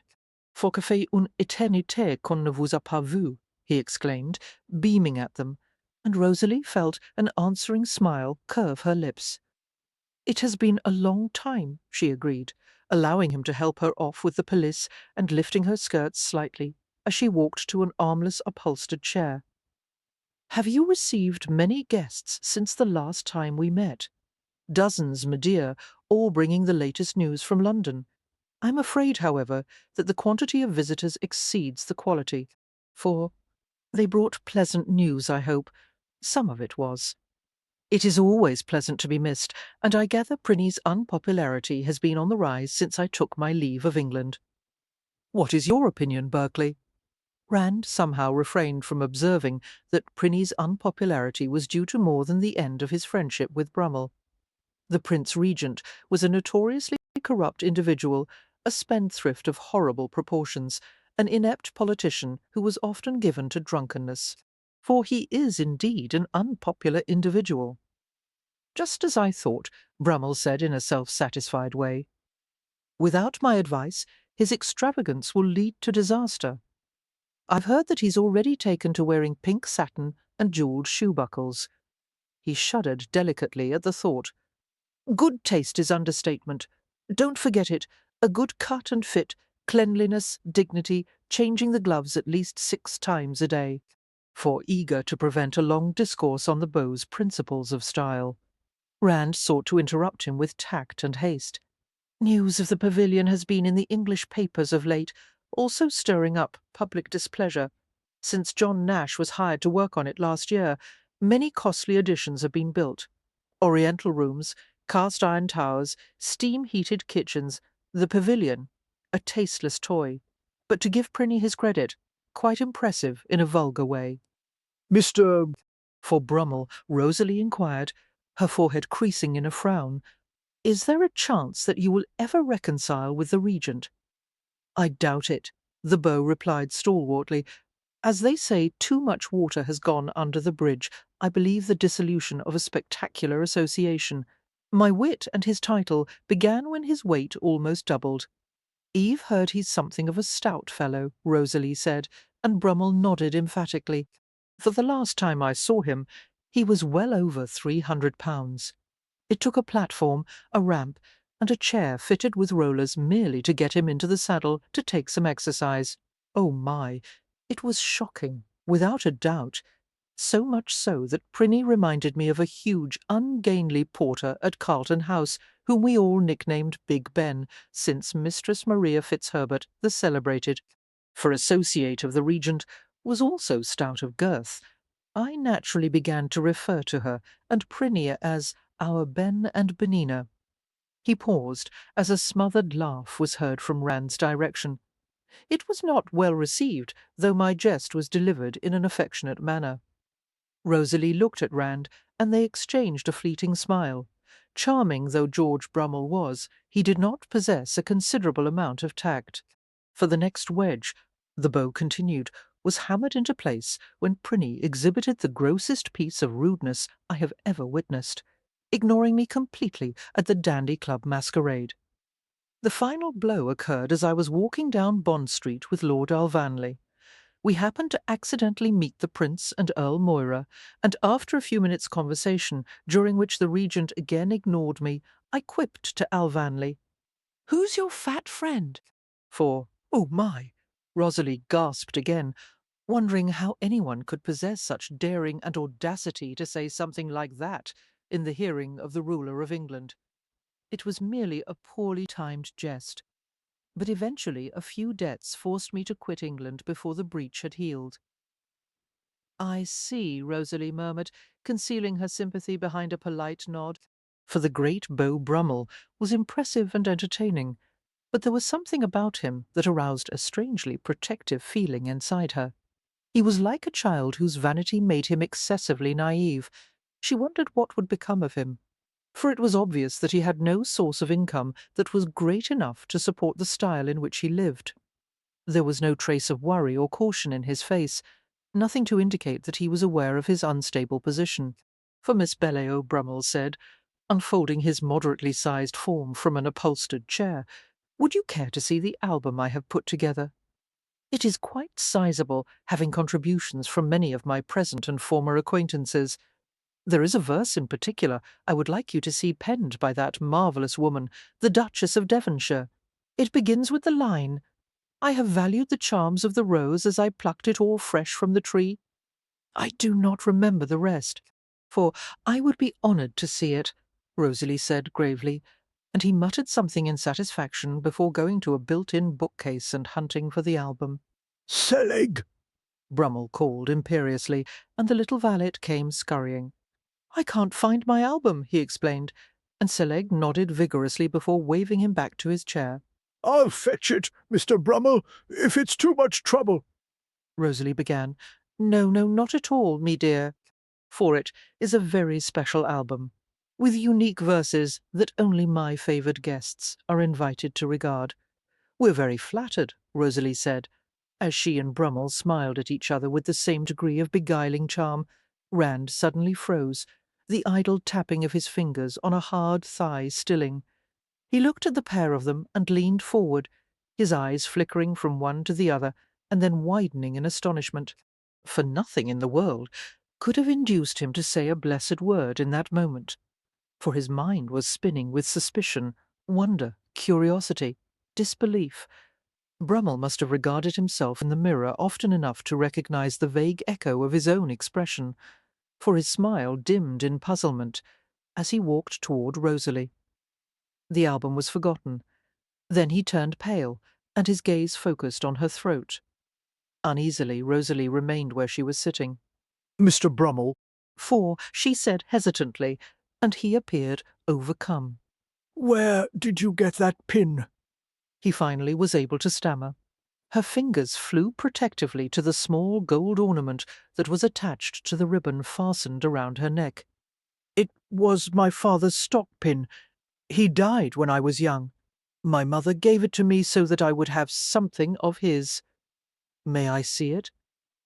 The words were taut, brittle, almost breaking in the complete silence. For confused, Rosalie untied the ribbon and handed it to him, the tiny gold circlet dangling from it like a teardrop. She was amazed to see that his hand was shaking. Darting a glance at Rand, she saw that his gaze was focused completely on Brummel. After she had relinquished the stock pin, the men seemed to have forgotten her very existence.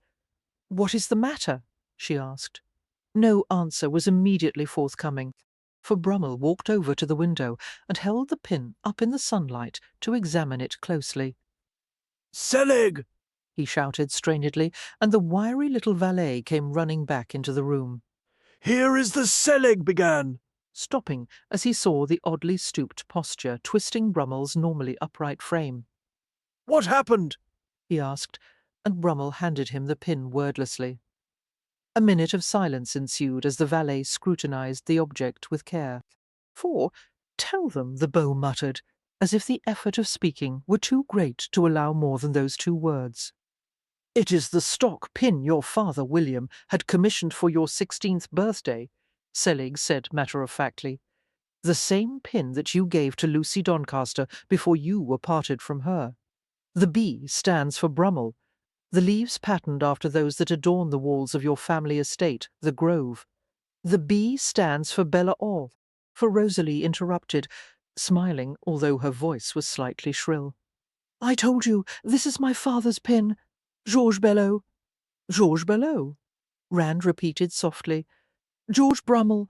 A strange coincidence that the initials are the same." "Stop it!" Rosalie snapped, her chest rising and falling rapidly. "Please, Miss Belleau," Brummel said, making an effort at calmness. "I'm sorry to distress you. Let us clear this matter immediately." "At once," she agreed sharply. "For then would you relate to us the circumstances of your birth?" "Certainly. I was born in 1796, the year I was 18, Brummel interjected, in France. My mother and father moved to London soon afterward. According to Maman, my father was a confectioner. He was killed by a stagecoach as he crossed the street from his store. You have been brought up solely by your mother? Yes. I have lived with her all of my life until I made the acquaintance of Lord Berkeley. For your mother's occupation? The beau pressed. She is governess to a respectable. Her name. Her name. Rosalie stared at him, transfixed by the urgency in his face. Unreasonably frightened, she stood up from the chair and backed away a step. She could hardly speak. Emile Belleau? She said, her throat dry. Before she was married. Silently, Rosalie shook her head. She had the premonition that he already knew the answer. Somehow she forced out the name. Emile Courtois, for a death-like pall fell over the room for so long that Rosalie thought she would cry out from the tension. Then Saleig broke the stillness. That was the name of Lucy Doncaster's governess. What are you saying? Rosalie demanded unsteadily. She must have. Lucy Doncaster might have borne you in Europe after she fled England? The valet replied gently. It is quite likely that you are a product of the relationship of George Brummel and Lucy Doncaster, for there is not only the pin to consider, but also the amazing likeness between you and her. Brummel clutched the pin in his fist, bending over and pressing it to his chest. No! Rosalie felt indignant tears well up in her eyes. My mother is Emile Courtois Belleau.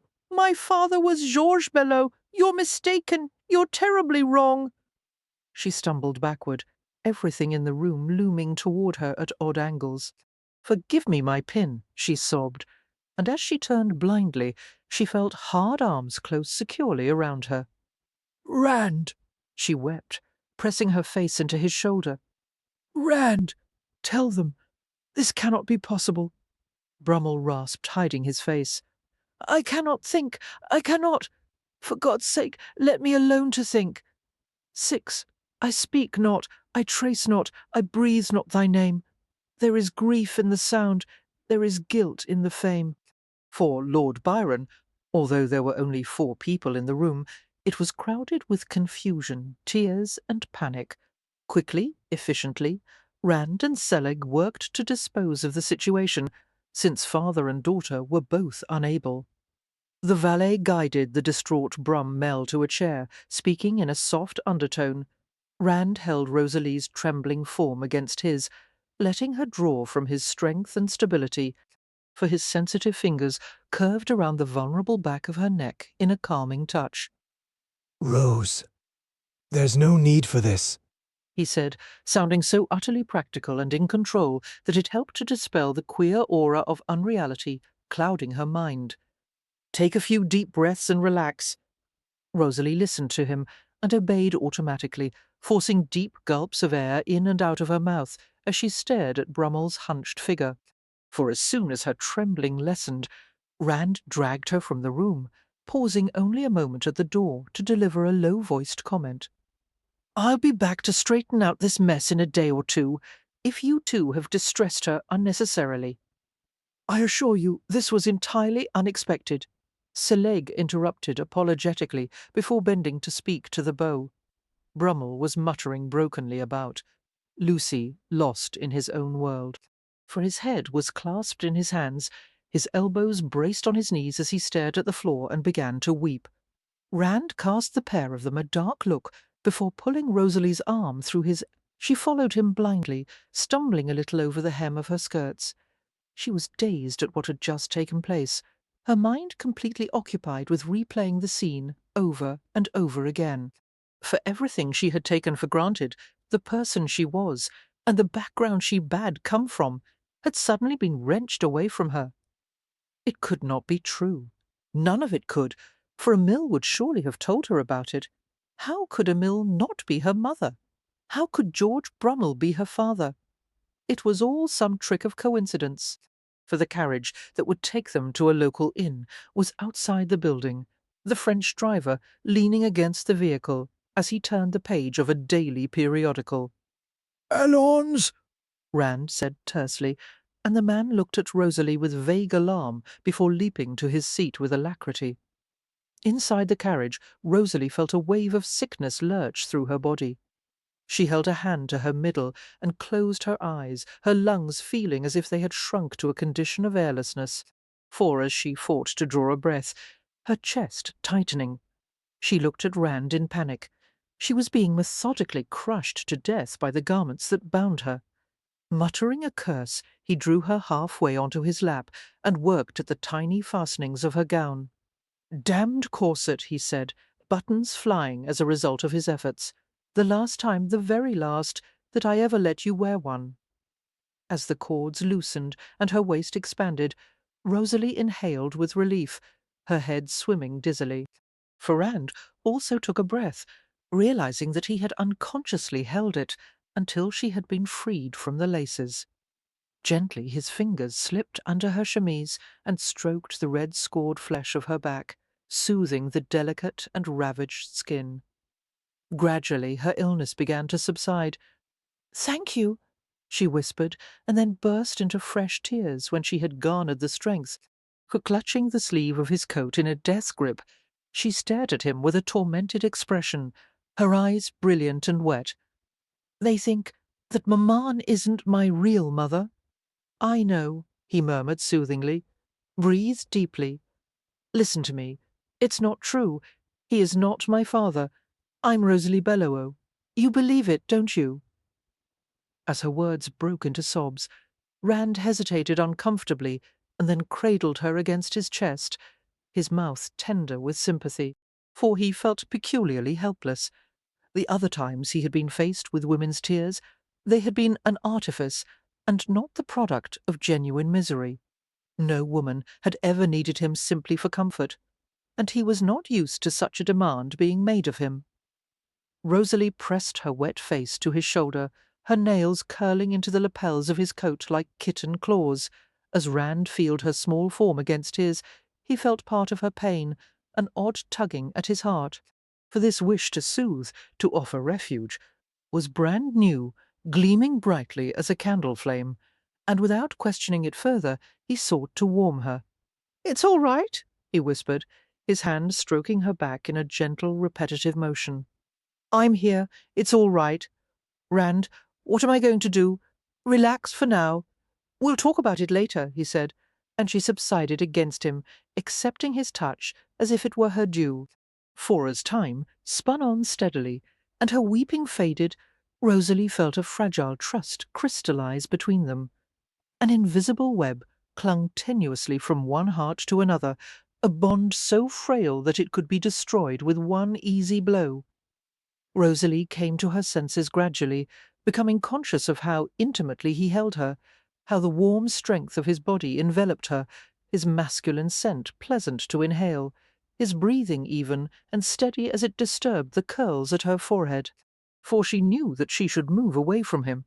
Surely by now Rand knew that she had recovered herself enough to move to the other seat. But Rosalie did not want to move at all. His body was solid and hard, yet strangely comfortable. Don't let go.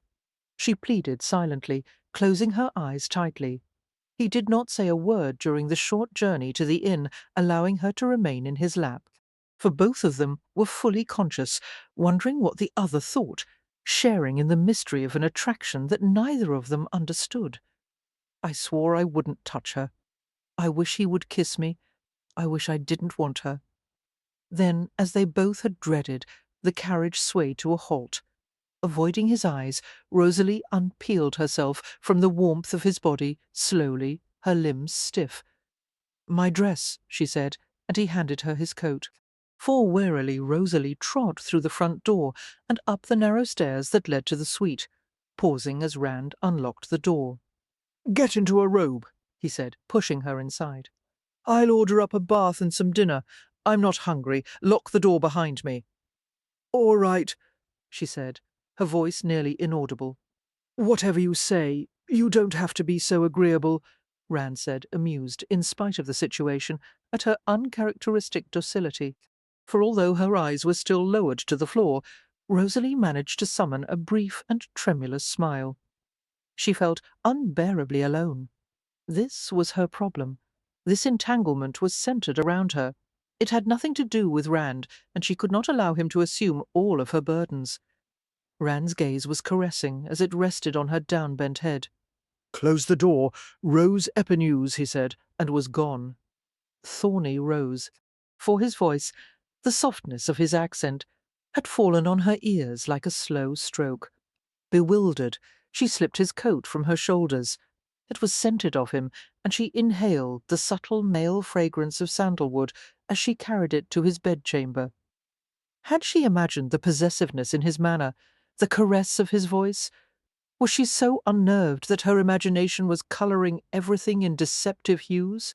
For when Rand returned, he bullied her into downing a glass of cherry brandy, which burned pleasantly as it rilled her with false courage.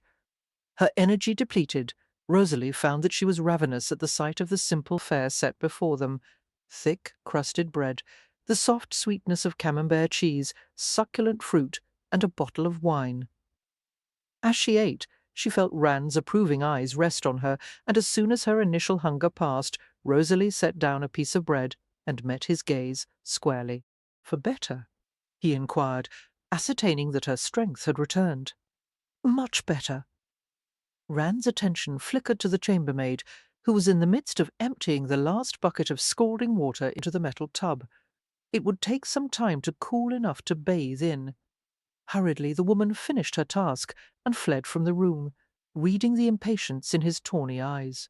For Rosalie's heart began to pound nervously as she realized that they were about to discuss what had happened, and all that she had eaten seemed to rise threateningly to the base of her throat. "I don't think I'm ready for this," she said, and an agitated laugh stuck in her throat. "I don't think I'll ever be." "All we have in front of us," Rand replied reassuringly, "are a few pieces of circumstantial evidence. Nothing's been proven. But what about the pin? For it's not all that distinctive. The initial B and the motif of a leaf pattern are nothing unusual. It could be pure coincidence. And my mother's name! What if she really had been Lucy Doncaster's governess? That doesn't necessarily mean you were Lucy's illegitimate daughter, no matter how much of a resemblance there might be. It's possible that this whole situation is a Bromelian tale that has gotten out of hand. For, as you've already gathered, the beau is not the most reliable source of information. He is romantic, he's fanciful, he's been weakened by a recent ordeal. I would sooner trust a London wine merchant not to water the claret than to take Brummell's word for anything. Rosalie sighed, at once grateful for his rational scepticism and unconvinced by it. Besides, Rand continued, there is no motive for keeping the existence of such a child secret. For Lucy Doncaster had several options more feasible than giving this hypothetical baby to her governess to raise. Her first reaction, I suspect, would have been to approach Brummell with the news and garner his support. Failing that, she could have married the Earl of Rotherham and pretended the infant was premature. "Why do you seem to know so much about it?" Rosalie could not resist asking dryly, and Rand smiled at her. Not from personal experience. But it is hardly an unprecedented dilemma.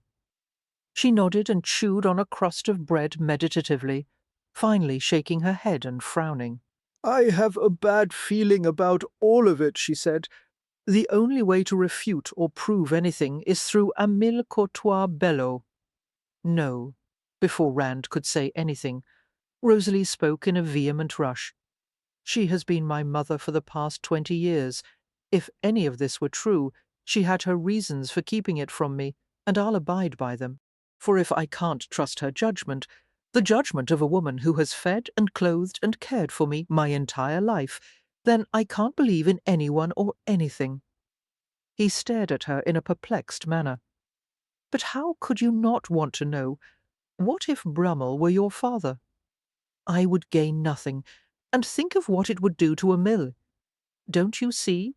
George Brummell is incapable, and I suspect unwilling to be a father to anyone." Her expression darkened with hurt. "For he didn't exactly open his arms to me this afternoon." Rand bit off an agreeing reply, and searched for something to offer in solace. He was shocked. He is too vain to want a child. He is a dandy, and it's common knowledge that men like him resent growing old. They don't want reminders of their age." Rosalie's expression became haunted as she continued. "And as for Lucy, if she was my natural mother, I don't know or care why she wouldn't want me. For Emil did, and that's what matters." Rand nodded slowly, sensing that now was not the time to try to change Rosalie's mind. She was tired, and she was not ready to be honest with herself. He knew her well enough to be certain that she did care about her past, and that she wanted desperately to know more about Lucy Doncaster. But Rosalie was afraid of the secrets that the past held, and it would take time to build her courage. "Then we'll let the subject rest for now. For you don't agree with my decision," Rosalie said, her eyes questioning as they searched his face. She couldn't tell what he thought. He lifted his shoulders in a slight shrug. "It's not my right to tell you what to do."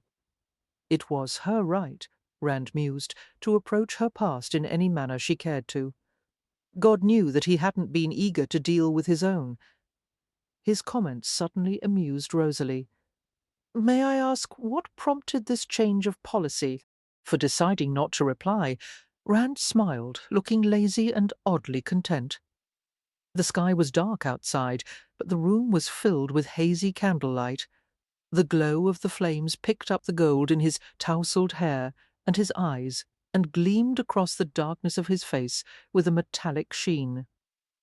Rosalie was momentarily engrossed in his movements as he stretched his arms back and locked them behind his head, his muscles swelling and then smoothing under the whiteness of his skirt. For what a strange sight he was with his gentleman's attire and his swarthy skin. It was an incongruous combination, but oddly attractive nevertheless. As Rosalie looked at him with inquiring sweetness, Rand felt an aching hollowness gather in the pit of his stomach. He wanted to hold her again. He wanted to taste and touch her, and he realized that he had run out of pretenses to lure her into his arms. What recourse was left? For he looked at her in hungry contemplation, and felt some part of himself give way to a stronger demand. "Rose, what would you do if I asked you to come over here?" he asked quietly, his intent stare urging her to trust him. Rosalie blinked in immediate confusion, wondering if she had heard him correctly. I don't know," she said, her forehead creasing. "I suppose it would depend on why. You know why?" His voice was softer now, more coaxing. For a long pause ensued before he spoke again. "Come here."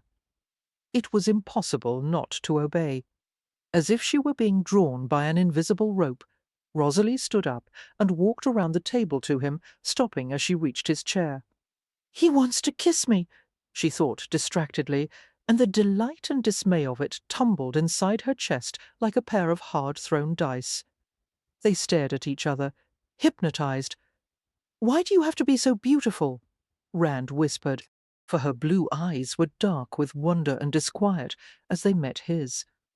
Still, she stood by him, every instinct clamouring for her to stay. Don't give me a reason to. She began to warn, but Rand interrupted her huskily. I will never hurt you again, Rose. I will never do anything you don't want. You must know by now that my word is good. She nodded slowly, suppressing a tiny shiver at the honey-soft way he spoke. I believe you. Then come closer. The air was fraught with suspense, for after several moments of inner debate, she moved hesitantly to sit down on his thigh, feeling the hard muscles flex beneath her as he shifted to accommodate her. His hands settled at her waist, their pressure light and firm, a steady influence that served to keep her secure, still, close. Suddenly trembling with the awareness of what she was doing, Rosalie extended her hands and placed them on his shoulders, for her fingers spread over their breadth and strength, her thumbs detecting a strong pulse through the thin material of his shirt as they pressed into the shallow hollows beneath his collarbone. She was nervous. A quick impulse to pull away from him seized her, but something caused her to remain. Perhaps it was the curiosity to bat pulsed inside of her, or the odd waiting look in his gold-green eyes. Perhaps the insane feeling that he deserved the right to hold her in this way, for his fingertips rested on her body with gentle lightness, promising magic. "I've tried to take kisses from you before," Rand said huskily, drawing her further between his spread knees. "But you would not yield to me." "You were different then," she whispered, thinking of how his mouth had crushed hers. "I remember. Don't." Rand's gaze was edged with bleakness. "Don't remember any more. Let me replace your memories." For the stillness stretched between them, surrounded them, seemed to press her slowly toward him. His words, his gaze, the strange new leniency about his mouth, all of it tempted her beyond reason. Slowly, Rosalie lowered her head, finding his mouth with her own, shivering slightly as they first touched. His lips were warm, firm, undemanding. She knew that it was an inexpert kiss, for she did not know what to do except to press her mouth against his. For surely a man of his experience would not be satisfied by her unworldliness. But when she lifted her head with a shaky breath, Rosalie saw that Rand had also been affected. His gaze was soft and hot with desire, his chest rising and falling a degree more quickly than before. Underneath her hands, his pulse had increased in strength. The silence was broken only by the faint sputter of a candle flame. Rand was unaccountably touched by the innocence of the chaste caress. For as Rosalie watched him with the wary courage of a kitten, he fought hard to tamp down the violent strength of his response to her, and he won the inner battle by only a hair. "Is that what you—" she breathed, her hands tightening an inch or two closer around his neck, her body tingling as the tender surface of her inner arms brushed his skin. Was that all right? Rand longed wildly in that moment to drag her into his bedroom, for the feel of her, as she perched on his lap, was unbearably tempting, like a kitten begging to be cuddled. She was so soft and feminine, so easy to hold. The insistent pressure of need in his body increased, and he lashed down his impatience ruthlessly. "Yes," he rasped, a sultry glow emphasizing the gold in his eyes.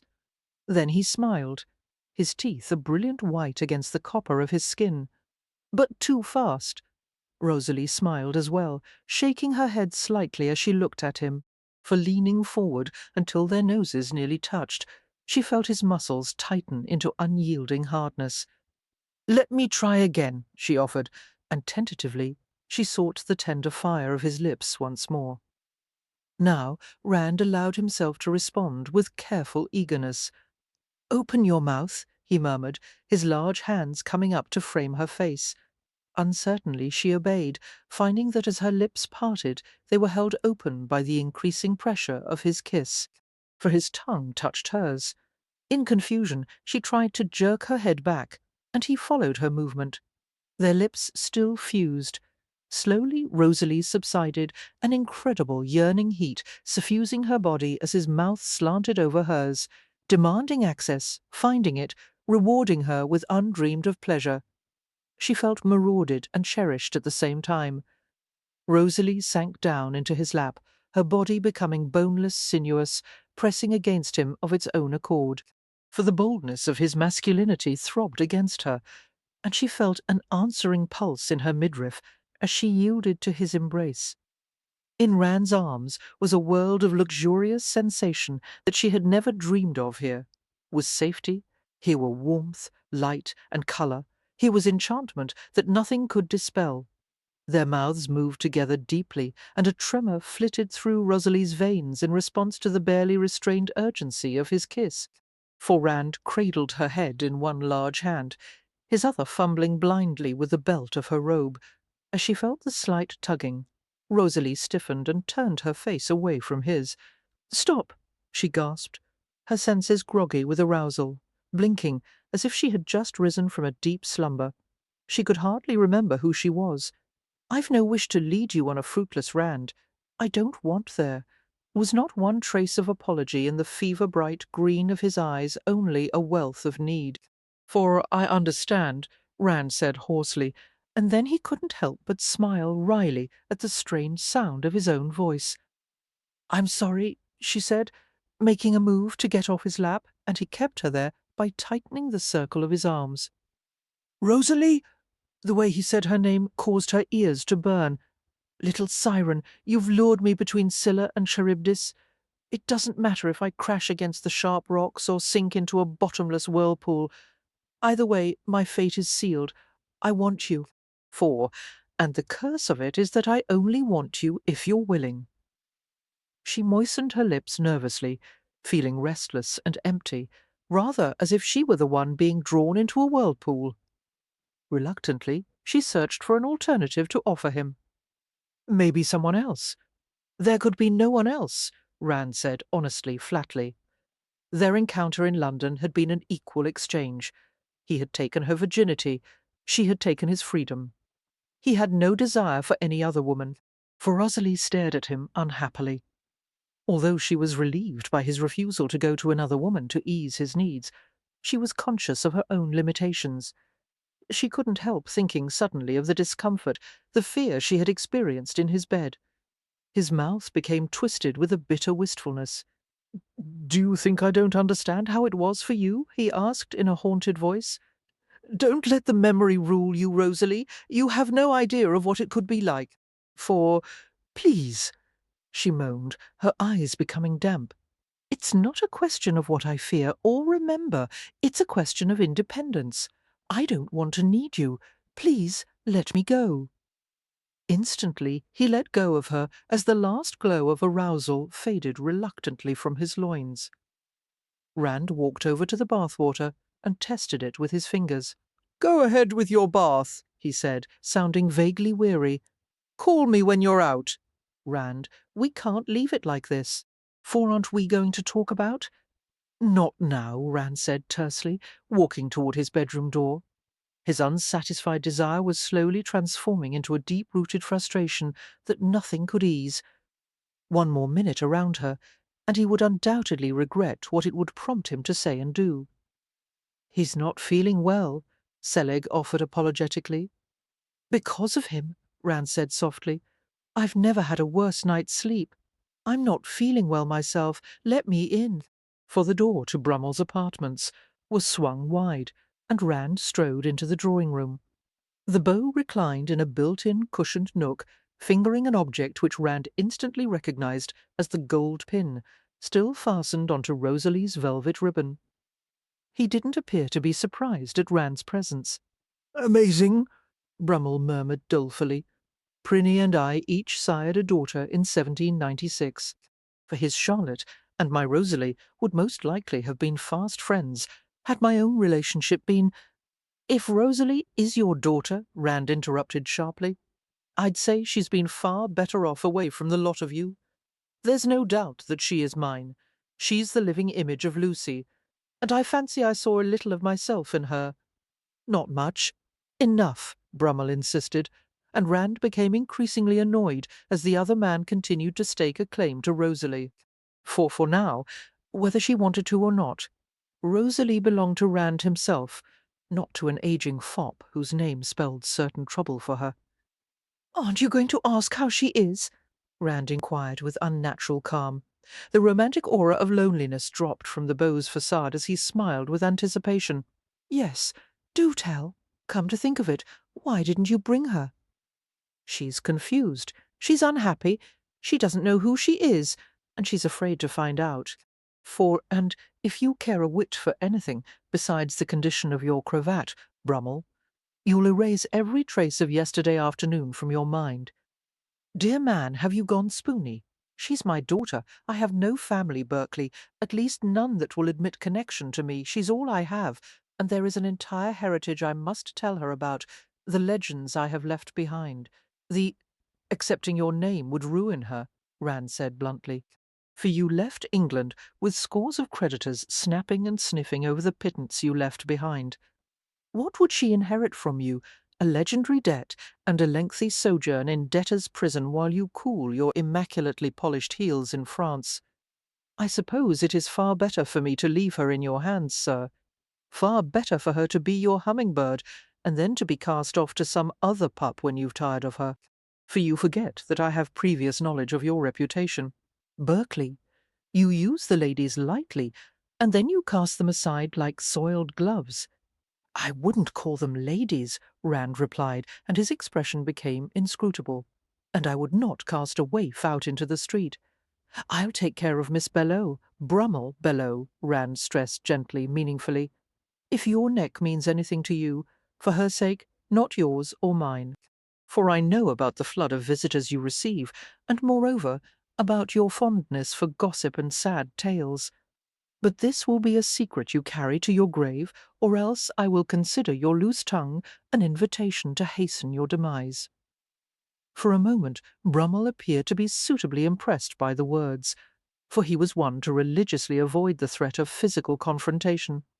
Then he managed to put on a show of unconcern.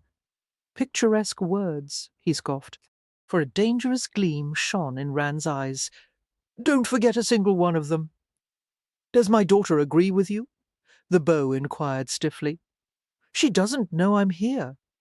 Rand began to leave, and then stopped as if remembering something. As of now, only 4 people know of the possibility of her connection to you. If the rumor ever gets out, it will spread like wildfire, and I'll know that it wasn't started by me or my hummingbird. He emphasized the last word with light sarcasm, for I would advise both you and your valet to hold your tongues. Selig, show our visitor out, Brummel commanded, striving to attain an imperious tone. I know the way, Rand assured him, but hesitated before he left. One more thing, Brummel, the pin. I want it back, in the event that Miss Belleau decides she would like to have it. The beau suddenly flushed in distress, shaking his head and meeting Rand's eyes directly. I can't give it to you. It's not yours to withhold, for the pin was given to her by her mother. My God, man, Brummel said slowly, the first real traces of emotion lacing through his voice. Are you really as heartless as your reputation would indicate? She's my daughter. I'll go to my grave believing it, and from all appearances I'll go without ever having known her. The pin is the only proof, the only sign that I have of her existence. Rand went through a brief inner debate before nodding reluctantly. For once they had returned to Lothair. Rosalie found her dilemma growing worse daily, for she was trapped in a situation that she had never anticipated. Confronted with 2 unacceptable alternatives, either to have Rand or not to have him. She tried instead to find a middle ground. That proved to be impossible. She had decided at first to treat him with casual friendliness, studiedly ignoring any spark of the sexual awareness between them. For the ploy failed, because any hint of amiability between them seemed destined to turn rapidly into intimacy. A simple exchange of smiles turned into a long look of shared desire. A touch of the hands threatened to become a much warmer embrace. She thought all of the time about kissing him, and wound up blushing guiltily whenever their eyes met. Finally, Rosalie resorted to her old antagonism, which was an even worse tactic. For the arguments, the sharp, fast exchanges they engaged in so readily, held a powerful undercurrent of excitement. In those moments, they wanted each other the most, and so Rosalie began to feel helpless against the oncoming tide of her feelings for him. But what would happen after she gave herself to him? Rosalie was afraid that the old saying was true, that what attracted a man in a woman rarely bound him to her, for she did not want to touch heaven and then settle for less. Much better never to know what she could not have. Rand did not make the situation any easier. At times he looked at her so intently that she flushed in pleasure and confusion. How heady it was to be desired by such a man, for she had not allowed herself the right to feel possessive toward him. But when they walked down the streets of Havre, pausing to look at the gaudy merchandise displayed in the store windows, Rosalie was aware that many envious eyes were on her. Rand, with his tall, well-built form and exotic colouring, was a highly visible prize. Helpfully, Rand left the Lothair during the moments when the closeness became unbearable, for Rosalie made the disagreeable discovery that she spent most of the time that they were apart wondering when he would return. Steadfastly, she refused to mention their oncoming departure from France, even though it was obvious that business affairs would be resolved soon. A new life in London, new employment, being able to see and talk companion to a kindly widow, or nanny to young children of an agreeable family. But Rosalie found no gladness in anticipating the end of their stay in France. To be strictly truthful, she wondered how she would bear never seeing Rand again. For when she was old and grey-haired, she would still be able to cast her mind back to the time when the not-yet Earl of Berkeley had wanted her passionately, had danced alone with her in a little ballroom, and kissed her once with the warmth of a blazing noontime sun. She would live the memories over and over, keeping them worn bright with use. On the dreaded day when the American cotton finally arrived at port, Rosalie sipped her chocolate and watched Rand shave. For after becoming accustomed to the small intimacies of living together, such as helping with dress fastenings and the tying of cravats, Rosalie's habit of creeping into his room to watch him perform the morning ritual of shaving caused little comment from Rand. For after their first week in Havre, Rosalie had admitted to herself that she enjoyed looking at him so casually dressed in the wine-shaded robe, the long, powerful muscles of his calves, the light golden skin at the back of his neck, the sparse glinting fur visible at the part of his chest that the robe didn't cover. She had never had the occasion to pursue the body of a man with such leisure before, and Rand Vass undoubtedly a prime example of what was most desirable in a man, for he did not have the slender, elegant physique of many of the admired and celebrated bucks. Instead, he was tall and substantially built, well conditioned from riding and hunting. His body was hard, muscular, and compact, unaltered by pads or stays. Rosalie had come to find his lack of artifice attractive, more so than the carefully curled locks, the reed-like slimness, and the refined shapes of more fashionable men. Surely, she thought, no woman in her right mind would disagree. Rand? For she questioned as he scraped the last trace of soap from his face. Yes. What happens if the shipment is good? Berkeley Shipping will probably win the silk manufacturing contract over East India, giving us a good portion of a valuable market. What else? You and I go home. From my grandfather, I receive praise for a job well done, for proving myself capable of handling the family affairs, and my share of the inheritance will be declared secure. What if it isn't? For I engage in an ignominious battle, pointing fingers and resorting to pleading and threats, developing tremendous headaches, and losing my appetite, and you and I remain here until the problem is resolved. Rosalie squelched the traitorous hope that she would be given a few weeks' reprieve. For Rand's sake, she would hope that the cotton bales were without flaw. For as he hunted on the washstand for a fresh towel, Rosalie stood up from the chair she had been leaning against and walked over to him. Seeing her approach from the vantage of the mirror, Rand turned around and looked down at her with a question in his hazel eyes. Without her slippers on, her head came to a spot well below his chin. It always surprised him, when they were close, how small she was. His heart skipped a beat as she reached up to his face with her fingertips. Fortunately, Rosalie wiped away a smudge of soap from the underside of his jaw with her thumb and smiled at him. "You missed it," she stated unnecessarily, and then she stood on her toes to press a lightning-quick kiss to his smooth-shaven cheek. He was utterly still, his expression unfathomable. Good luck, Monsieur Berkeley.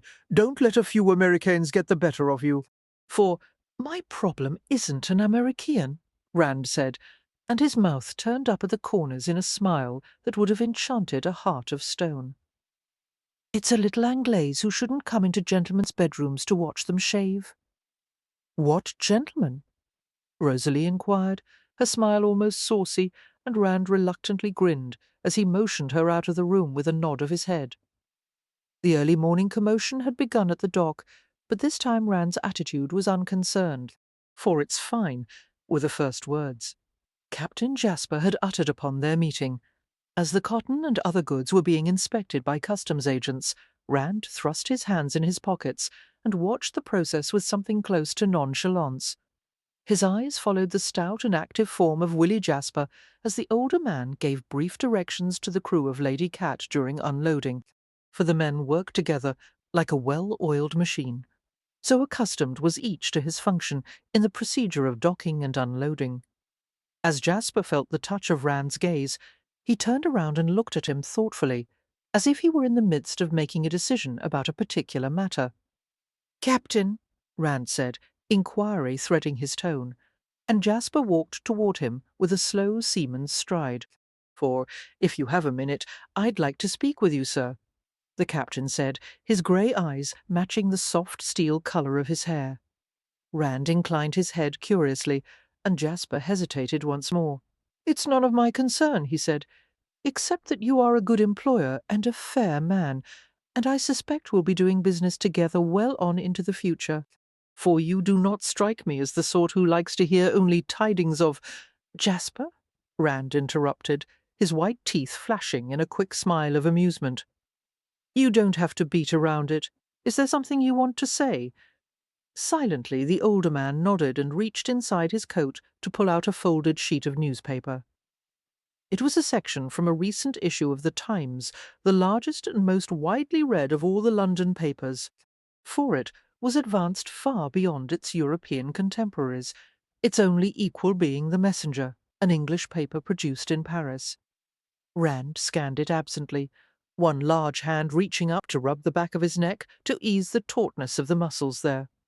Then, under the column labelled France, the words leapt out at him.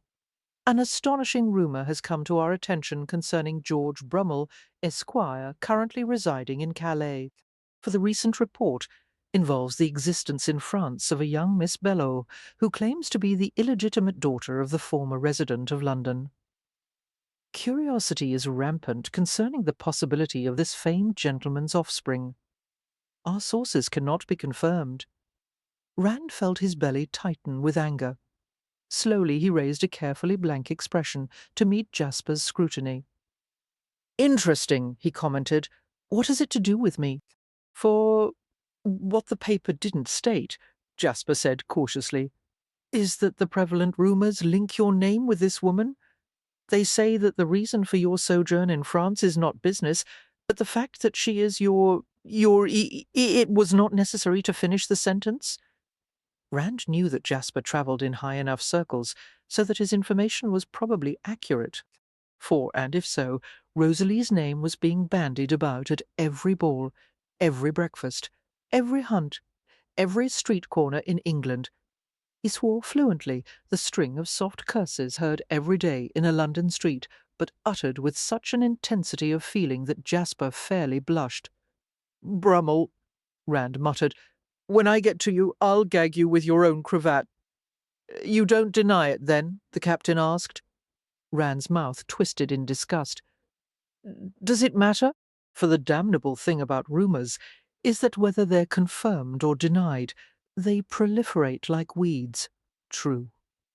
Jasper was about to add something when he spied a fraying hemp rope being used to lower one of the small, heavy crates of porcelain. "Excuse me, I must attend to something."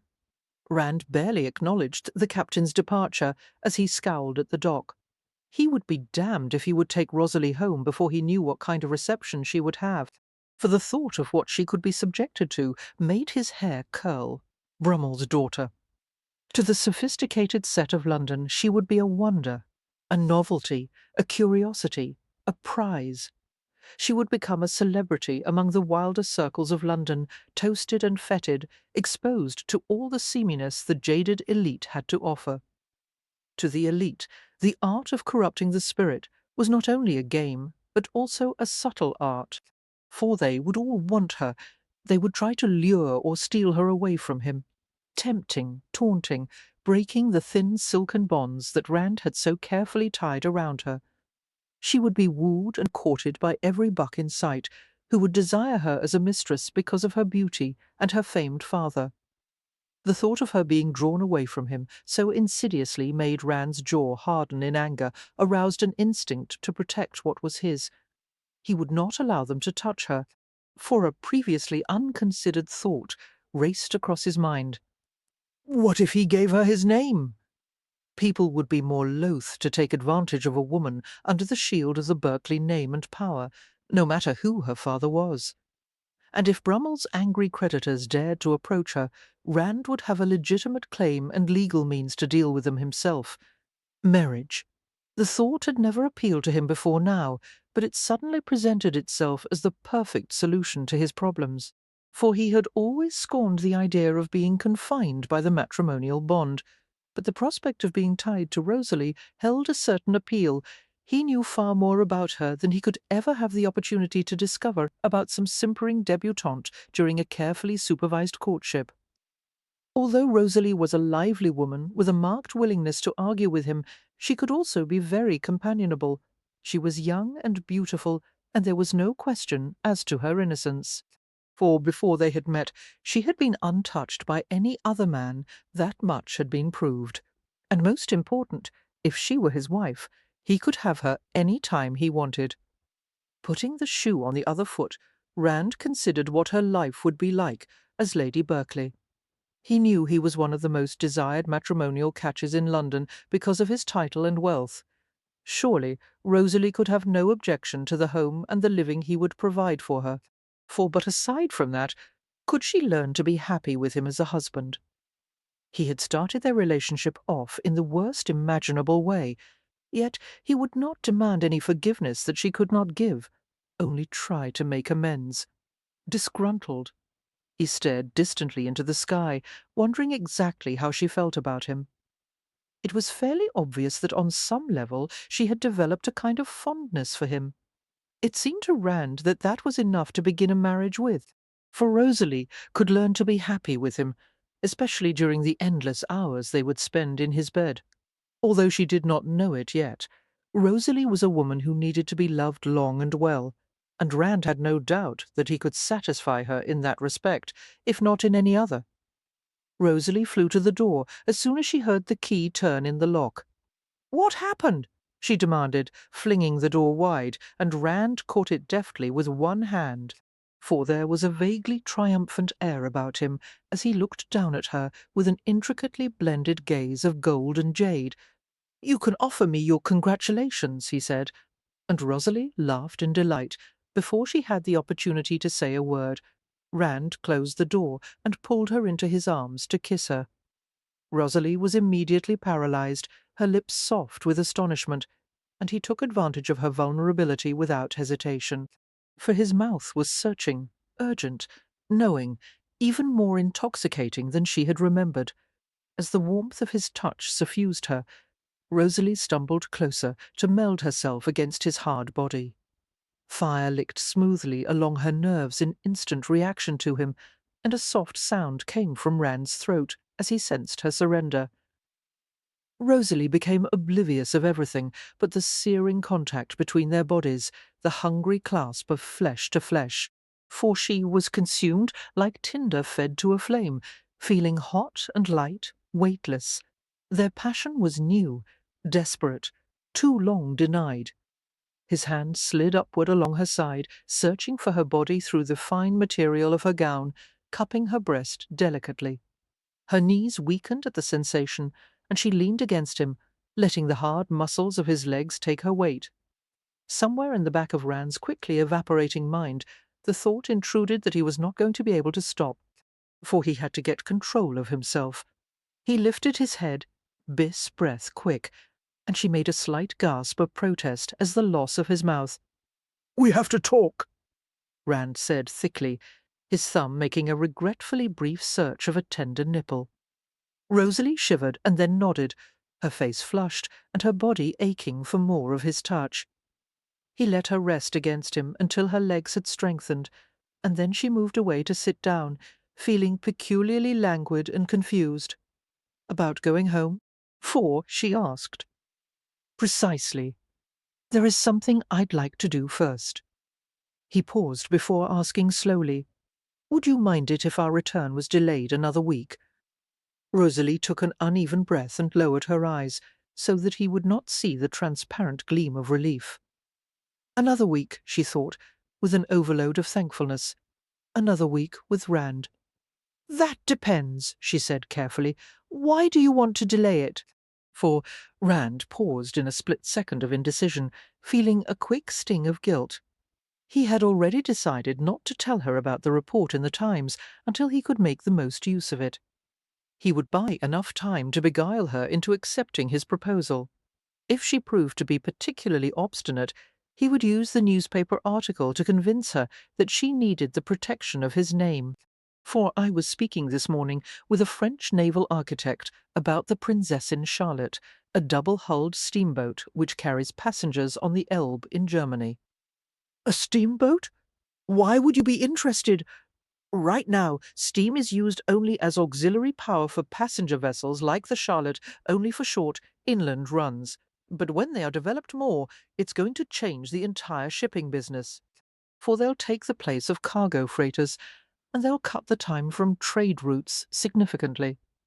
And you want to talk more about it with this naval architect? I want to talk more about it with someone in Paris, a former apprentice of Robert Fulton. When Fulton lived in Paris, he built a steamboat that went up the Seine, and he left behind a few burgeoning experts in steam navigation. Rosalie frowned. She was hardly concerned about Fulton, steamships, or trade. For what occupied her thoughts was the prospect of Rand leaving her alone for a week while he went to Paris. "How soon are you going to leave?" she managed to ask quietly. Rand smiled at her. "That depends on how much you intend to pack." "How much she repeated, dumbfounded, and his smile deepened. "Unless you don't want to go." Rosalie recovered quickly and masked her elation by adopting an undecided expression. "Will it be very boring, talking to some old man about ships?" For she looked so much like a little French coquette that Rand had to smother an impulse to snatch her up and kiss her until she was senseless. "Boring?" he questioned thoughtfully. "Have you ever sailed up the Seine in a full-rigged freighter? Have you ever gone to the Maison d'Or and whispered behind your fan as the dandies strolled by? Seen a play at the Comédie Française? Have you ever gone dancing in Paris until the night ends and dawn begins?" No. For her gaze was filled with excitement and longing. "Then you won't be bored. Go and pack." Rand grinned as she scampered off to her room.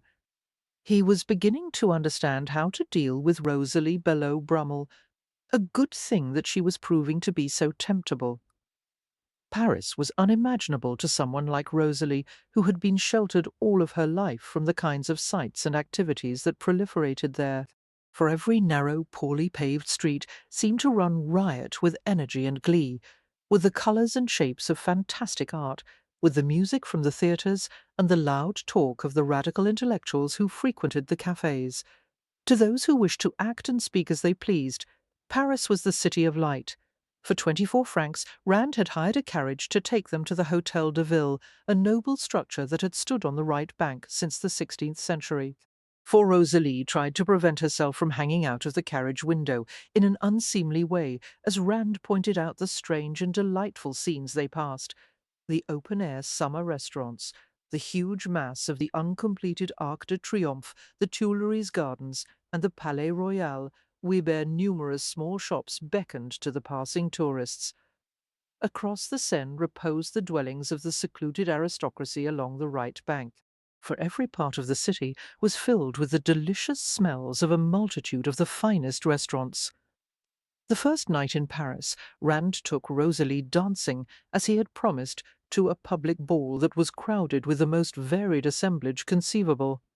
It was filled with gamblers, prostitutes, aristocrats, and elegant ladies who intermingled as if the sharp class distinctions they usually sought to protect did not exist. There was an orchestra at either end of the dance hall. For the music of the fiddle, clarinet, and the cornet, a piston floated out of the huge Gothic doors to the small garden walkways that were lit with coloured paper lanterns. Inside, Rosalie went to the refreshment table after the first quadrille and eyed the drinks with dismay.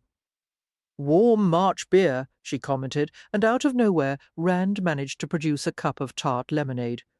"You're a magician," she accused, laughing up at him, and then downing half the drink in a few rapid swallows. For she was careful not to let the pink liquid spot either her long gloves or the immaculate high-waisted, puff-sleeved gown she wore. The daylight blue gown was at first glance demure, but the neckline was cut so deeply that it riveted the attention of all who saw her. The fragile inset of Valenciennes lace did nothing to camouflage the alluring veil between her breasts. Be careful, Rand said, picking up a fresh three-cornered puff and eyeing it with interest, for you might come to find me indispensable. Tonight I do, Rosalie said, biting off the corner of the puff and allowing him to finish the rest of it. You're a better dancer than anyone else here. She felt like she was flying when they moved together. She had felt the stares of many people on them as Rand had whirled her around the ballroom, and strangely she had not minded being regarded as his woman. Rand smiled at her, wondering at her relaxed openness with him. For it was a new attitude, one which interested him greatly. It seemed that there had been a few changes in Rosalie since he had first brought her to France. A dancer is only as good as his partner. Not true, she corrected, taking another refreshing swallow of the sugar fruit and water concoction. I know the extent of my capabilities. You enhance them greatly. False modesty. Are you looking for more complimerates from me? Rand accused softly.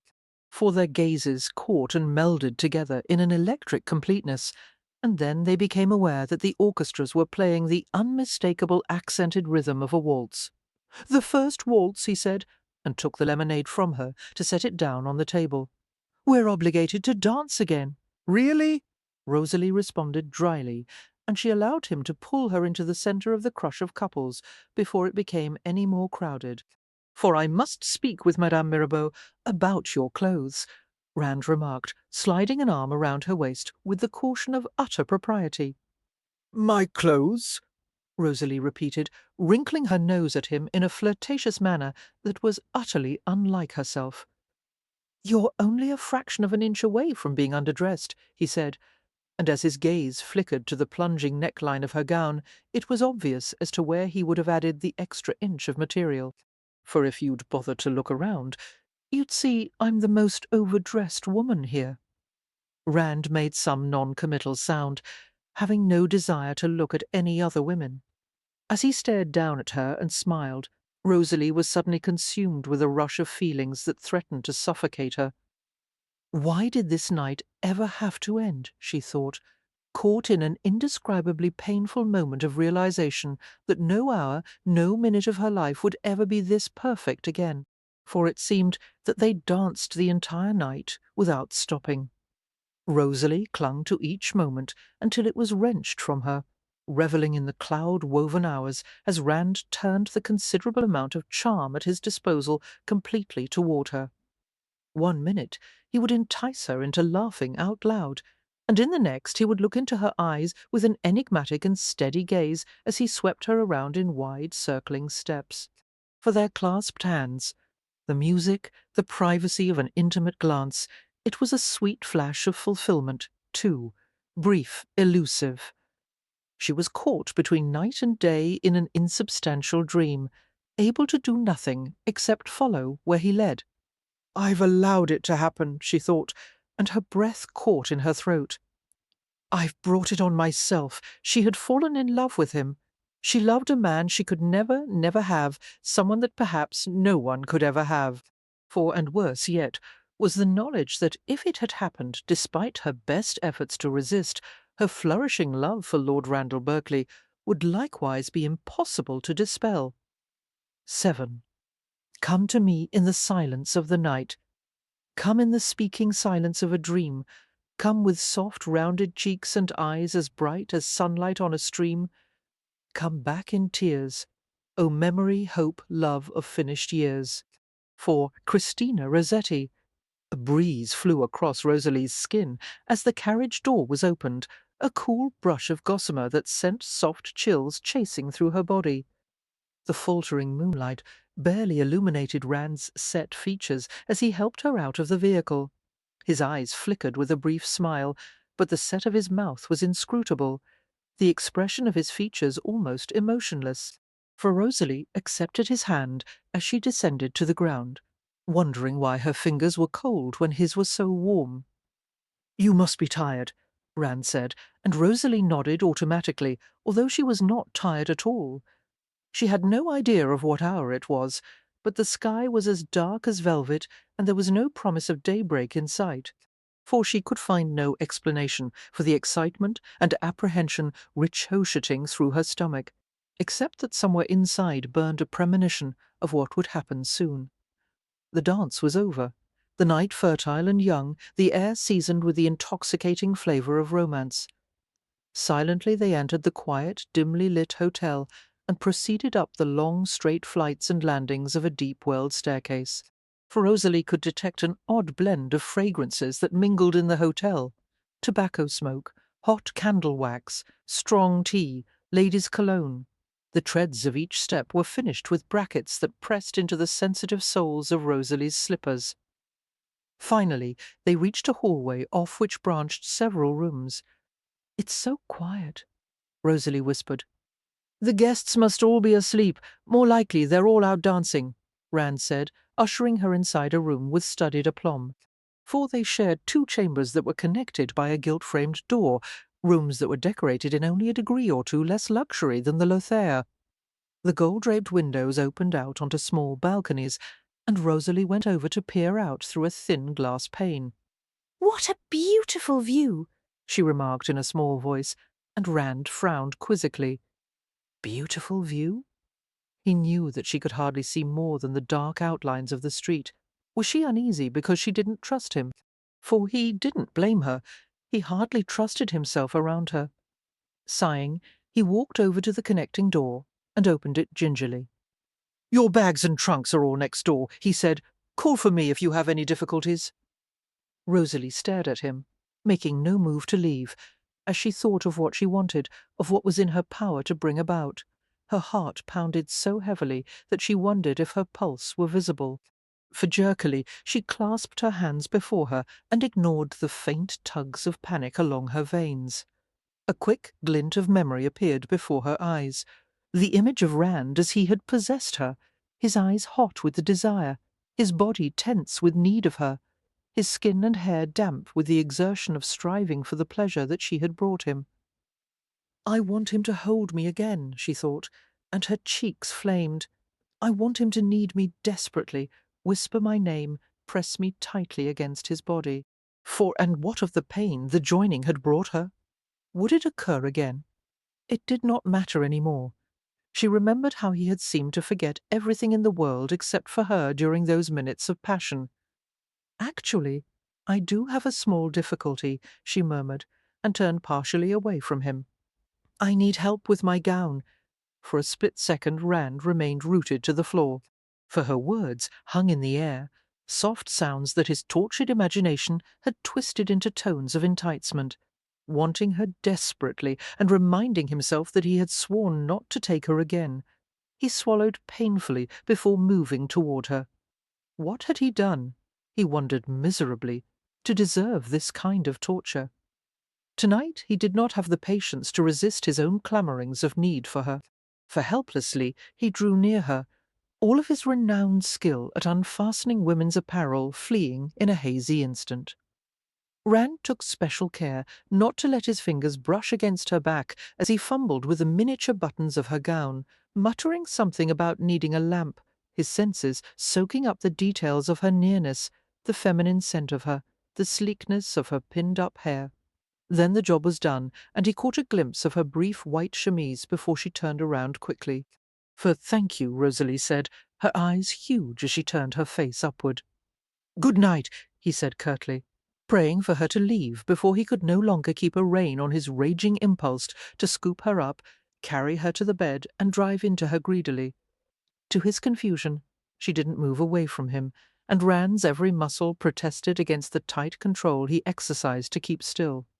"Rose, you'd better leave," he said, his voice harsher than he had intended. Rand, for she withheld the other words she wanted to say, wondering wildly how to continue. She had no experience at seducing a man. How could she please him? What if she disappointed him? This is a terrible idea, she thought, and yet she stood there mutely as she met his eyes.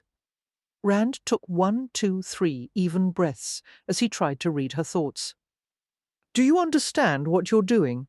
he finally asked hoarsely. Rose, do you understand what I'm thinking and what's going to happen if you don't go? 4. She managed to nod jerkily. Suddenly, Rand reached for her with a smothered curse and enveloped her in his arms, his hands sliding inside the gaping back of her gown. His mouth sought hers and found it instantly, tasting, devouring. Rosalie closed her eyes, wrapping her arms around him loosely. As the kiss forced her head back, she opened her mouth under the pressure of his, allowing the steel bands of his arms to crush her against him. For her nostrils were filled with the fresh, intoxicating scent of him, a pleasant masculine distillation that had a peculiarly seductive effect on her. A strange warmth seeped lazily through her body, and Rosalie discovered that her knees had suddenly turned to rubber. Rand's fingers tangled in her hair, anchoring her in one position, as his head moved slowly over hers, his tongue mating with hers, and then exploring the deepest recesses of her mouth. For heady desire pounded through her relentlessly, a delicious excitement that overwhelmed every inch of her body. She had dreamed of a lover who would be tender and gentle, but Rand was impatient, insistent, voracious, kissing her as if he were a starving man partaking of life-giving sustenance. She didn't mind his roughness. She welcomed it as the hard, unyielding masculinity of him provided relief for the hunger of her aroused flesh. For he lifted his mouth from hers, and Rosalie heard with shock the sound of her own voice as the cool air robbed the moistness from her lips. "Don't stop." She seemed to be pleading, and he pulled her up against him as the scorching heat of his mouth slid along her fragile neck. She felt the bold hardness of him between her legs, the strident masculinity of his body both threatening and arousing, and she shuddered in rapidly awakening anticipation of what was yet to happen. Rose. For he rasped, his arms tightening around her as his hands wandered fervently over her slender form. "I've wanted you more every day. I've tried to forget what it was like to hold you. It's no use. You're mine, and I can't last one more night without you." Recklessly she pressed closer, her mind clouded with misty excitement. "You told me? It could be different from how it was before," Rosalie said breathlessly. "Prove it to me." For Rand stared down at her with eyes that had dark end to velvet green, focusing on the swollen curve of her lips. "It will be different," he said thickly, and his thumbs caressed the exquisite line of her jaw, burying his mouth in the curve of her neck and shoulder. Rand stilled himself for a moment as he fought for self-possession. He could so easily be overcome by the urgency of his own passion, but that was not what he wanted, for he intended to make Rosalie as drunk with desire as he was, and that would take much more time. Painstakingly, Rand pulled the pins from her hair, his heartbeat seeming to triple as the heavy mass of satin fell down her back. Heady thoughts surged through his mind. She was more beautiful to him than any woman he had ever seen. She was everything he wanted. She was here in his arms. For he felt her stir against him with the beginnings of arousal, and as painful as it was, Rand forced himself to go slowly. The sleeves of Rosalie's gown were halfway down her arms. Easing the garment down, Rand pulled her hands free and bade her to lock them around his neck. Her breath came fast and shallow through her lips, mingling with his as he caressed her breasts through the light, filmy chemise. For light-headed and filled with an unfamiliar languor, Rosalie made no protest as he eased the undergarment down to her waist.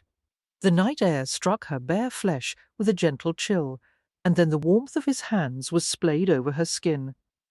An odd quake shook her as she stood half-naked before him, realizing that he was still fully dressed.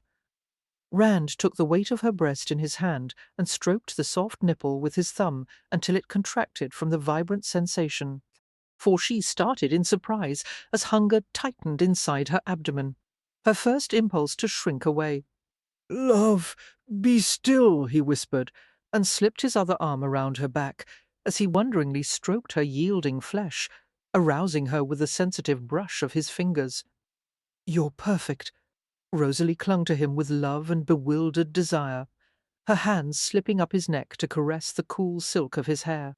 For Rand, She finally moaned, recoiling from the lightning that gnawed at her vitals. Blindly, he lowered his mouth to hers, seeking the fullness of her response, until she hardly noticed, as her chemise and gown dropped to the floor. When she was naked, Rand lifted her and carried her to the bed, her satin-skinned body fragile and supple in his arms. "Before we go any further," he said, shrugging out of his coat in one lithe, efficient movement, "you should understand something, for this won't be the last time. And after tonight I won't wait for any more shy advances." His voice was heavy with desire. It was difficult for him to say the words, for he doubted that he would ever want anything as much as he wanted in this moment to possess her. Yet he intended that there would be no surprises on the morrow. Rosalie lay before him and shivered slightly, her pale form startlingly lovely, the shine of her eyes visible even in the darkness of the room. For her hands closed and unclosed in a restlessness she had never experienced before, her body seeming to throb with fever, her very skin fervid and bereft without his soothing touch. "Please come to me," she gasped fitfully, unaware of anything but a distress that only he could ease. "Please." His passion raged, and Rand knew that he could not stop himself from taking her, any more than he could hold back the tide. For impatiently he stripped off the rest of his clothing and dragged the covers away from the place where Rosalie lay. She was still and quiescent as he moved to reclaim her, his arms sliding beneath her neck to elevate her head, and one hand coming to rest lightly on her flat stomach. Curiously attuned to her, Rand sensed the innocent shyness she felt at the intimate warmth of his hands, and his heart contracted in silent empathy. For he forced himself to wait until her hands lifted to his back in a delicate, questing touch, her fingertips examining the hard, deep solidity of his muscles, the burnished smoothness of his shoulders, the masculine furring over his chest. "Rand?"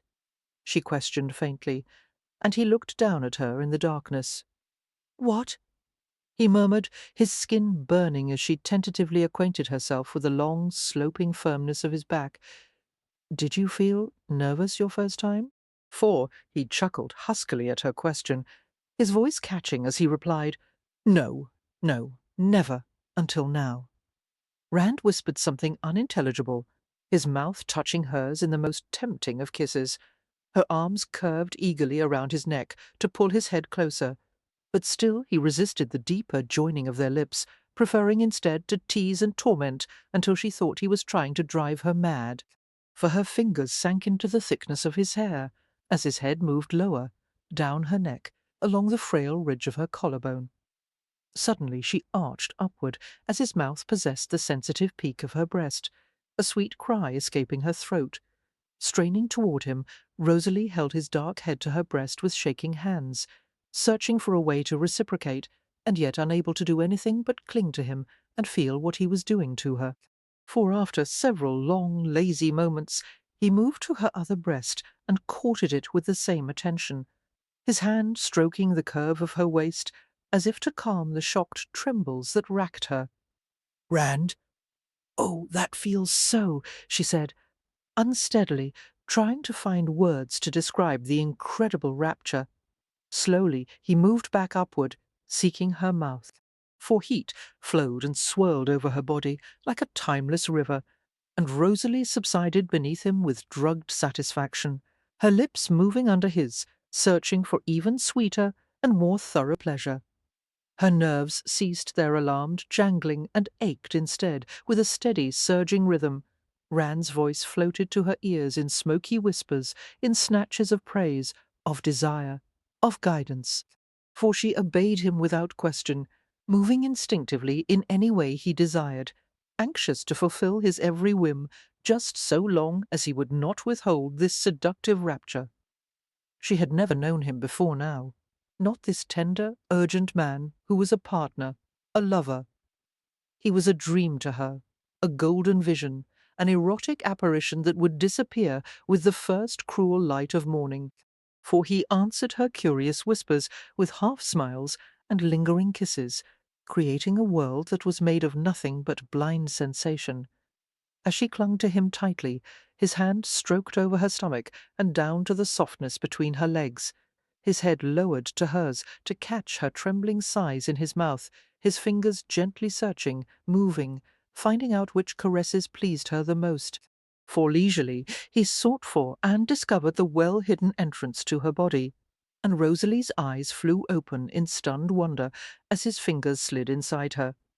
She stared directly into the intentness of his green-gold gaze, her body helplessly clamping in response to the unfamiliar invasion. Then his artful and sensitive touch altered slightly. He flexed his fingers in a way that caused her entire body to gather in unbearable tension. "For I'm going to faint," she gasped, and still he would not stop, the intimate plundering becoming more intense. Shaking, Rand lowered his mouth to the warm fragrance of her neck and tested the smoothness of her skin with the feathery brush of his tongue. Finally, light-headed with the agony of extreme arousal, Rosalie sobbed that she could stand no more. Rand's face was taut and damp with torment as he looked down at her. Forespreading apart her paralyzed limbs, he settled between her legs and pressed slowly into her. Rosalie cried out, and immediately he stopped, full and heavy inside her. "Hurt?" he asked against her lips, and her arms locked around his solid torso. "No," she breathed, lifting her hips against his as she experienced the wonder of knowing that he was a part of her. "No." Rand felt all coherence, all consciousness fade away as he eased deeper within her. For he, as well as Rosalie, was a stranger to this kind of passion, for it was different from, it was more than anything he had ever experienced. They had become one body, one being that could not endure separation. Caught in the storm of passion, Rand forgot to take her slowly, and his gentleness disappeared as he thrust into her with rough desperation. For a low, keening sound vibrated in Rosalie's throat, and she moved unconsciously to make his possession more complete, instinct taking the place of what experience would have taught her. Greedily, she welcomed him back to her again and again, her hips rising in answer to his, her arms wrapping around the powerful, flexing surface of his back. She wanted to touch him everywhere, wanted to stroke and explore, yet the slight fear of doing something forbidden caused her hands to be still, for she would not risk displeasing him, for if he stopped, it would be impossible for her to bear. Suddenly, Rosalie was suspended in a hot, nebulous cloud, unable to move at all as violent contractions of pleasure shook her body. She caught her breath and surrendered helplessly to the tide, the undertow, the bright and smooth eddies of a sensation she had never imagined. Clinging to Rand's hard, bare shoulders, she was only vaguely aware of the light tracing of his hands along the trim curves of her hips. Rand pushed deeper inside her, prolonging the sweet agony until the last shudders left her, and only then did he allow the powerful convulsions of fire to blot out everything else. They drifted back to sanity with the greatest reluctance, their limbs still fitted together in startling harmony. For exhausted and replete, Rand lifted his heavy lashes and stared gravely at Rosalie. For once, he was left stunned and wordless by something that had once been commonplace to him. For a man of his experience, a woman's body was an easily accessible commodity, the act of love merely a form of entertainment, the heart unaffected by a simple physical joining. What trick, what magic did she possess to make it all so different? Was it because he had waited so long for her? For was it because of her innocence? Was it a coincidence of time and place? Rand discarded the disturbing thoughts as soon as Rosalie shivered. He pulled the covers over them as the night air chilled the dampness of her skin. Rosalie was amazed, shocked, profoundly worried by what had happened. He has more power over me, she thought, than I do over myself.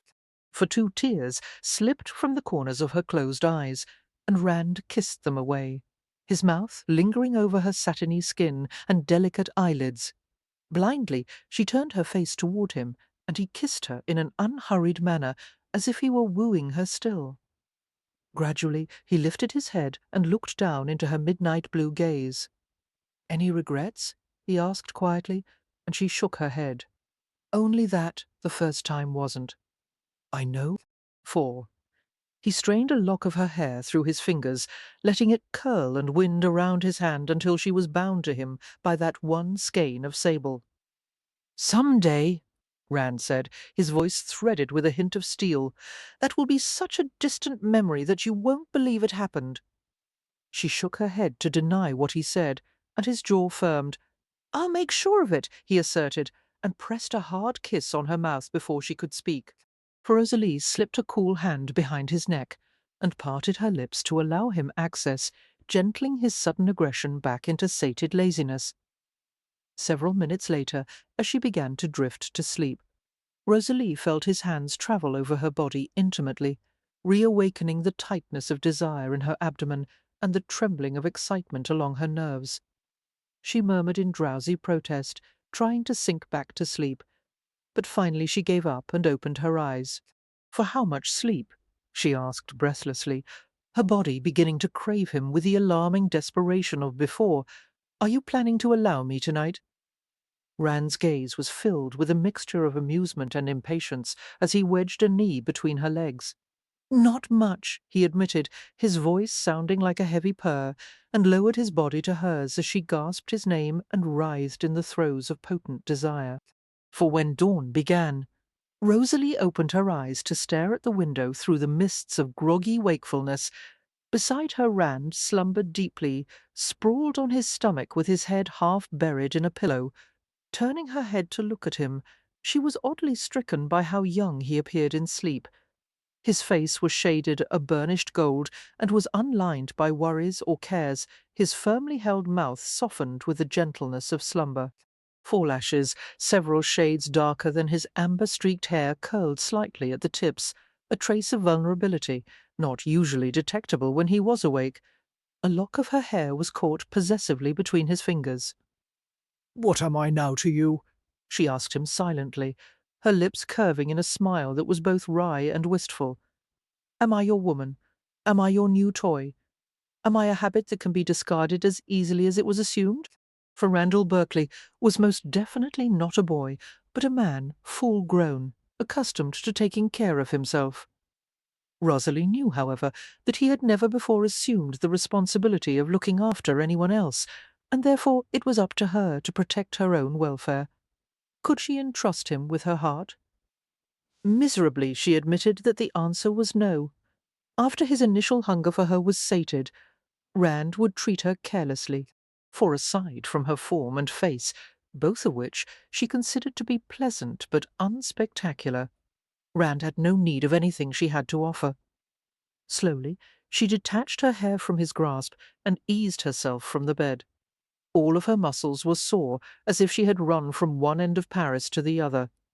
Wincing, Rosalie bent to pick up her chemise and slipped it on before walking into the adjoining bedchamber. It was upholstered in soft green and brilliant gold, for all of the silkwood and mahogany furniture was elaborate, especially the lacquered armoire where her clothes had been neatly hung. She caught a brief glimpse of her reflection as she passed by an upright gilt wall mirror of silvered glass, with coloured and painted glass panels above the central plate. The design was of a garland of yellow and pink flowers, a note of cheeriness that did not complement her mood of this morning. For wishing, she had a cup of café au lait. Rosalie fumbled through her garments until she found a melon-coloured robe of silk, and she pulled it on gratefully. "What am I going to say when I face Rand?" she asked herself numbly. She loved him. She had loved him even before he had led her through the brilliant terrain of passion, and with the strength of such love came anger, bliss, torment, fear, and the knowledge that she would slit her own wrists before telling him how she felt about him, for he would only pity her, and the thought of that was revolting. It was just then that she heard a sound at the doorway. Rand stood there with his hair ruffled over his forehead and faintly shadowed eyes, looking so sleepy and masculine that she wanted to rush to him and bury herself in his arms. "Good morning," he said cautiously, and Rosalie wrapped the robe more tightly around herself. "For good morning," she replied, and distractedly she realized that her voice had sounded as chilling as a winter snowfall. Slowly his expression changed from wariness to blankness, and Rosalie saw that he was retreating behind a familiar wall. They might have been two strangers standing there, regarding each other with polite curiosity. 8. Ah, that fatal spell! For ere the evening fell. I fled away to hide my frightened face, and cried that I was born, sobbed with love and scorn, and in the darkness sought a darker place, and blushed, and wept, and dared not think of morn. Sidney Dobell, during his relatively short lifetime, Rand had had limitless experience with the fickle nature of women. Helene, his capricious mother, had developed the art of taunting those who loved her by giving them only sporadic affection. For Rand's only form of self-protection had been to adopt a facade of indifference, and now he was powerless to prevent the automatic defence from establishing itself as he met the coolness in Rosalie's cerulean eyes. He could not guess what had brought about the change in her manner, but as an inner voice urged him to hold Rosalie tenderly and coax her to confide in him, his overwhelming impulse was to stare at her with a blank sort of civility. The barricades were there again. For, "Have you been up long?" he asked. Rosalie blinked, startled by his casual attitude. "No, just a few minutes," she replied, wondering uneasily what inward emotions moved him. It was chilling to suspect that perhaps his words of the night before had been merely a common form of love play. Did he whisper such things to the women he slept with as a matter of routine? Ask him how he feels. A voice from her heart intruded on her racing thoughts. Tell him how you feel. For I wouldn't dare, Rosalie told herself immediately, and she stared at him with a mute, poorly disguised appeal. Rand's expression held an element of the same uneasiness. He could not risk saying anything that would earn her scorn, and he certainly would not throw out a declaration or proposal without being far more certain of the reception he would receive. "Does the idea of breakfast appeal to you?" he inquired. Rosalie nodded unhappily. Yes, I'm... For a little hungry. Suddenly Rand's lips twitched with amusement, his tension breaking as they found a relatively normal footing to meet on. "That's understandable," he said. "You've earned the right to a decent meal. Don't joke about it," Rosalie said, scowling in quick response to his comment. He frowned curiously, finding that for some odd reason he was reassured by her sharpness. Perhaps her willingness to share his bed the night before had surprised her as much as him, for if so, she was probably uncomfortable with the knowledge that for the first time she had approached a man with desire. Uncomfortable, but not necessarily regretful. "Conscience-stricken?" he inquired mockingly, and she wiped the betraying scowl from her expression. "No," Rosalie replied, thinking that it probably would have reflected more highly on her character had she been attacked by pangs of conscience. But instead, she reluctantly realized she was not at all sorry they had made love, just that she had chosen the worst man possible to fall in love with. Good. Rand looked at her for another long moment, and then turned around to go back into his room. "I'll ring for the maid," he said over his shoulder. "Fine," Rosalie replied, fighting a mad urge to cry, or shout, or do anything that would relieve the gathering heaviness inside her chest. For the power he had over her filled her with dread, for although she had fought to keep her independence, her struggles had been for naught. She could refuse him nothing, for now she owned only half of herself. The other half was his. Rosalie could only guess at what game Rand had decided to play. After breakfast in a small cafe, he took her shopping, brushing aside all of her hastily conceived objections. For momentarily, it seemed that he had discarded all considerations of business, contracts, steamboats, and trade in order to show her the sights and amusements of Paris. Apparently sensitive to the fact that she would balk at any signs of possessiveness from him, Rand kept the attitude of the day on an undemanding level. His manner was light, casual, and considerate, and helplessly she succumbed to the delight of being with him, unable to resist his smile, his gentleness. For occasionally she would catch a glimpse of their reflection in the shop windows, and it seemed each time that the image changed, bashful strangers, a lover and his mistress. He purchased countless gifts for her, soft ribbons of satin and velvet, a flask of scent-embroidered gloves, a corded silk bonnet trimmed with feathers, and other sundry articles, until Rosalie began to laugh despite herself, and begged him to stop. For when early evening approached, he took her to the Grand Opera House of Paris, the Italian theatre. Rosalie was dazzled by the huge building of marble, gold, glass, and light. A huge chandelier hung from the centre of the building, its heavy, glittering mass seeming to be suspended in mid-air, for as they sat in a conservatively located box, Rosalie was absorbed in the rich, swelling strains of Don Juan and William Tell, and in the ballet danseurs who performed the story of Sleeping Beauty with such magical precision that she held her breath as they flew through the air.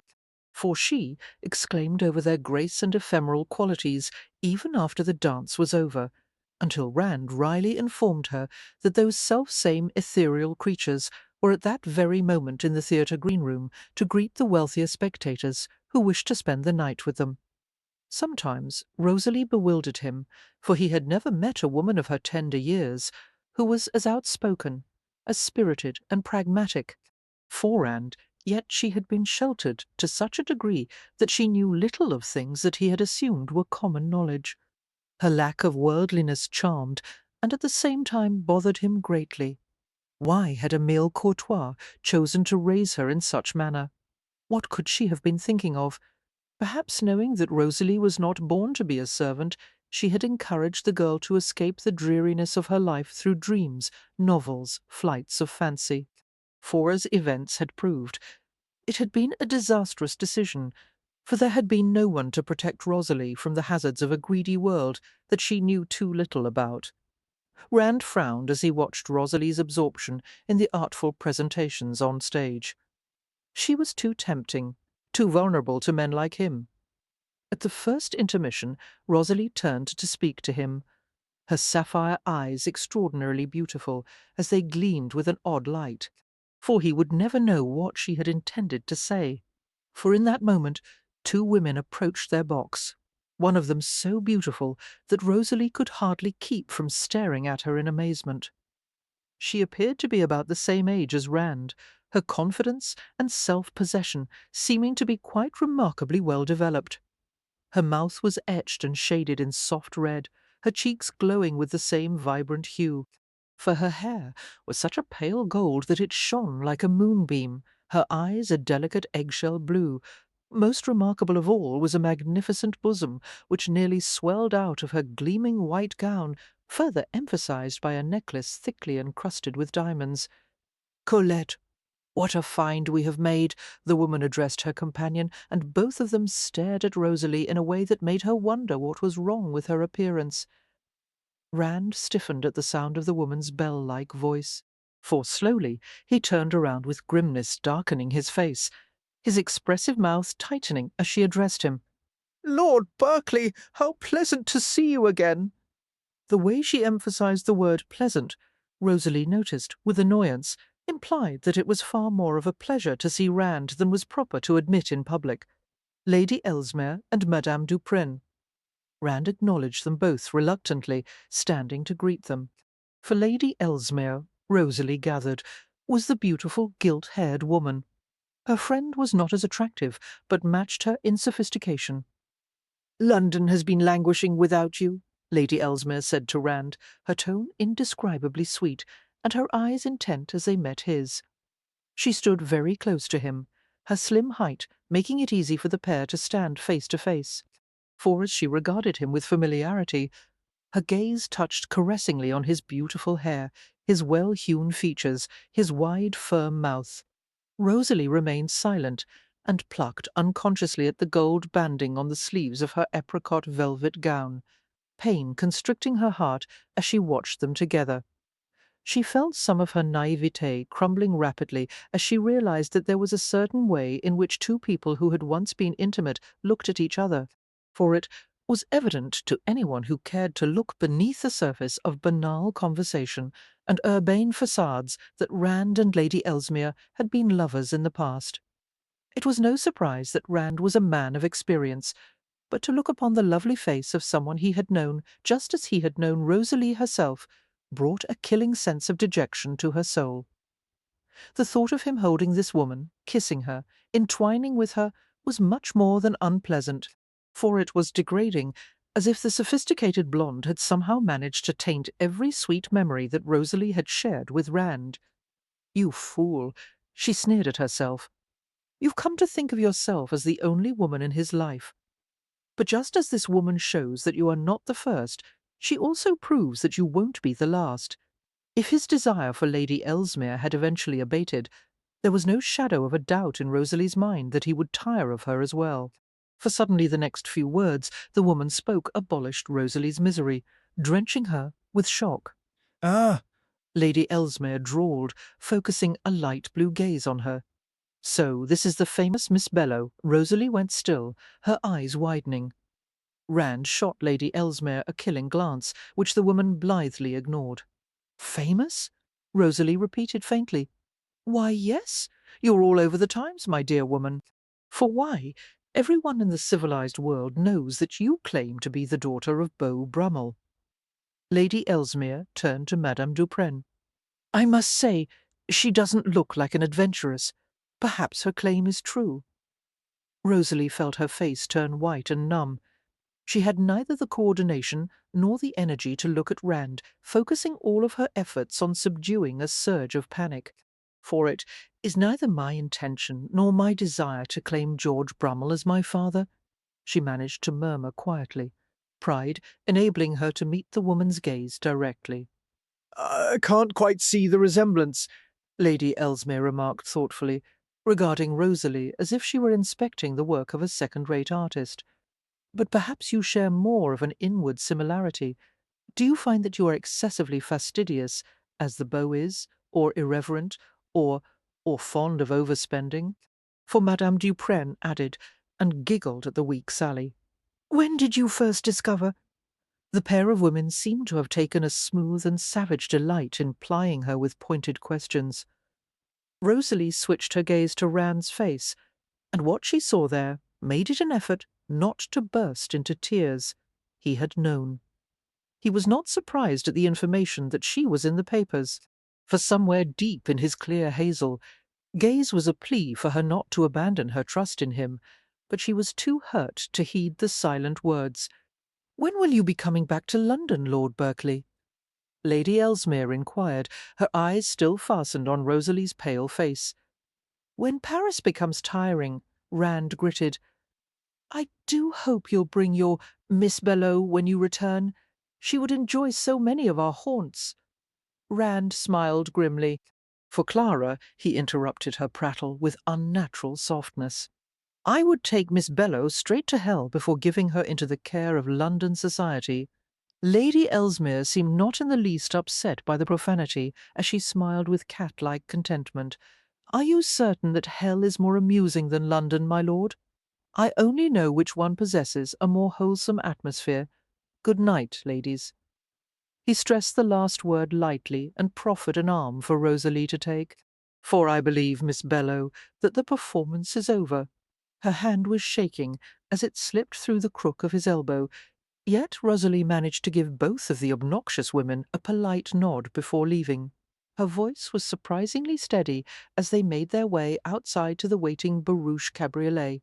"You had no right to keep it from me," she murmured in a low tone. "Rose, I was going to tell you—" "Don't bother to finish," she whispered vehemently, "for I know when you were going to tell me. At your own convenience, for your own advantage. Rose, I'm beginning to feel like the pawn in a game that everyone else is playing. No, don't look at me like that.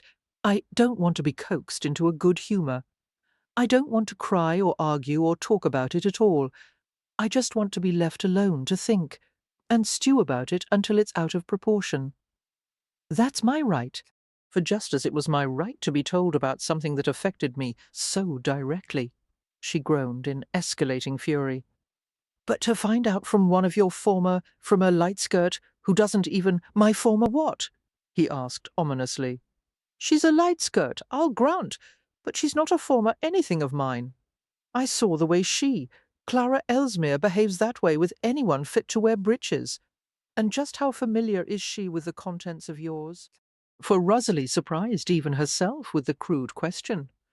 There was silence in the cabriolet as Rand stared at her and arched a dark eyebrow. Her cheeks burned as he began to smile slowly. "There's no need to be jealous, Rose. I'm not jealous," she snapped, but still the insufferably conceited smile remained on his face.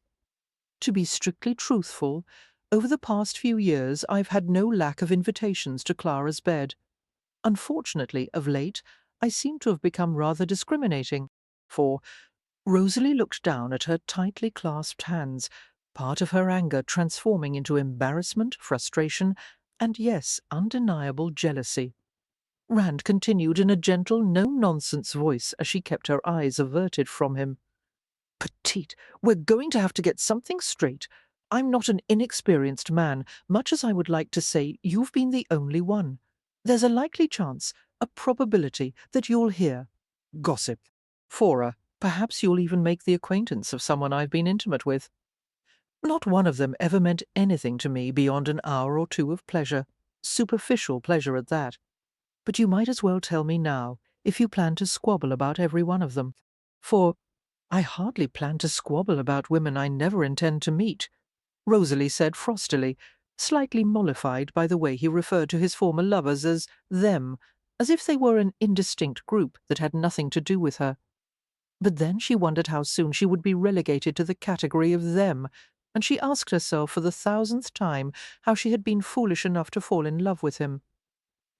"I don't want to talk any more," she said stiffly. "For would you please allow me a few minutes of silence?" "Only until we get back to the hotel," he said, a scowl gathering on his handsome face, as he contemplated the satisfaction he would get out of shaking her stubborn little body until her teeth rattled. "And only because it's a matter not meant for the ears of curious coachmen." "Your discretion astounds me," Rosalie muttered, clamping her lips together and folding her arms as she settled down into the carriage seat, for the vehicle rolled and bounced through the uneven streets of the city as she sifted through her tumbled emotions. After collecting her thoughts somewhat, Rosalie decided in a flash of complete honesty that she could not blame Rand entirely for keeping the newspaper article a secret. With her silent and unconscious encouragement, he had styled himself her protector, and as such he felt responsible for everything that affected her. For, in a way, she had almost given him the right to take such an action.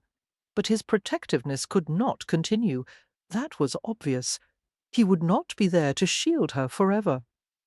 Grimacing slightly, she risked a quick glance at him.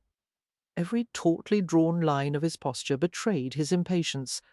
Rosalie had to suppress a small and unwanted smile from settling on her lips, knowing that he was annoyed with her for refusing to talk to him. But she needed time to puzzle out what she was going to say to him, what stance she was going to take before he had a chance to twist everything around to suit his own purposes. It was far too easy for Rand to convince her of anything he wanted to. Sighing, Rosalie returned her gaze to the slender hands clasped in her lap. How much worse all of this would be if she had confessed her love for him. Rand was far too capable of using it to manipulate her, for the sunset was in full bloom as they walked into Rand's room. After he helped her off with her pelisse and began to remove his own coat, Rosalie strode over to the window and looked outside at the sky. "You knew I would want to know that the news was out," she said, her gaze moving from one side of the street to the other. "I had planned to tell you soon. It is not up to you to shield me from things like this, for I'm not a child." Her voice lowered in self-disgust. "Although I've acted like one?" "No. Yes, I have," Rosalie asserted, flushing with shame and self-reproach.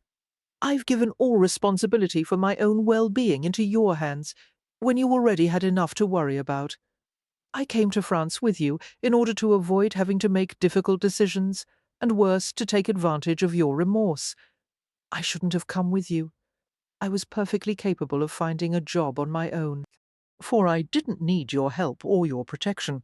"I wouldn't have let you go off by yourself," Rand interrupted. "Blame yourself if you like, Rose, but it's a man's world."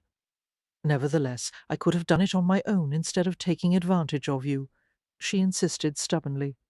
But it was far easier to tell myself I hated you and let you take care of things. And do you hate me now? Rand asked, watching her turn and pace across the room in a distracted manner. For suddenly Rosalie halted, surprised at the question. So her feelings weren't as transparent to him as she had feared. She met his eyes, finding in them a hard, watchful expression. Now? She asked blankly. No, of course not. There's a difference between being angry with someone and— She paused by a small table and trailed her fingers across the smooth surface, refusing to look at him. Of course not. How can you even ask that? She mumbled. Rand took a few steps closer to her. But what about what about the first time? Have you forgotten what I did? It seemed almost as if he were trying to reawaken her old animosity toward him. Rosalie swallowed hard before answering, I prefer to think of last night as the first time. In the small fragment of time it had taken to utter the words, Rosalie unknowingly slipped past his inner barriers to a place no one had ever reached before, for Rand's heavy lashes lowered over soft hazel eyes as he struggled to subdue the sudden emotions that battered him. He could not remember a time when anyone had forgiven him for the wrongs he'd done, no matter how great or small the transgression. The general assumption had always been that he would not have cared a whit for anyone's forgiveness, and he had reinforced the attitude by being too proud to ask for it. Rand? Rosalie asked, keeping her face averted from him. What? For he responded evenly, endeavouring to reassemble his faltering control. What did you mean in the cabriolet about wanting to say that I had been the only one? There was a long silence, during which Rosalie waited for his answer and fidgeted with the tassel that pulled back the window draperies. You deserve someone with an irreproachable past, he finally replied curtly. Someone untainted. For her fingers ceased their restless twining in the tassel cords, stilling as she was suffused with slow, tender warmth. She had once dreamed of a chivalrous knight, a man without flaws, who could bring her steadfast and perfect love, and now all she wanted was Rand, with his tarnished past, his easy charm, his strength, his flashing moments of bitter despair and elemental passion. She would prefer him over anyone else, especially over some unfledged boy. For a callow youth, she mused out loud, and then smiled, innocent, graceless with immaturity. Perhaps I should long for his ill-executed caresses, his awkward kisses, but surprisingly I don't. She turned around to face him. And for that matter, I doubt the irreproachable lad would care to taint himself with the bastard daughter of— Shut up. Rand's chest rose and fell unsteadily as he looked at her in the newborn twilight, for the weak rays of the dying sun touched feebly on her glossy sable hair, the sweet curve of her lips, the vibrant beauty of a face that would haunt his dreams forever, no matter what fate befell his future. Any man would want you, he said thickly. Any man sane or raving, green as a pasture or wizened with age. Don't. Rosalie breathed, her heartbeat doubling as she saw the look in his eyes. Then she smiled self-consciously and strove for a more normal tone. For don't even try to pacify me. I'm still furious with you, and you might as well know that I'm sleeping in my room tonight. She had to start thinking of some way to break the hold he had on her. Do you think you can run away from me? No, I'm not running away. She gave a determined shake of her head to emphasize her words. Not any longer. I'm going to find out if the rumors are true, Rand. I have to know who I am, and if he really is my father. I should have written to Maman, for to Emile, the moment George Brummel started all of this. We'll be back in England soon. I'll take you to see her as soon as we arrive. I'm going to find a position as soon as we arrive, Rosalie corrected, and then I'll go to see her alone. His jaw was set with resolution as their gazes locked together. I hadn't planned to have this discussion now, Rand said, his voice taking on an uncompromising edge, but I doubt we'll find an appropriate time in any case. For a discussion about what? Rose, why don't you sit down? Rand suddenly looked self-mocking as he continued. Having no experience with this sort of thing, I have little idea of how long it will take. I don't want to sit down." Her eyes widened as he walked toward her, taking her cool hands into his large warm ones and drawing her close to his body. The crisp, masculine fragrance of sandalwood soap caressed her senses as she looked up at him with rapidly growing uncertainty. For Rosalie. He stared down at her with translucent gold and green eyes. As if tempted beyond his ability to resist, he lifted a hand to stroke the soft smoothness of her cheek with long fingers. "I know you value your independence. I know you've had precious little of it. But there are other needs of yours, just as there are needs of mine, that are more important than independence. What are you trying to say?" she asked carefully, for he took a deep breath, his expression containing an odd, hungry quality. "I can't let you live alone in London." Instinctively, she placed a restraining hand on his chest, her palm curving to the solid, muscled surface. "I know you must feel an obligation to protect me," she said softly, "but I can deal with everything by myself. I have a fair idea of what to expect. You have no idea of what to expect." For my God, Rosalie, leaving aside all of the idiocy engendered by the rumours about Brummel, do you know what you would face? Do you realize the kind of men, the quantity of men who will come sniffing after you like dogs in July? Do you know— "What exactly is the point of this?" Rosalie interrupted, her cheeks burning at his words.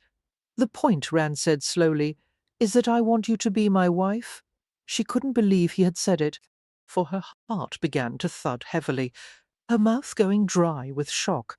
She wanted to fall to his feet and weep with the agony of wanting him, but not being able to accept him. Letting out a wavering breath, she cast her eyes downward as tears threatened to overflow onto her cheeks.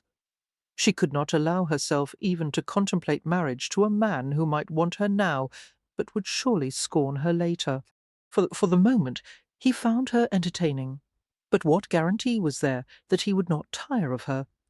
At her silence, Rand frowned, seeming to feel called upon to list more reasons why the union was a desirable one, not admitting even to himself why he truly wanted her. "It's obvious that we're not incompatible, and I've decided that I've waited long enough to marry. It's time I took a wife and produced some heirs. For you and I would have attractive children." "We agreed," she said, her voice shuddering with unspent emotion, "that you would help me find employment after you accomplished what you set out to do in France. That was a lifetime ago. That was 2 different people ago. And besides, I've just offered you a position. You said you would help me find something acceptable." For, as it became obvious that she was not going to accept his proposal easily, Rand's tension wound like tight springs in his body. By God, if she had decided to meet him with unreasonable stubbornness, she had no idea of what lengths he would go to in order to make her marry him. "What is so unacceptable to you about becoming my wife?" he demanded. "God knows enough women have vied for the position. Why is it my lot that the first one I offer for finds it so distasteful?" For, "I don't find it distasteful," she said, her eyes downcast. "If you continue to desire me even after we return, then perhaps we can arrange to see each other until you no longer want to. But I won't be your wife, and I won't be kept by you." "Oh, wonderful," Rand interrupted savagely, now wanting to choke her. "You're offering to meet me on the sly, possibly on your days off, or God help me, on Sundays. Foreign, what do you plan for me to do after you're set up as some brat's governess or old woman's companion? Leave a note at the back door of the kitchen when I want to spend some time with you. Exchange pleasantries with the footman in the servants' hallway while I wait for you. Like you were some servant." "I am a servant," Rosalie said with artificial calmness. "You aren't. You were not meant for that. Stop it." For, she said, and then pulled a hand free to cover her eyes with trembling fingers, knowing that she could never be happy again. Love had trapped her. She could hardly bear the thought of living without him, but it would be equally impossible for her to marry him, and then watch his interest dwindle. Any affection Rand had for her would not come close to matching the measure of her feelings for him, and such an unbalanced situation would lead to his becoming bored with her, for the picture that thought presented of being lodged in a lonely country house while Rand amused himself in the city left her appalled, and being his mistress was hardly preferable, for after he tired of her she would have little choice but to find another man to support her in a similar fashion. "Just let me go," she whispered. The 4 words were all that was necessary to cause Rand's temper to explode, for somewhere inside flickered the ugly thought that she was taunting him with his own need of her. The more he had of her, the more he wanted, and the more he wanted, the less she was willing to give. She stood before him, within reach and maddeningly unattainable, and he could not stand it any longer. "Look at me, damn you!" he rasped, pulling her hands down by her sides and jerking her up against his body until they were nearly nose to nose. For he glared down into her reddening eyes as if he could see into her soul. "I don't care why you don't want to be my wife. It doesn't matter, because you know inside that you're mine, and no matter how you try, you can't change it." His large hands were tight around her wrists, and she could feel the anger in him coursing like a violent river. "Rand, stop!"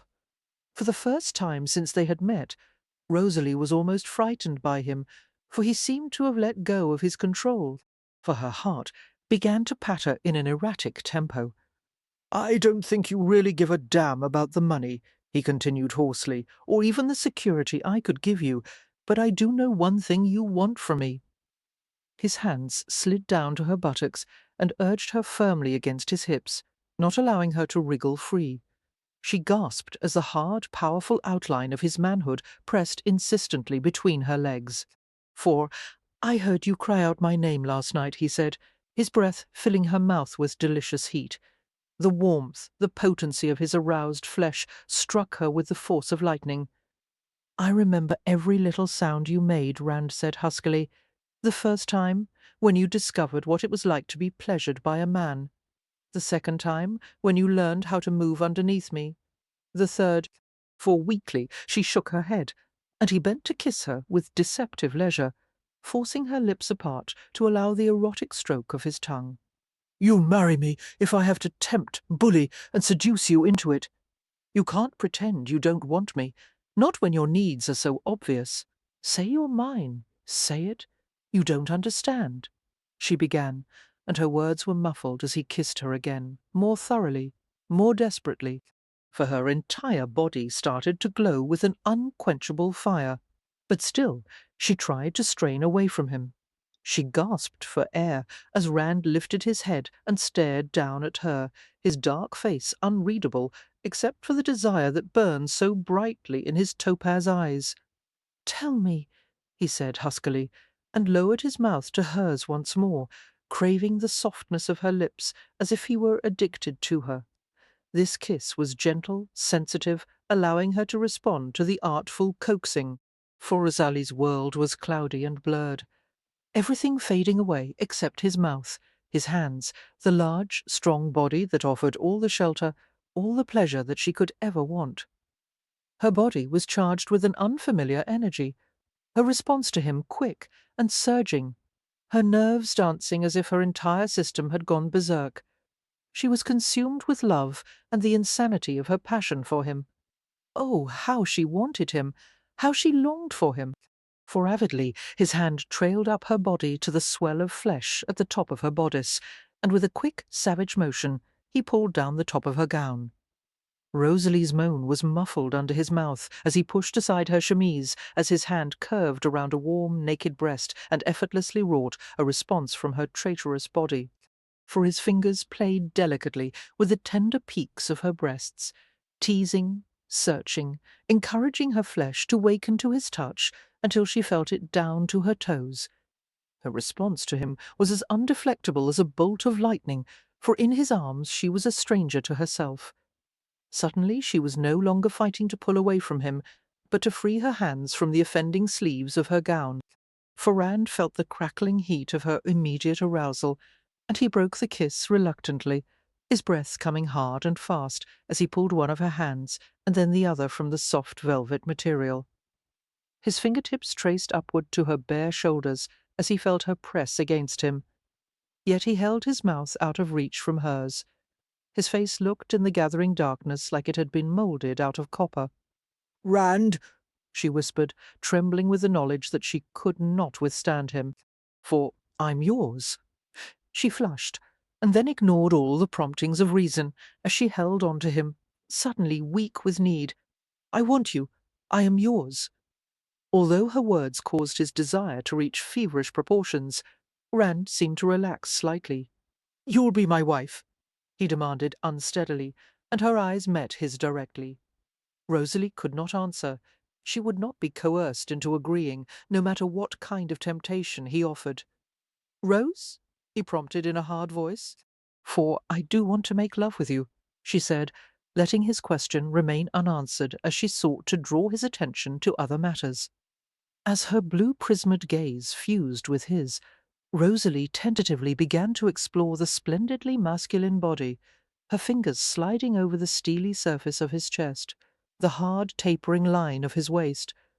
He was magnificent, the kind of man that all women secretly dreamed of being possessed by. "For you make me feel things I've never even imagined," Rosalie said, the sound of her voice silky as it rippled against his ears. "I want to give you the same pleasure. Tell me, is what we share special? Is it common to feel like this? And if it isn't, how long will it hold you to me?" Rand's belly tightened as he stood there quietly, a self-restrained captive under her hands. "No, it isn't common. It's something out of my wildest dreams," he thought. But the words dissolved somewhere in the pit of his stomach. The painful mixture of emotions, hurt, desperation, aggression, began to crumble as she touched him. The thought of a small woman holding such power over him caused him to flinch in denial. But as always, his need of her overcame everything else. Slowly, her hand drifted over his aroused manhood, delicately examining, her fingers tingling as she succumbed to the heady experience of touching him so intimately. For her fingertips stroked lightly over the bold, burgeoning shape of him, and then rested there for a moment as she tested the masculine firmness and scorching heat that burned through the barrier of his trousers. In wonder, Rosalie looked up at him, seeing his eyes darken to velvet green, his jaw clench as if she inflicted a pain too great to bear. Then Rand could no longer endure the touch of the shy temptress. For gripping her wrist with a smothered sound, he held it away from his body, his eyes closing briefly. "God, tonight won't be enough," he said, and his voice was threaded with desire and despair. "It will never be enough." Scooping her up easily in his arms, he carried Rosalie to the bed as she fumbled helplessly with the clothes that bound him. The cravat, the buttons, the coat. For after settling her on the mattress, Rand pulled the crumpled gown and chemise over her hips and tossed them to the floor.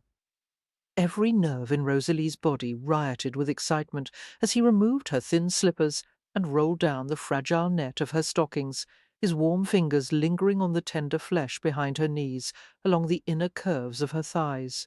For she breathed his name with a shivering sigh as his cravat loosened beneath the eager questing of her hands, and then, one by one, she clumsily undid the buttons of his snowy white shirt. Rand remained still, allowing her to perform the small tasks, though it would have been much faster if he undressed himself. Nothing mattered but this moment, the privacy, the intimacy of discovering each other, the suspense and the fear of last-minute denial. For slowly, Rosalie spread the edges of his shirt apart, her fingertips drifting across the wide expanse of his chest and leaving trails of exquisite sensation wherever they touched. Intrigued by the silky, crisp fleece that was revealed as the shirt gaped open, she leaned closer and splayed her hands across the hard, sculptured contours of his chest, her palms absorbing the heavy thud of his heartbeat. Rand caught his breath and then pulled his shirt off with increasing haste, the deeply toned proportions of his shoulders flexing as he moved. Her eyes flickered over his large, half-naked form as he bent to unstrap the legs of his trousers and pull off his boots. He was so beautiful, so tawny and male and perfectly made that Rosalie suddenly experienced a flash of uncertainty. For instantly aware of her small movement, to draw her knees up protectively and shield her unclothed body. Rand paused in the act of unfastening his trousers and leaned over her with a low murmur. Last night seems like a century ago. Yes. She stared up into the golden glimmer of his eyes as he pressed her back against the pillows. Rand braced his forearms on either side of her head, the solid network of muscle and sinew effectively caging her. For how could they have known each other for such a short time? She wondered giddily. How could he have taken over her life so easily, plundered her emotions so effortlessly? You think I've waited for you only a few weeks, Rand said, as if he had read her mind. His lips brushed against hers with the lightest of touches, savouring the taste of her. But you're wrong. I've waited years for you. For a small gasp left her lips as she felt the electric shock of his chest and steely midriff pressing into the bare tenderness of her breasts. He could easily have crushed her, yet he took care to make certain that he gave her nothing more than a satisfying weight to bear. Before this night is over, you're going to know exactly how much I want you. Rand murmured, fully aware of how the light furring of his chest caused the soft peaks of her breasts to contract in tingling arousal. And you're going to wear the mark of my ownership, just as I wear yours. Rosalie closed her eyes, floating in a mist of voluptuous sensation as his soft, erotic purr continued to caress her ears. So that whenever our eyes meet, even in the most staid and proper of circumstances, you'll remember the things we've done, the things I can make you feel, and you'll despair of the few hours we'll have to wait before we're in bed again. Before she could utter even a word, he sought her lips passionately, urging her mouth to open to his so that any thought of protest or apprehension flew dizzily from her head.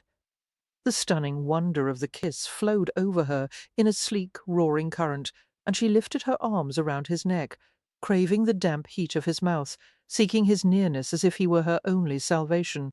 For she would forever remember that night of love-making as one of the most tormenting experiences of pleasure she would ever endure.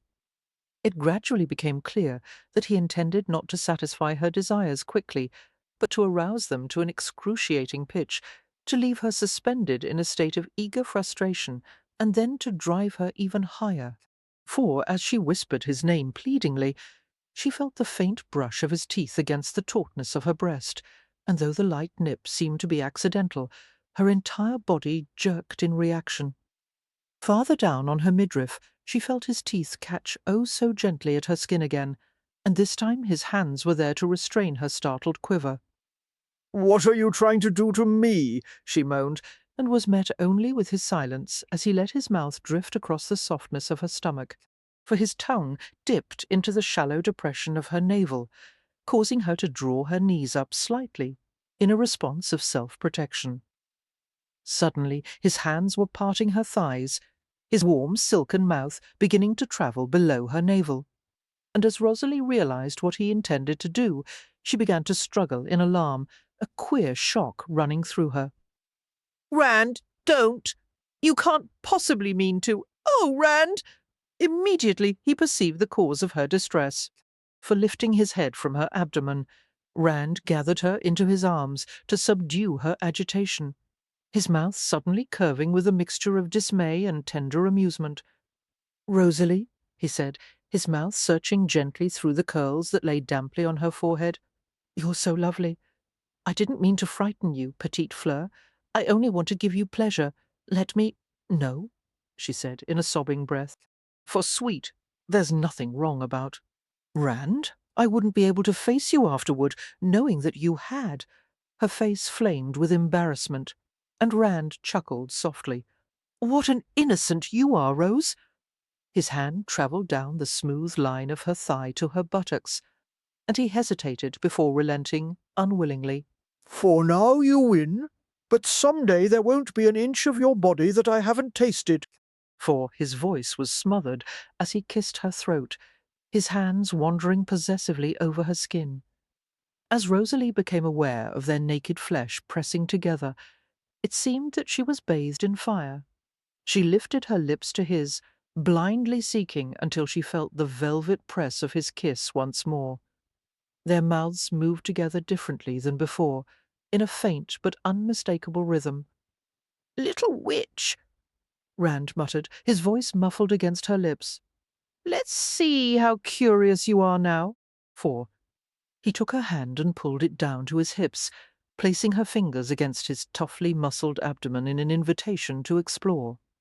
Quivering, Rosalie took up the challenge and let her fingers slip from his smooth, flat stomach to his manhood. She felt awkward, clumsy and shy, but overwhelming curiosity prompted her to explore him as intimately as he had touched her, for he was full and hot, and surprisingly silky, and gradually her hesitancy disappeared as she stroked the demanding hardness and heard his breathing rasp in his chest.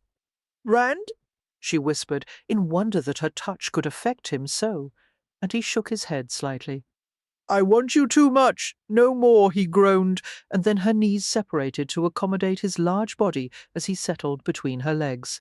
For a dizzying, profound gratification surged through her as he entered her slowly, the compacted muscles of his arms flexing. Rosalie felt a slight strain as her body stretched to welcome him, and then she shuddered with the overwhelming sense of completeness that they had shared once before. For he thrust into her with a low growl of need, his movements urgent, the rhythm of wings beating on warm air, sweeping her aloft until the culmination of their passion became a resplendent moment of perfection, too pure, too stark to bear, for longer than a moment. Then, as she fell, his arms were there to hold her, his body there to shelter her from all that dared to encroach upon the fantasies that saturated the ebony night. For Rand was gone when she woke the next morning, and Rosalie found the tersely worded note that he had left on the table as she went to ring for the chambermaid to bring a small breakfast. His absence drew out until early afternoon as he attended to various business matters, leaving her to read and amuse herself in the hotel room. After a few hours, Rosalie began to regard her luxurious surroundings with distaste, feeling like a bird imprisoned in an attractive but small cage. "For my life is fast becoming structured around him," she told herself grimly, and then she wondered what she was going to do when he was no longer there for her to dote on. Rand returned much later with a weary scowl gracing his features, and Rosalie managed to surmount her preoccupation with the personal issues that faced them in order to ask how his meetings had fared. "I've spent the entire day negotiating with idiots," he informed her, dropping into a chair with a sigh of relief. "For quotas, embargoes, restrictions. Don't ask me about the future of Anglo-French trade, because if it depends on men of the ilk I've just associated with, the outlook is gloomy. But don't the French want to build back the economy by trading with the English? They're in a vulnerable position due to Napoleon's previous policies. They don't want to become indebted to England, and they resent us for all that happened during the war, to the point of refusing any sort of compromise. For, do you really blame them?" Rosalie asked, and he smiled lazily. No,